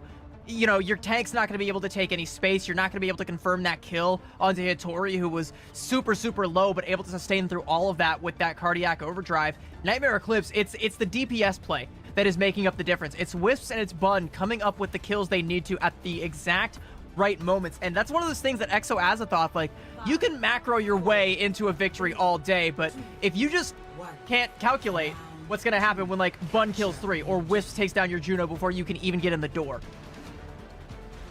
You can see some shots already being rained from on high from this far up selection. So we've already seen some of it earlier on King's Row.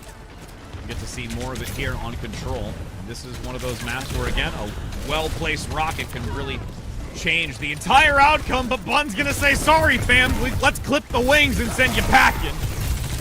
Yeah, I mean, I like the fact that Exo Azeroth are coming out here with this Pharah composition, but the problem is Wisp is going to be marking that Pharah over and over again, and if Jeremy ever gets too close to the ground, it's going to be pretty much exactly that. Bun is going to be there to make it an unfriendly landing there. And now with Nightmare Eclipse taking the early lead for the moment, Azeroth regrouping and evaluating how to push in onto this. Looking up to work through the center, right onto the initial point. No one yet really contesting against it, and no one dropping low enough until finally they give up about 2/3 of it before contesting. Having to dive out of there, Hattori can't overstay their welcome. With Jeremy getting some shots onto the back, looking for the support. Beautiful sleep as the damage there to recover. Fun gets the execution, but Kindred comes in sweeping and just completely dominating with that aggressive movement forward. But Nightmare Eclipse is actually still holding on to this, and they're bobbing and weaving to keep it contained until finally it swaps to Azeroth, and you get a boop in the center with Unlucky Main going down. I mean, okay, so that fight nearly goes Azeroth's way, because the whole time I'm seeing that setup, I'm like, all right, where is Z playing? Because that's exactly where Jeremy is going to want to get on top of. The sleep from Z is incredible, but the follow-up from Kindred is there. But it's, this time it's the supports. This time it's Nenwai coming through with that boop onto Unlucky Main that turns it right back over. Only 8% for Exo Azeroth, and for such a great set play, you're going to lose Jeremy, so you might not be getting a whole lot more than that. No, and Nightmare Eclipse really doing such a beautiful job counteracting against this Pharah that can really be a thorn in the side, and the value it brings is scary. But in cases like this, Nightmare is relentless in that hyper-focus. And it's all map control. Like, you're not giving that Pharah any space to play, and now you can't play the Pharah anymore. Okay, Jeremy's going to swap back over onto the Reaper to try and battle back against this, but look at the ult advantage from Nightmare Eclipse. They got a full house at 80%. This is looking all over but the crying. A stick is ever so close, locking Azeroth in the spawn. Primal Rage from Hattori, just continuously knocking each player around like a chew toy. And this will be Nightmare Eclipse denying anyone touching this well, and it's gonna be no one home. There's an attempt from Azeroth with the Lucio. You can see that there was no hope remaining to keep this in contention. I like that cage from Kindred there, just yanking Hattori back and saying, no, I'm not done with you yet. You've killed all of my soldiers, but I still want this one-on-one. She gets cooked for it, but, it's still a great play that comes out overall. I mean, it's so dominant from Nightmare Eclipse, though. Like, this dive composition that they came out here with, we see why they picked Ilios well. It's because they wanted to put Hattori on this Winston, and they wanted to just play the dive composition. And even though it almost falls apart on Lighthouse, on Well, it didn't look close at all. Yeah, no, it was almost kind of like, all right, we allowed this first round to have our sea legs and get ourselves stable, and now we are no longer having a problem at all. And again, it's more so just really recognizing the big player that was Jeremy on this Pharah. The fact that Bun was able to get that first elimination out the gate in the first major encounter. Then you land a 6 sleep, which is another. And then following up with the Winston play as the boosters run dry.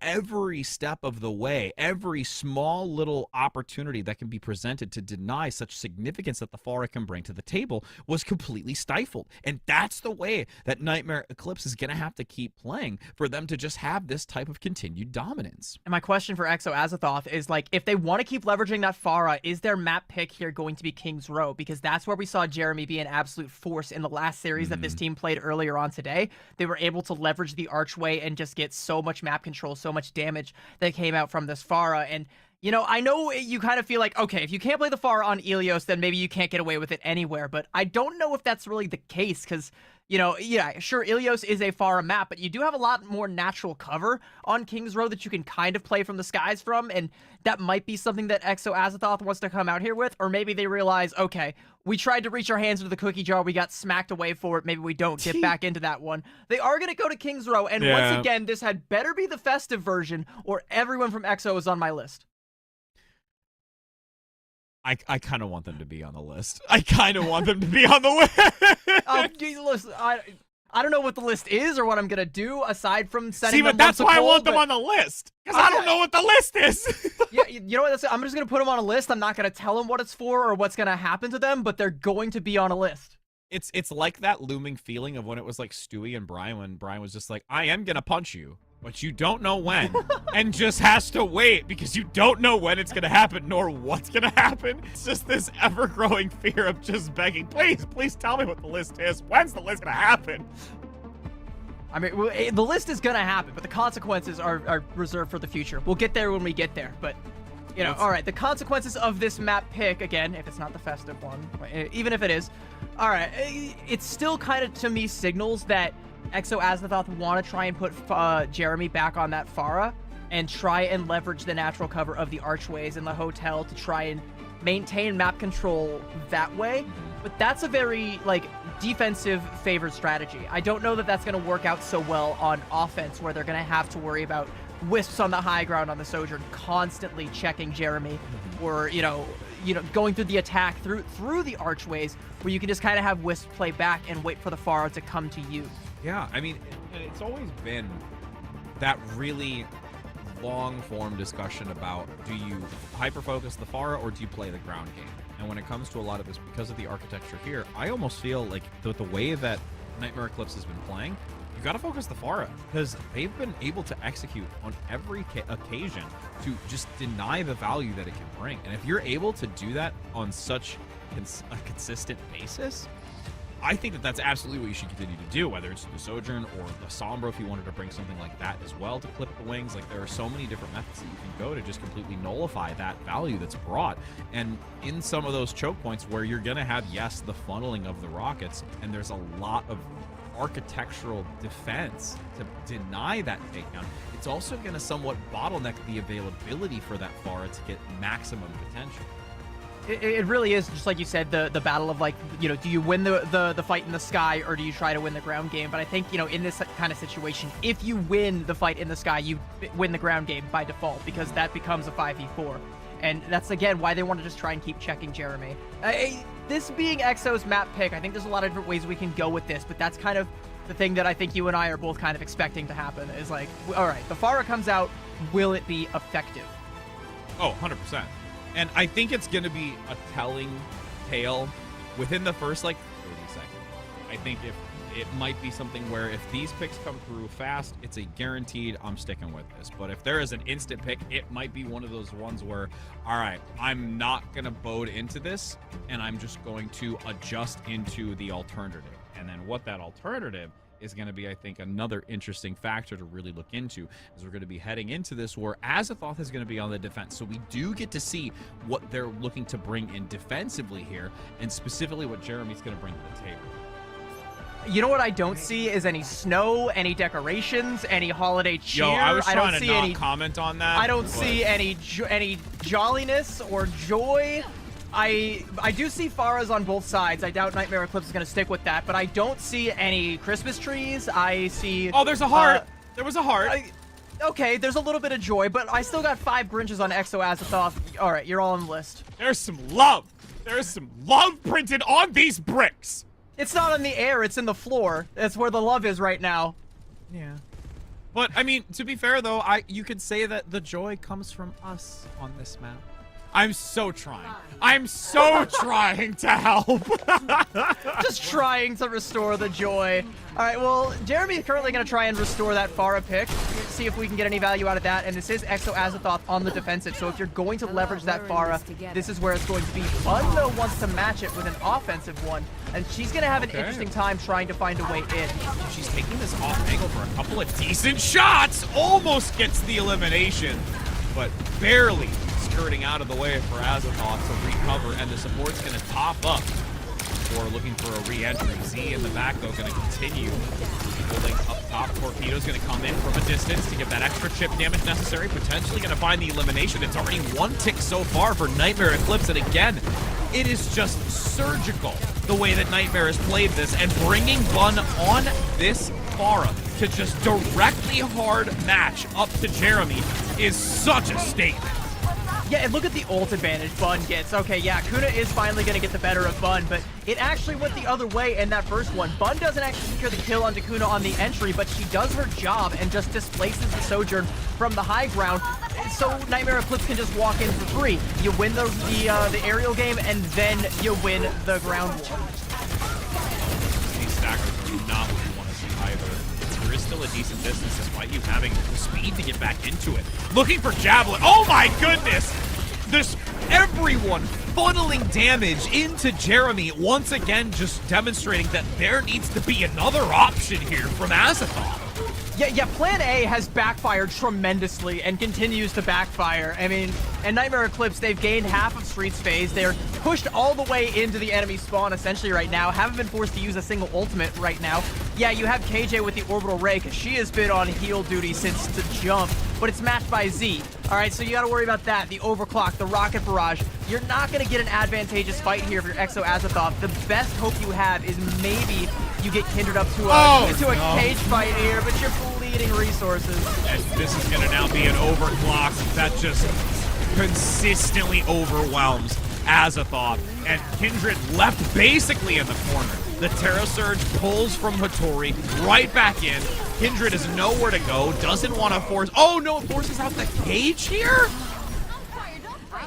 Oh no, and she dies for it too. You also pop the rally. That's the, oh there, yeah. This is the worst case scenario for Exo Azathoth, because you really wanted to have Jeremy alive to follow up on that cage with a barrage, or even Kuna to be alive to follow up with some damage from the Sojourn, but you invest your two biggest ultimates, the Orbital Ray and the cage, and you get zilch for it. 5 minutes of the time bank for Nightmare Eclipse, and they show no signs of slowing down here. It's wicked to see this type of time bank, but it has been so clean in Nightmare Eclipse, with no real stopping point as of yet. Jeremy goes in for the Rocket Barrage, but the stationary target when a rail is charged is not what you want to see. Yeah, I mean, gets the kill onto Nenwai, and that's going to be at least enough to slow the push down, but it hasn't stopped. Like, Nightmare Eclipse still have control over the point. They get the kill onto KJ. They can just keep marching forward here. Heavy damage going to come in up front. Kindred trying to pump as much as possible, sticking close to the health pack, but that is going to be another Terra Surge! Getting two from Hattori.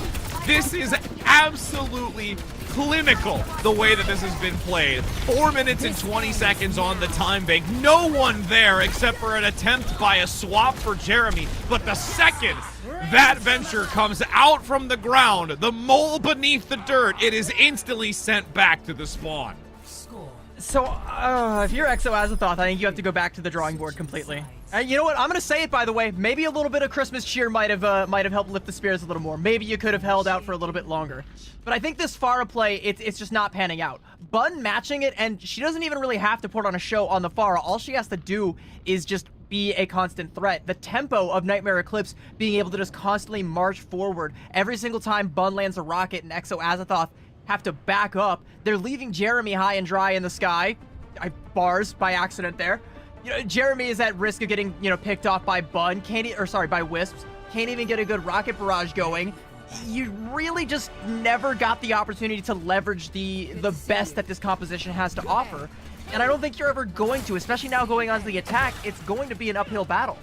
And now on the defense, you can see the setup here from Nightmare Eclipse, with Bun actually going to come out onto the Venture. So they're going to bring that, a little bit of wrinkle into the composition to see how that's going to fend off against this. And Azathoth at this point, with their attack, really, really have a mountain to climb. I mean, it's one thing to say, like, oh yeah, of course they're looking to complete, but they would really, I feel, with the way that this first attack went from Nightmare Eclipse, they got to do it with a decent amount of time, too. This also kind of feels a little bit like BM from Bun, because Venture is Jeremy's signature hero. All right, she just went head-to-head with Jeremy on the Pharah, said, all right, I'm going to get the better of you on this one. Now I'm going to take it to your signature hero. You want to talk about the ground game? How about the underground game? I'll beat you there, too. We shall see who from the depths between the stones and the boulders shall be the more adventurous one. Get it?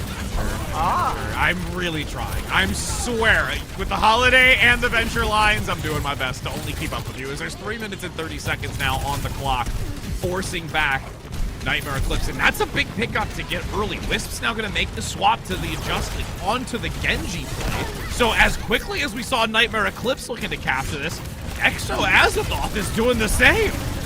Yeah, and I think a lot of it also does have to do, first of all, with that pick off there onto Wisps, who's going to go back over to the Sojourn again, but also this Zarya pick from Kindred. You're able to put out a lot of pressure through the Javelin spin of the enemy Orisa, so you can constantly keep the front line pressure up as long as you can sustain this Zarya, which that's something that a Juno is great at. But speaking of Junos, have a look at the ult charge for Z right now. Ooh, boy. That 100 energy looking real good right now, as you have Kindred just vaporizing everyone within reach. Oh, that's going to be a big recovery, though. Able to at least shut down that charge, but the damage is already done, and Azathoth is working through this archway. Jeremy, by the way, back over onto the Pharah, Bun also mashing it. But yeah, getting to that archway is absolutely massive, and you're going to be able to build up that Graviton Surge here as well. I highlighted again the Orbital Ray Charge from Z. That is a ticking time bomb, and Nightmare Eclipse can potentially retake the cart before it gets to this endpoint here, and maybe even retake Arches if they're able to leverage that. That's something that Azathoth has to scout out and try and make a heads-up play with Jeremy's Barrage or potentially the Graviton Surge if they get the chance to. Very aggressive moving into this play in the corner. There's the pull. Shield is active. Does get one. Unlucky main. For sure feels the unluckiness with that one. So being able to stifle this aggression forward here is the first of many that's going to happen with 4 minutes and 20 seconds on the clock. And the stagger there onto Jeremy as well. But I mean, you know, like I said, Nightmare Eclipse, now that they're able to win that fight, you invest the Terra Surge as well, which is a little bit much. You maybe only needed the Orbital Ray, and Azathoth weren't forced to try and respond, so they're going to have a full house of ultimates here as well. They can potentially battle this one back here, but they're still lagging behind a little bit on the Orbital Ray, so that one battering ram that you really need to break through this defense isn't quite online yet. It's going to be at least another 10-15 seconds before we actually get that. Fun looking to try and move in. There's the pull. Graviton Surge able to cluster them together for the moment, but is able to escape. Squad still survives. Nightmare plays back. Fun goes down, though, with Jeremy finding an angle. Now has the Rocket Barrage, who might look to swing around the flank to find the value, and at this point, Azathoth is taking full control of the street segment and separating out Nightmare Eclipse. But they have to try and confirm the kills there. Killer onto Nenwai. Wisp is going to go ahead and pop that overclock. We'll see if they're able to get anything with it right now. Rally going to come out from Unlucky Main. That's a lot of HP to try and chunk through. Big shot! Big shot onto Jeremy, but that is not going to be enough to stop this pain train. Oh, goodness. The Bash also gets a great stun. 3 minutes now on the clock. This is still going to be a decent time going into it. Not the 5.5 that we did see from Nightmare Eclipse, but it's still going to be worthwhile with a 4.5. Yeah, I mean, you're not going to match the 418 that Nightmare Eclipse had, but you will still be able to put up something respectable if you're able to win this next fight outright, and you do have 2 DPS ults to do it. Nightmare Eclipse making some swaps here. Wisps over onto the Widow and Hattori over onto the Winston. I think that is a great way to counter out this Zarya. Maybe force a swap from Kindred, but you need to win this fight. Oh, big shot. Well, and the other part, too, is that you do really start to handle from the offensive side of it a lot because there's the skybox now. So Jeremy's going to have to play into this lower profile to the ground where Wisp is going to be able to find value. And again, when you're a sitting duck like that with the Rocket Barrage, that's easy pickings here for Wisps. And now with 3 minutes and 50 seconds, Bun up top. Sneaky. Oh, with a rocket instantly onto Jeremy, says, peekaboo, my friend. I've scared you to death. And the shield to protect her, too, from Nenwai. That's some great teamwork that comes out from Nightmare Eclipse. And if you're Exo Azathoth, I think you use this grab and you swap.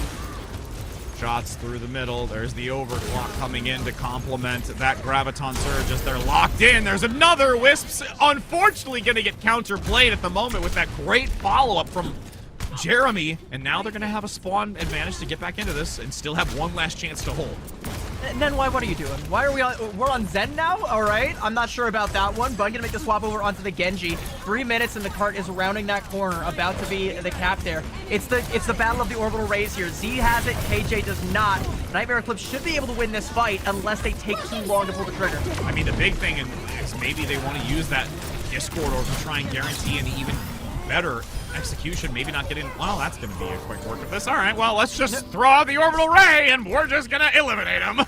If ever there was an I win button, it is Juno's orbital ray. My question now is, do Exo Azathoth make the swaps? And yeah, they're going to put Kuna over there onto the Widowmaker to try and match it. Jeremy getting clapped by Nenwai there. And I mean, we can't even get out of the spawn without taking headshots here. This is starting to look a little bit rough for Exo Azathoth. And this is where that momentum and that like confidence that you have with it starts to really get stifled. You need to now think about the comp adjustments. How are you going to find these off angles? You know what Nightmare Eclipse has defensively to go into this, and playing something unique enough that they're really looking forward to being able to hold and just cut down this 2 minutes. And by the way, the order away from KJ, she should have had it like 30 seconds ago, but she's only just now getting it. Reposition, flanking angle, pincer maneuver. Hittori gonna take that underpass below the furnace to elude and recover, but unfortunately not gonna survive as the damage comes in. Kindred rotates around that object to get there, to deny it, and now Nightmare Eclipse in the last-ditch effort attempted to try and get it, but they're still pushing it. Can nobody get there? Nobody can. There's an attempt by Bun, but only seconds too late to give them 1:42 on the clock. Yeah, speaking of rotating around, that's what Wisps and Nenwai on the Zenyatta did there, and that's your last two remaining guys that could have potentially gone for the contest there. So, yeah, Exo Azathoth just kind of able to walk the cart right in for free there without much of a stagger push. That's a bit of a blunder from Nightmare Eclipse. I think maybe they got a little bit too overconfident in that last fight there, but I mean, they still have all of the room to continue to be confident. You got a 418 time bank versus a 142. Unless Azathoth go on a crazy, I'm talking like capture checkpoint A and B and also maybe halfway through C kind of push here, you're still sitting pretty. Like, you're not even sweating if you're Nightmare Eclipse. I mean, at that point, that's a happy holiday if I've ever did see one. I mean, I didn't. Would have been a happier holiday if we were on the festive map. See, I really set you up for that one. I love a duo caster who sets me up to give some shade to the team. I mean, it's like having a giant redwood in a massive forest. There's nothing but shade to go around for everyone. Hey, at least there's a holiday sweater. See? Okay, all right. But that's on Nightmare Eclipse's side, by the way. They were they weren't the ones who picked this map, but they are bringing the cheer regardless. So I think that might be why they're winning. They have to do it for us. We're all waiting in the wings, and we're just holidays, happy holidays. Woo! That's what it was. That's what that gesture was. Kindred once again gonna come out with the Zarya, Jeremy again over on the Pharah. So Exo Azathoth are trying to do the same thing that they were able to do last time, but the question is, will that be able to work twice, or have Nightmare Eclipse figured it out here? They're going to be playing the back of Clock Tower to try and deny any angle from Jeremy. But once they all come out, it's going to be Exo Azathoth having to back up. Jeremy playing very cautious around this hotel. Does not want to get caught out. Just funneling damage into the low ground. Oh, that's Great huge. job by Azathoth getting Hittori down. That's going to make this really challenging for Nightmare Eclipse to get back into this. And at this point, even with the timing, Bun's gonna go down. Yep, this is gonna be disastrous. So Hittori swaps to the Winston to see if they can contest this, but they most likely are just gonna have to give this up. Yeah, no, they absolutely have to give this up, and they've got Z's buried deep in enemy lines right now. She's gonna get the kill on the KJ. Hittori comes back, and Nightmare Eclipse have managed to do enough at least to salvage this. Unlucky Main has to back off, can't keep Kindred alive, and Nightmare Eclipse actually hold on. That's wicked. Z's in the back is just chilling and gets some assistance from down below, and because they're able to survive through it, Hittori is able to get topped up on the re-entry. And by the way, if Exo Azathoth had capped there, Z's being back there would have been a huge misplay because she would have gotten staggered. That was so close to disaster for Nightmare Eclipse, but they snatched victory from the jaws of defeat in the ultimate way. Bun still continuing to survive. Bun on the run, up top now, looking to get healed up so they can re-enter into this. Wisp gets the elimination onto Kindred. She's down for the count. Jeremy picked up as well, and in the overtime, it's a desperate plea now with the rally to see if there is any attempt to gain percentage. The desperate swap as well from Kindred to get to the point, but I'm sorry, it's too little too late. And that was a massive opportunity for Azathoth to take this point and run with it, but it is all on the shoulders of Z's surviving and healing up Hittori. That ends up being such a good play from Z's and from Hittori as well, who, by the way, was originally on the Orisa. That whole fight goes the way of Exo Azathoth initially because Hittori overcommits to try and confirm the kill onto Kindred, and Exo Azathoth punished that. But then Hittori says, okay, I need to get back fast. I need to switch to something more quick and something that's going to counter out that Zarya. So over to the Winston I go. Z's being able to survive and keep Hittori alive as she comes back in. And the fact that they're both able to find the kills to completely snuff the push of Exo Azathoth. Yeah, sure, they get 85%, but that is not enough to deal with a 420 time bank for Nightmare Eclipse. Yeah. you've got 2 solid rotations worth. As you can see, the selection, Kindred's going to come out on the Diva, and Jeremy abandoning this far a play and not going to stick with it and bring the Reaper to the table to try and just look for that ground game and just that sustain as well for this long haul that's ahead of them. So, but here's the problem, though, is like, okay, so gold, quick play, ranked brain, whatever, like, says Reaper counters Winston. Okay, sure. If you play where the Winston is going to jump and you're expecting Hattori to come out with that, okay, maybe you win one fight, but then Hattori can just swap, and then you're stuck on this Reaper, and you're going to be at Bun's mercy regardless. You don't have the ability to match that aerial game. You've given up the skies completely to Nightmare Eclipse. Hey, we're in this together. See if this decision pays dividends. Vaughn now drops below, getting some decent shots through the hotel. And then able to top themselves back up, though, from the support line. What a dive forward coming in. Hattori, it's blasted, though. And that's going to be the first fight of many Azathoth is going to have to hold. And Hattori not actually going to make the swap. They're actually going to try and keep committing to it. No, there we go. There we go. She's going to swap over to the Orisa. So now we're going to just go ahead and go full force onto the ground game, but you still have Bun in the skies on this Pharah. Psych, she's going over to the Mei. This is an interesting look from Nightmare Eclipse. They might be able to catch Kindred out with a wall if they're smart about it, but this is a really interesting look. Creating the artificial wall for potentially a pin and denying incoming fire or separating the team is necessary for Nightmare Eclipse. Big damage, gets the D-Mech. Here's the instant follow-up that has to happen. Maneuvering through the hotel, not much more defensively. Z gets the pickup onto Jeremy, and now the cards start to crumble. The house, unfortunately, not going to stand tall as Nightmare Eclipse is in a position to wall everyone away to get even closer to this point and in a prime position to do so. Yeah, there's the parting shot there onto KJ from Wisps, and that is going to be it. Again, you know, a decent first defense from Exo Azathoth, but it's literally just like I said, it's like you can counter out that Winston dive once, but you have all the time in the world for Hattori to make the swaps, and then Bun even swapping over onto the Mei, just getting a little bit of that freeze ray damage through the defense matrix, burns Kindred down out of mech, and once you lose that mech, you've lost the whole game. You can't control the point anymore after that. You don't have the tank presence, you don't have the map control, your Reaper doesn't have the ability to just walk up for free because suddenly the other team is really, really tanky and really, really hard to take down, even with the burst damage from the shotguns. You just don't really have any win conditions left at that point. And now we enter into a match point where Nightmare Eclipse has really put on a performance. And again, not to discredit Azathoth, because they still had a very good run on the attack.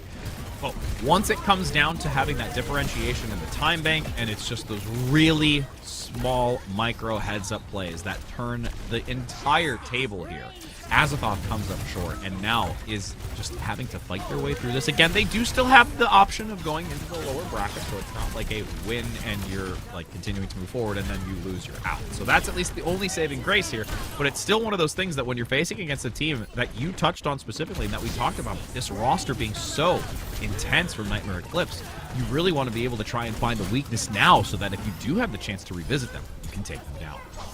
Yeah, and I think, like, with the way these first two maps have played out, that, like, barring a reverse sweep from Exo Azathoth, which I wouldn't entirely count out, but I wouldn't bet on either. Barring that kind of situation, this has been a statement so far from Nightmare Eclipse. Again, they're saying, heavy is the crown. Sure, maybe we lost to Queen's Gambit, maybe you bested them. Maybe that makes you the team to beat now, but I guarantee your neck is not strong enough to wear that crown. We are coming to take it back, and they are going to buy their way to grand finals here if they're able to get just one more map win. And if you're Exo Azathoth, you know, this Pharah pick hasn't worked out. You've tried it twice, it hasn't worked out, and I don't think it will going forward. Your options now are, you know, Flashpoint Clash, Push, or Escort. What do you do? Obviously, you don't go to like a Watchpoint Gibraltar because you know Hattori is going to take you to school on a Winston composition. You know, you don't try to play into that Pharah anymore. It's actually going to be New Junk City that they take us to. All right. So, again, New Junk City, you know, Flashpoint specifically. I was really hoping that we would get a clash just so we can vamp a little bit about that. But, you know, that's another day, another time. As we're going to be seeing, yes, New Junk City. And with this one, again, the Pharah is still something we can absolutely see, but is that something that you bank on? With it not being able to pay any value in this? It's something we could see, but I don't think it's something we should see because, again, it hasn't worked. I would honestly rather see Jeremy play just like a Genji or go with a Venture. I mean, and those both work very well here. So that could also be the reasoning behind that if within that realm of hero selection. I do also kind of want to highlight that Exo Azathoth is one of those teams that has tended to reach for that Junker Queen from time to time. Kindred does love to pick up the Junker Queen whenever she can. And, you know, New Junk City, it's literally a home field advantage for Junker Queen. She's pretty good on this map. And I think if that's something that they want to leverage and try and maybe win out the ground game that way, that could be the win condition for them. But my question, though, becomes, you know, how do you deal with Hitori's Orisa? Because Orisa plays pretty well overall into the Junker Queen. Absolutely. And just not only just playing independently against the Junker Queen, it's just the way that that team kind of functions around it. And if you're able to separate the aggression from the Junker Queen or mitigate a lot of that incoming fire or just the damage that comes through, I mean, you have the nullification on like the Jagged Blade and those kind of things and blocking it. So there's so many different mechanisms that really, I think, just outmatch not only independently on the one-to-one, but also just with how the team's going to have to maneuver and function around that. I think it's likely going to come out to that macro game, which so far Exo Azathoth have been completely outmatched on. Like, Nightmare Eclipse have been setting the tempos, winning the ult trades. You know, I want to keep highlighting Z always beating KJ to the punch when it comes to these orbital rays, and how much of the game revolves around orbital ray. You know, losing out those trades, really dragging it out. KJ's ability to build that ultimate, it has a ripple effect that is going to slow the entire tempo of the game down to one that, you know, Exo Azathoth is not going to be comfortable with. They're going to end up getting steamrolled by Nightmare Eclipse if they can't make up that deficit. And, you know, it's not to put all of the weight on KJ, because a lot of these are situations where, you know, you're losing a man early, or you're, you know, getting caught out of position somewhere, and, you know, suddenly the fight's already lost. What's my Juno going to do now? You know, not much. Oh, absolutely. And then the other part of it, too, is, like, when you talk about the accumulation of the orbital ray, even those few seconds of just being able to get it first, like, even if, let's say, they were always between the two of them so close that it's like a percentage or two, if you get that early advantage, that in and of itself tends to lean more heavily because it's so impactful. It's not, we're not even talking about like trying to use like, oh, orbital ray, and then like you're getting it behind, or even at the same time. It's just, it's wild how significant that can actually contribute to the fight, even just those 2-3 seconds worth of it. Yeah, and you know, we've been saying orbital ray a lot. We've been trying to like deviate and find other ways to say it. I'm gonna go ahead and pitch orbital slay. Is that anything? How do you feel about that one? I think that's a pretty slay comment. All right. Thank you, Queen. All right. I try.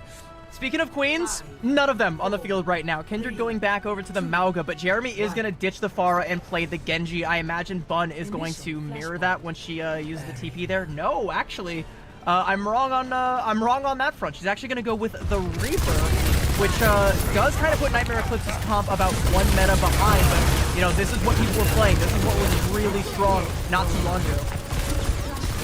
Now this initial fight, both Maugas just pumping damage onto the front line. Question is, who will break and buckle first? Big shot onto Hitori, though, from the back line. That rail shot generated lightning fast. And again, these meat shields are going to give so much agency to the Sojourns in the back, where you see the shot come in, and now all the dominoes start to fall and make quite a beautiful design, favoring one, but actually a couple of picks come through. It's not quite over just yet for the moment until you finally have Kuna and Jeremy cleaning up the rest. Look, all I have to say right now is look at Kuna's ult charge. Yeah. And that's it. That's the whole fight right there. All of the damage that Kuna did just pumping it into Hitori, and the fact that you find the opening kill there onto Whiffs, shut down the enemy Sojourn. I don't know that Nightmare Eclipse are going to scout that Kuna has this overclock, but this is a huge trump card, and yeah, here we go. It's been unleashed. They're aware now. With that disruptor shot up front, looking to try and separate. Can't quite land the shots. NY actually gets rid of the support line. But with Nightmare Eclipse losing Hitori, that's the real unfortunate factor. You no longer have your tank line here to get back into this. It's all onto the shoulders of the DPS, which are actually doing quite a decent job here. Kindred drops down below, but this is just consistent damage right in the back of Kindred, and we'll be able to swap over. I mean, the only thing better than taking down the enemy tank is taking out the enemy support, because, you know, the tank is going to be next to fall. You know, you take out KJ early, and by the way, orbital rays, let's have a look. Z's already got hers, KJ only at 67%. And a lot of that comes down to the fact that she died first in that fight. That's the pickoff that Nightmare Eclipse needed, and they found it. Movement through opening. Fun. Little in a dangerous position, but nice strike through the center. Orbital Ray now comes out from Z. I do like Azathoth. Just, woo boy! Nightmare Eclipse, though, despite this reposition from Azathoth to get out of the Orbital Ray, they find themselves walking down the stairs to their demise as everyone from Eclipse collapses inward. That is, I mean, so unfortunate for Unlucky Main to pop the rally and then get stomped on there by Hitori. And look how far up Hitori is playing. They're going to try and force Exo Azathoth to use ult just to try and get to the point. They have to try and reevaluate because Exo Azathoth, they took the scenic route. That was a mace to the face as you've got Wisps now unfortunately not going to be long here as everyone, only the 3 that remain for Nightmare Eclipse, is holding this into the overtime. Committing actually both the rally and the cage. This is going to go in favor of Azathoth, and I almost kind of wish that Nightmare didn't use those. I mean, especially the rally. I don't think you really needed that one. That's also a really late stagger there onto Z. That might actually be enough to buy you the point. NY's going to swap over to the Lucio just to try and get a touch. But, I mean, you know, that's fine because you use the rally anyway. But this is going to be a stagger fight if there's even that much. Maybe rely on Bun to make a big play with the blade here. Oh, goes in quickly, very low, and that's going to be a great overclock to turn this back with a blade coming in. The strikes cutting down all of Nightmare Eclipse, and this is unfortunately a very, very large turn of events that I don't think Nightmare Eclipse was really ready for, and that overcommitance on ultimates really just kicks him in the butt. If your Nightmare Eclipse, the silver lining is that Bun dies before she's able to pop the blade, so you do at least still have that, whereas Exo Azathoth have nothing, but there's going to be a window where Unlucky Main can build up to this rally, which can actually be, That's unfortunate. Well, and again, it's those rail shots that are constantly making significant change in this type of momentum, especially when it's KJ, who is the significant support and healer here. Yeah, I mean, that does, you know, create a situation where Unlucky Main can get the healing enough to get that rally, but there's no shot you pop it now when you're at this much of a deficit. You need to get KJ back in the fight ASAP, but Nightmare Eclipse off just that 1 kill, and the respect from Azathoth should be able to get first cap here. Blade active, as you mentioned, was being sheathed for the moment, finally unleashed. Nice bash, though, coming out from Unlucky to try and stifle the aggression. Kindred gets 2, and Hitori falls as well.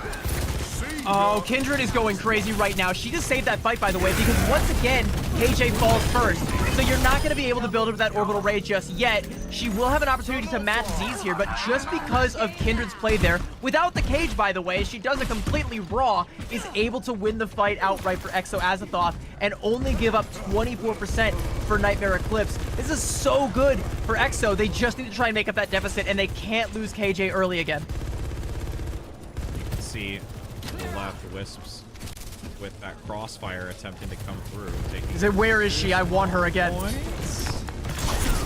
in just to use that architecture to mitigate some of the damage. Bun, though, getting down onto, has to drop below. The chase ensues for the moment, but because the ray comes out, it's going to change the outcome as Nightmare Eclipse utilizes that to their advantage. Decent pick, though, with the overclock onto Bun, so that eliminates 1 DPS, but unfortunately, no one else is in sights for it to really gain any additional value, as Azathoth can't hold on for much longer.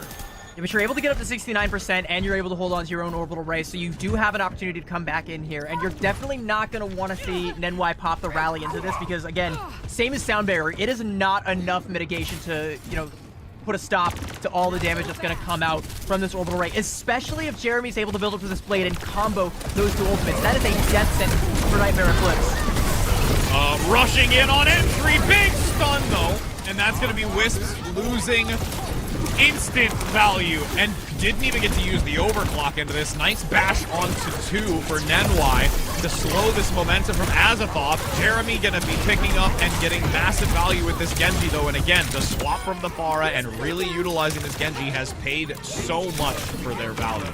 Hey, and not only that, the target prioritization, they have definitely diagnosed the problem accurately here. They're going, okay, Wisp keeps killing our Juno, so we can't build the orbital rays.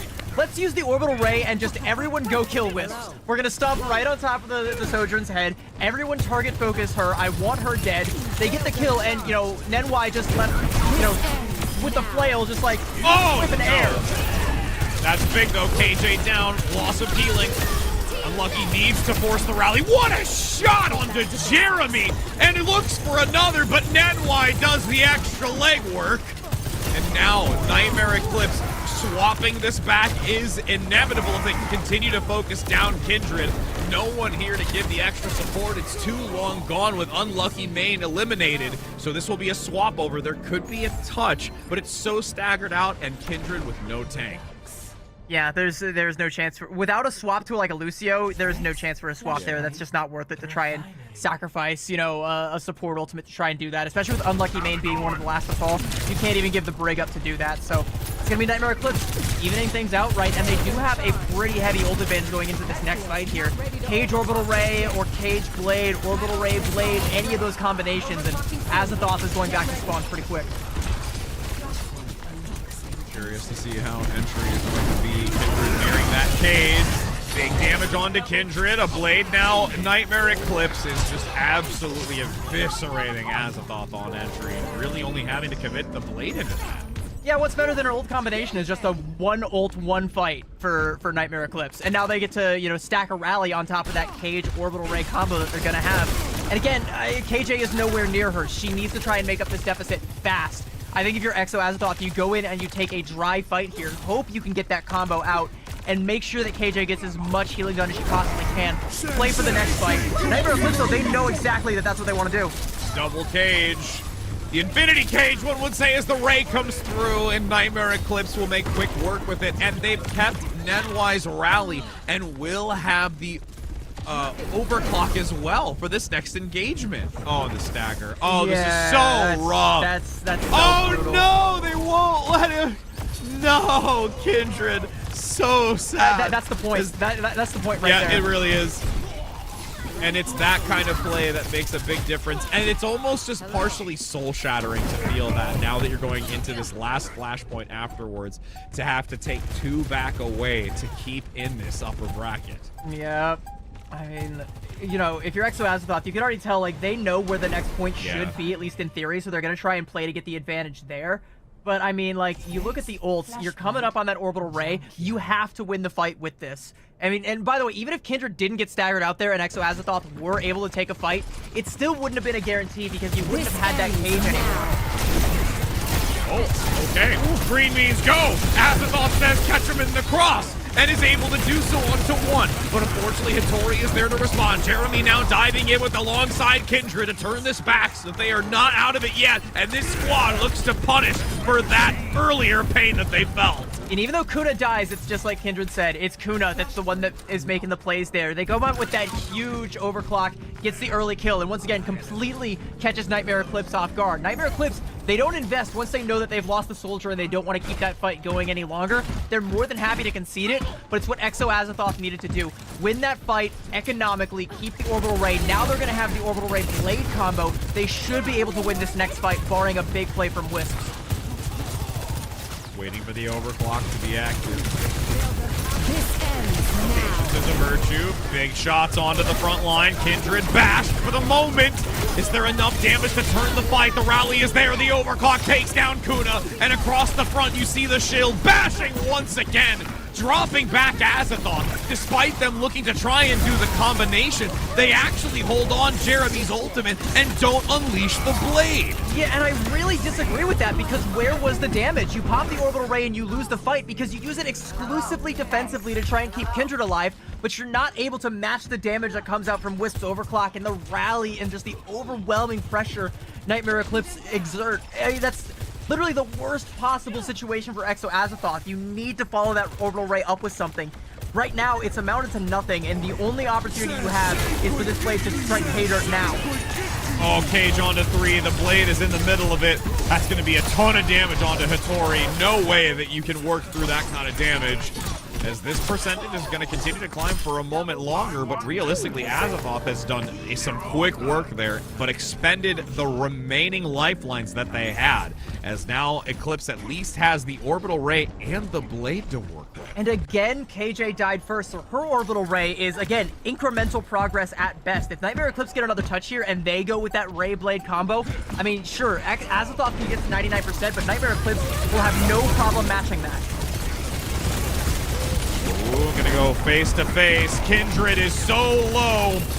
She's got to bail. Getting around the outside, orbital ray across the center. Unlucky main, brought down by Nenwai. The counterpart says, no, no, no, my friend. I am the true shield here. Swapped over, and now Eclipse is in the final moments of closing this out. That's still best case scenario for Exo Azathoth because they're able to live, they're able to get all the healing, and they're able to try and get KJ up to 71% with a blade from Bun. Oh no! Bun gets locked down. Great shield reaction, but Z and Nenwai, the support line comes in with fill into the killing feed. Even though there's only one hope remaining. Jeremy in the back being a stealthy ninja, agile among many, but now with the only one with a hope and a prayer is sent packing. Overtime vanishes, and that will be a 3-0 match score here for Nightmare Eclipse. The roster you touted is going to prove their worth. I like Jeremy kind of being like, all right, this is lost. I'm going for the be quiet play. All right, I'm going to go for a sneaky back cap. Still not able to pull it off, though. I mean, that play, the blade from Bun, even though she gets punished for it, the follow-up aggression that comes through in every single member of Exo Azathoth falling one by one at that, like, that's it. It's such a great understanding of the tempo, and I do once again want to highlight KJ on that Juno. Had she been able to build up to an orbital ray, maybe that fight goes a different way, but she was not able to because Wisps identified the problem, and it's always go for that Juno. You always want to take out the source of all of the hurt. As long as you can win these orbital ray trades, and Wisp made sure they did, you will be able to win the game.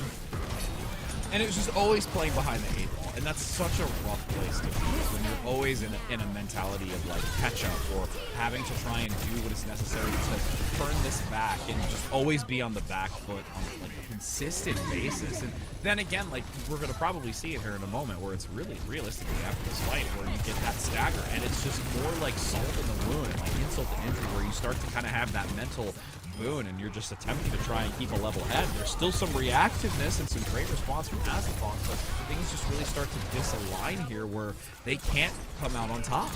It's so rough, but I mean, Nightmare Eclipse, if you were somebody who saw this roster reveal just like I did and said, nah, this team does not want to take a silver medal ever again. They want to make it all the way. They want to wear that crown once again. They are going to the grand finals, and for a lot of people, it was never in doubt, but for this tournament so far, there have been moments of doubt.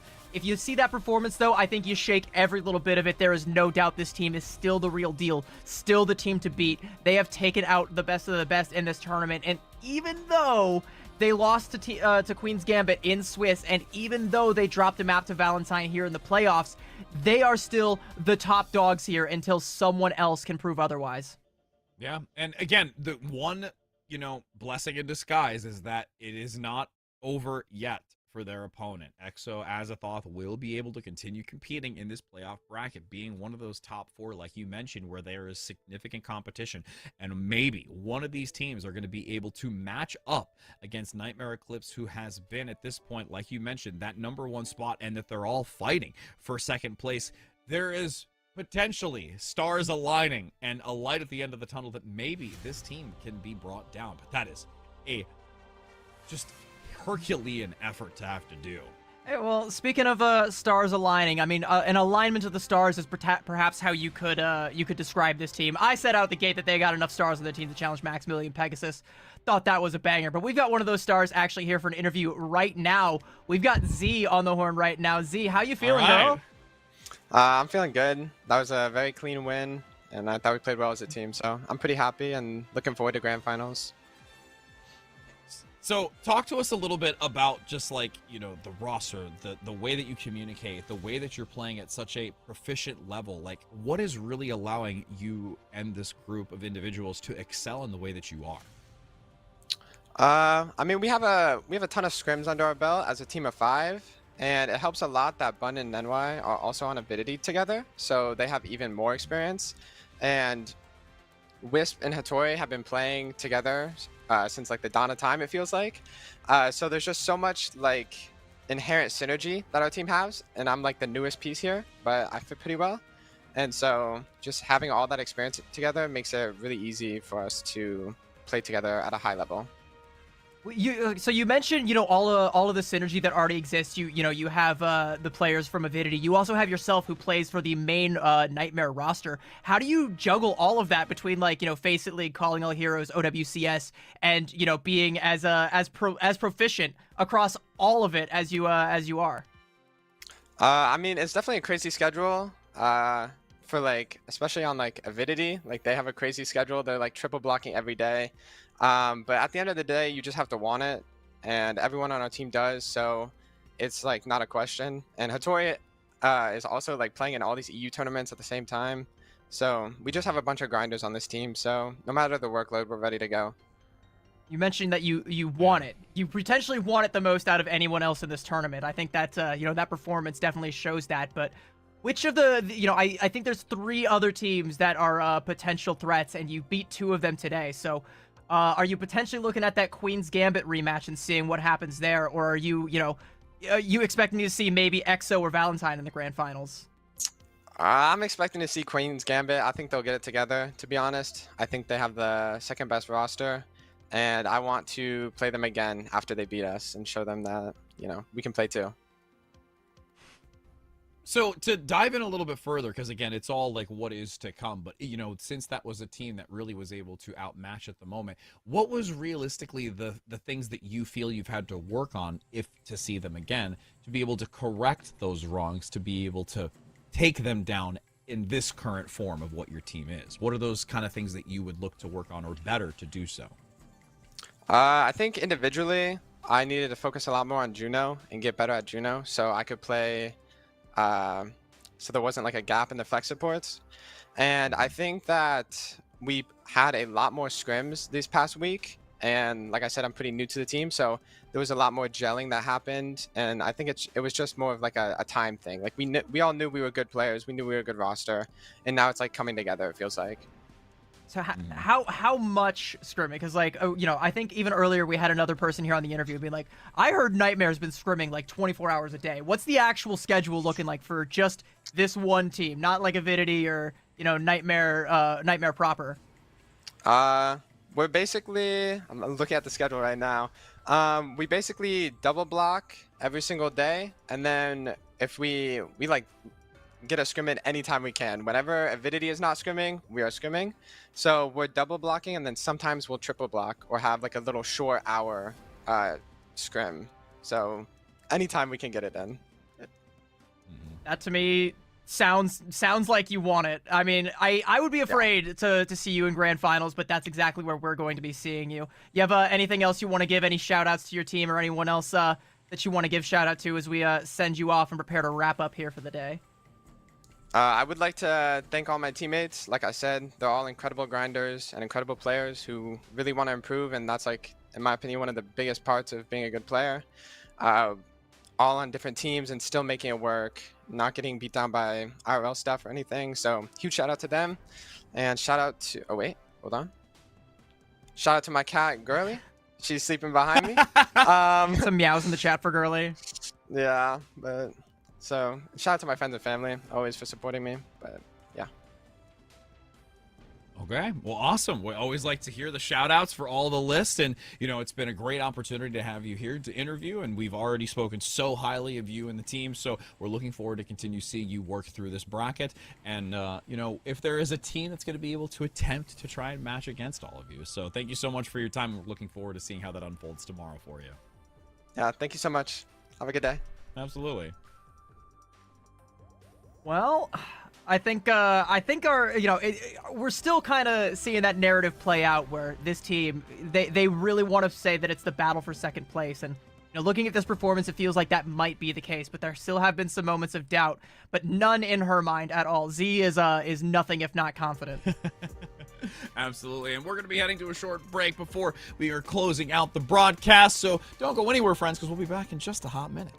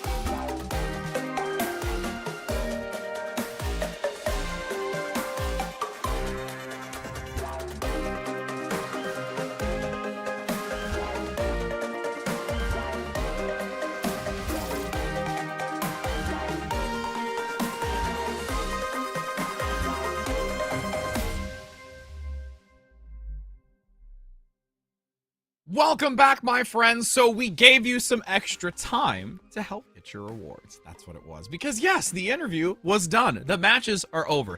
But what's remaining, you may wonder? Well, we've got something in store for you. Both myself and CB are going to be doing the Be Quiet play of the day. And yeah, you can already see right there, CB has the product right in the back there if you want some silent computing in that sense. But for us here, we get to play a little game and you all get to join in. So what we're going to be doing is we are going to be illustrating. You may have been here before for this, but for those who haven't, we get to illustrate on our wonderful whiteboards a specific play that occurred over the course of today, and we have to do the best that we can to depict it while being quiet. Yes, that's right. A little spoiler, by the way, neither of us are in the art field in our careers. We're casters. I'm a college student. I literally dropped out of game design and switched to a computing major because I was so terrible at art. So this should be fun. It'll be great. But you just literally said that you were in game design, so the creative side was there. I'm a theater person, so I do it in physical nature. Of me needing to switch to a different major I think like, all right, yeah, okay. Maybe once upon a time, like the desire was there, but it got stomped out by college. True. As I'm gonna try and get my whiteboard set up here, so we are again gonna. Oh no, I gotta go the other way. That's where I gotta go. Yeah, look at that. So I'm gonna now figure out where my line is. That's where I gotta go. So we're gonna begin, but.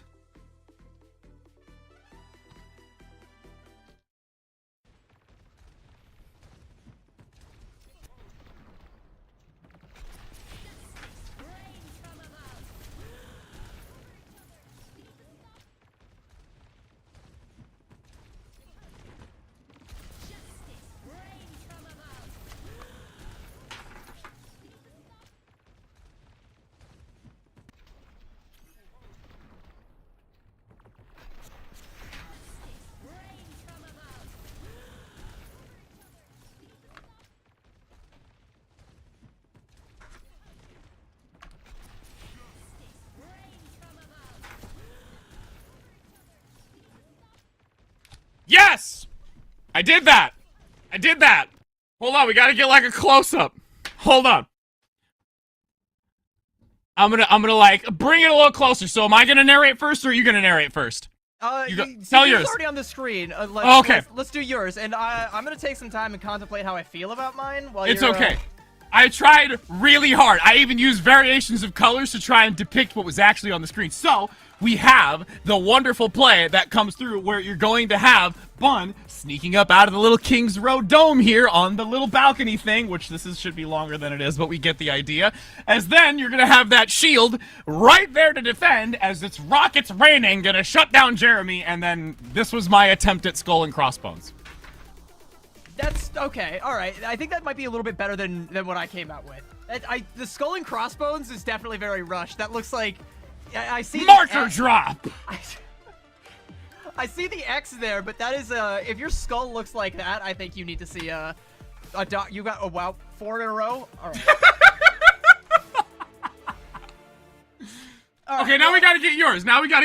I'm glad you highlighted the shield, because that's something that I chose to illustrate here. Let's see if I can. So okay, it's in yellow because Brigitte's yellow, so you can't really see it all that well, but you do kind of have her here holding up the shield. This is a Pharah, I assume. That's what it's meant to be. I mean, I see the little booster coming out the back piece. Yeah, there's the little jetpack, Yeah, that's her jetpack, and then she's shooting. I could only had time to draw 1 rocket, but there's 3 lines, so it's going really fast into this explosion over here. This is the enemy team. This is them all dying, and Nenwai being there, you know, keeping this this rotund Pharah as safe as houses. I mean, despite all the rockets, only one matters. Only one matters. It's only the one that you never see coming. Absolutely. So again, for us here, we were being quiet and trying to do some art. I think we succeeded. I'm pretty sure that we're like able to complete this. Thank you so very much, Prod, for making us have these glorious moments like this. And of course, our wonderful sponsor, Be Quiet, who is able to help establish this wonderful new extracurricular broadcast activity. Like I said, you know, I'm terrible at it. There's a reason I now major in computing, and I can now compute quietly thanks to our sponsor, Be Quiet. I just totally knocked over my whiteboard. Nobody saw anything. Okay, I'm dying. I'm dying. Okay, it's there. I'm alive. I'm alive. I swear I'm alive. We can't have this being your last cast, all right? No. No. No, really can't. I also have to have another reason to use this thing because we'll figure out another day for some art. But yes, for those that have tuned in today, we have had quite a day, a bracket. I know we're all nuts, but we're just having a good time, friend. As we can see now that Nightmare Eclipse has moved into the grand finals, is now waiting in the wings to see who their opponent's going to be as we take a look at that lower bracket and what still remains before entering into that, CB. There are 3 potential challengers that I could see contesting for that throne, and it's the exact 3 that I called out. That's your big 4. Nightmare Eclipse, Exo Azathoth, the team we just saw get bounced by Nightmare Eclipse down to the lower bracket. Valentine and Queen's Gambit. That's going to be a banger of a match. You definitely don't want to go, well, you're going to want to go somewhere because that's not happening till tomorrow, but you're going to want to come back and be here on time to catch that one. And, you know, make sure you're here throughout the entire day because I think every single game is going to be a dogfight. And again, not only just the dogfight nature of this, but also the drops. I mean, you're getting stuff, so it's like that's like a cherry on top. I mean, you have competition, you've got great plays, you're going to have more silent artwork like this from us. Not us specifically, but us in general, just those that are here. I believe it's you and tomorrow. So anyways, there's a lot of good time. So from top to bottom, it's going to be a good day tomorrow. Yeah, by the way, can we bring up the drops graphic one more time? I just want to show these to the chat again one more time, just so they all have something to come back to, because these are some fire drops here. We've got the Brigitte. Oh, no graphic for it? We don't have it? Never mind. Okay. Well, they're really cool. Trust me. They're Mitzi, Brigitte's cat. So, you know, and like I said... It's okay.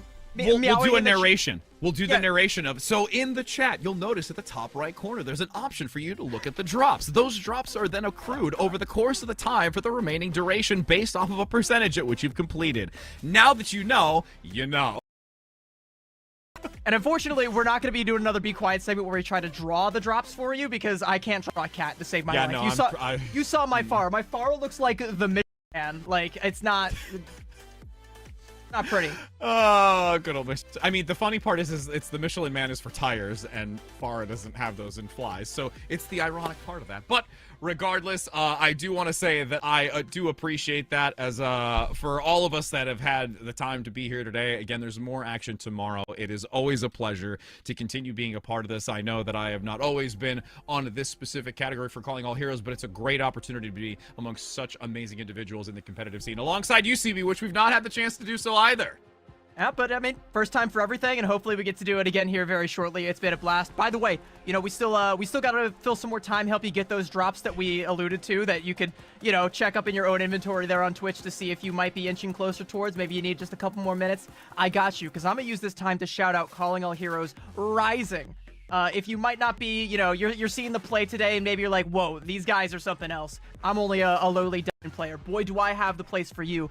Calling All Heroes Rising. You can sign up, you can find a team, you can play together, and you might even end up on the broadcast because we have a tournament going on right now for Calling All Heroes Rising, and the grand finals will be broadcasted tomorrow before our Challenger Series grand finals. So definitely be sure to join the Discord, sign up, compete, and yeah, come out and support Calling All Heroes Rising. Those guys are so insanely dedicated. I love what they do. I'm so glad that they get to be a part of the community. They're one of the most welcoming communities out there. Love it. You know, be sure to come out and support. Absolutely. And from us here at the broadcast, it has been an absolute pleasure. We hope you have a wonderful rest of your night. Take care. Happy gaming. And we will see you tomorrow.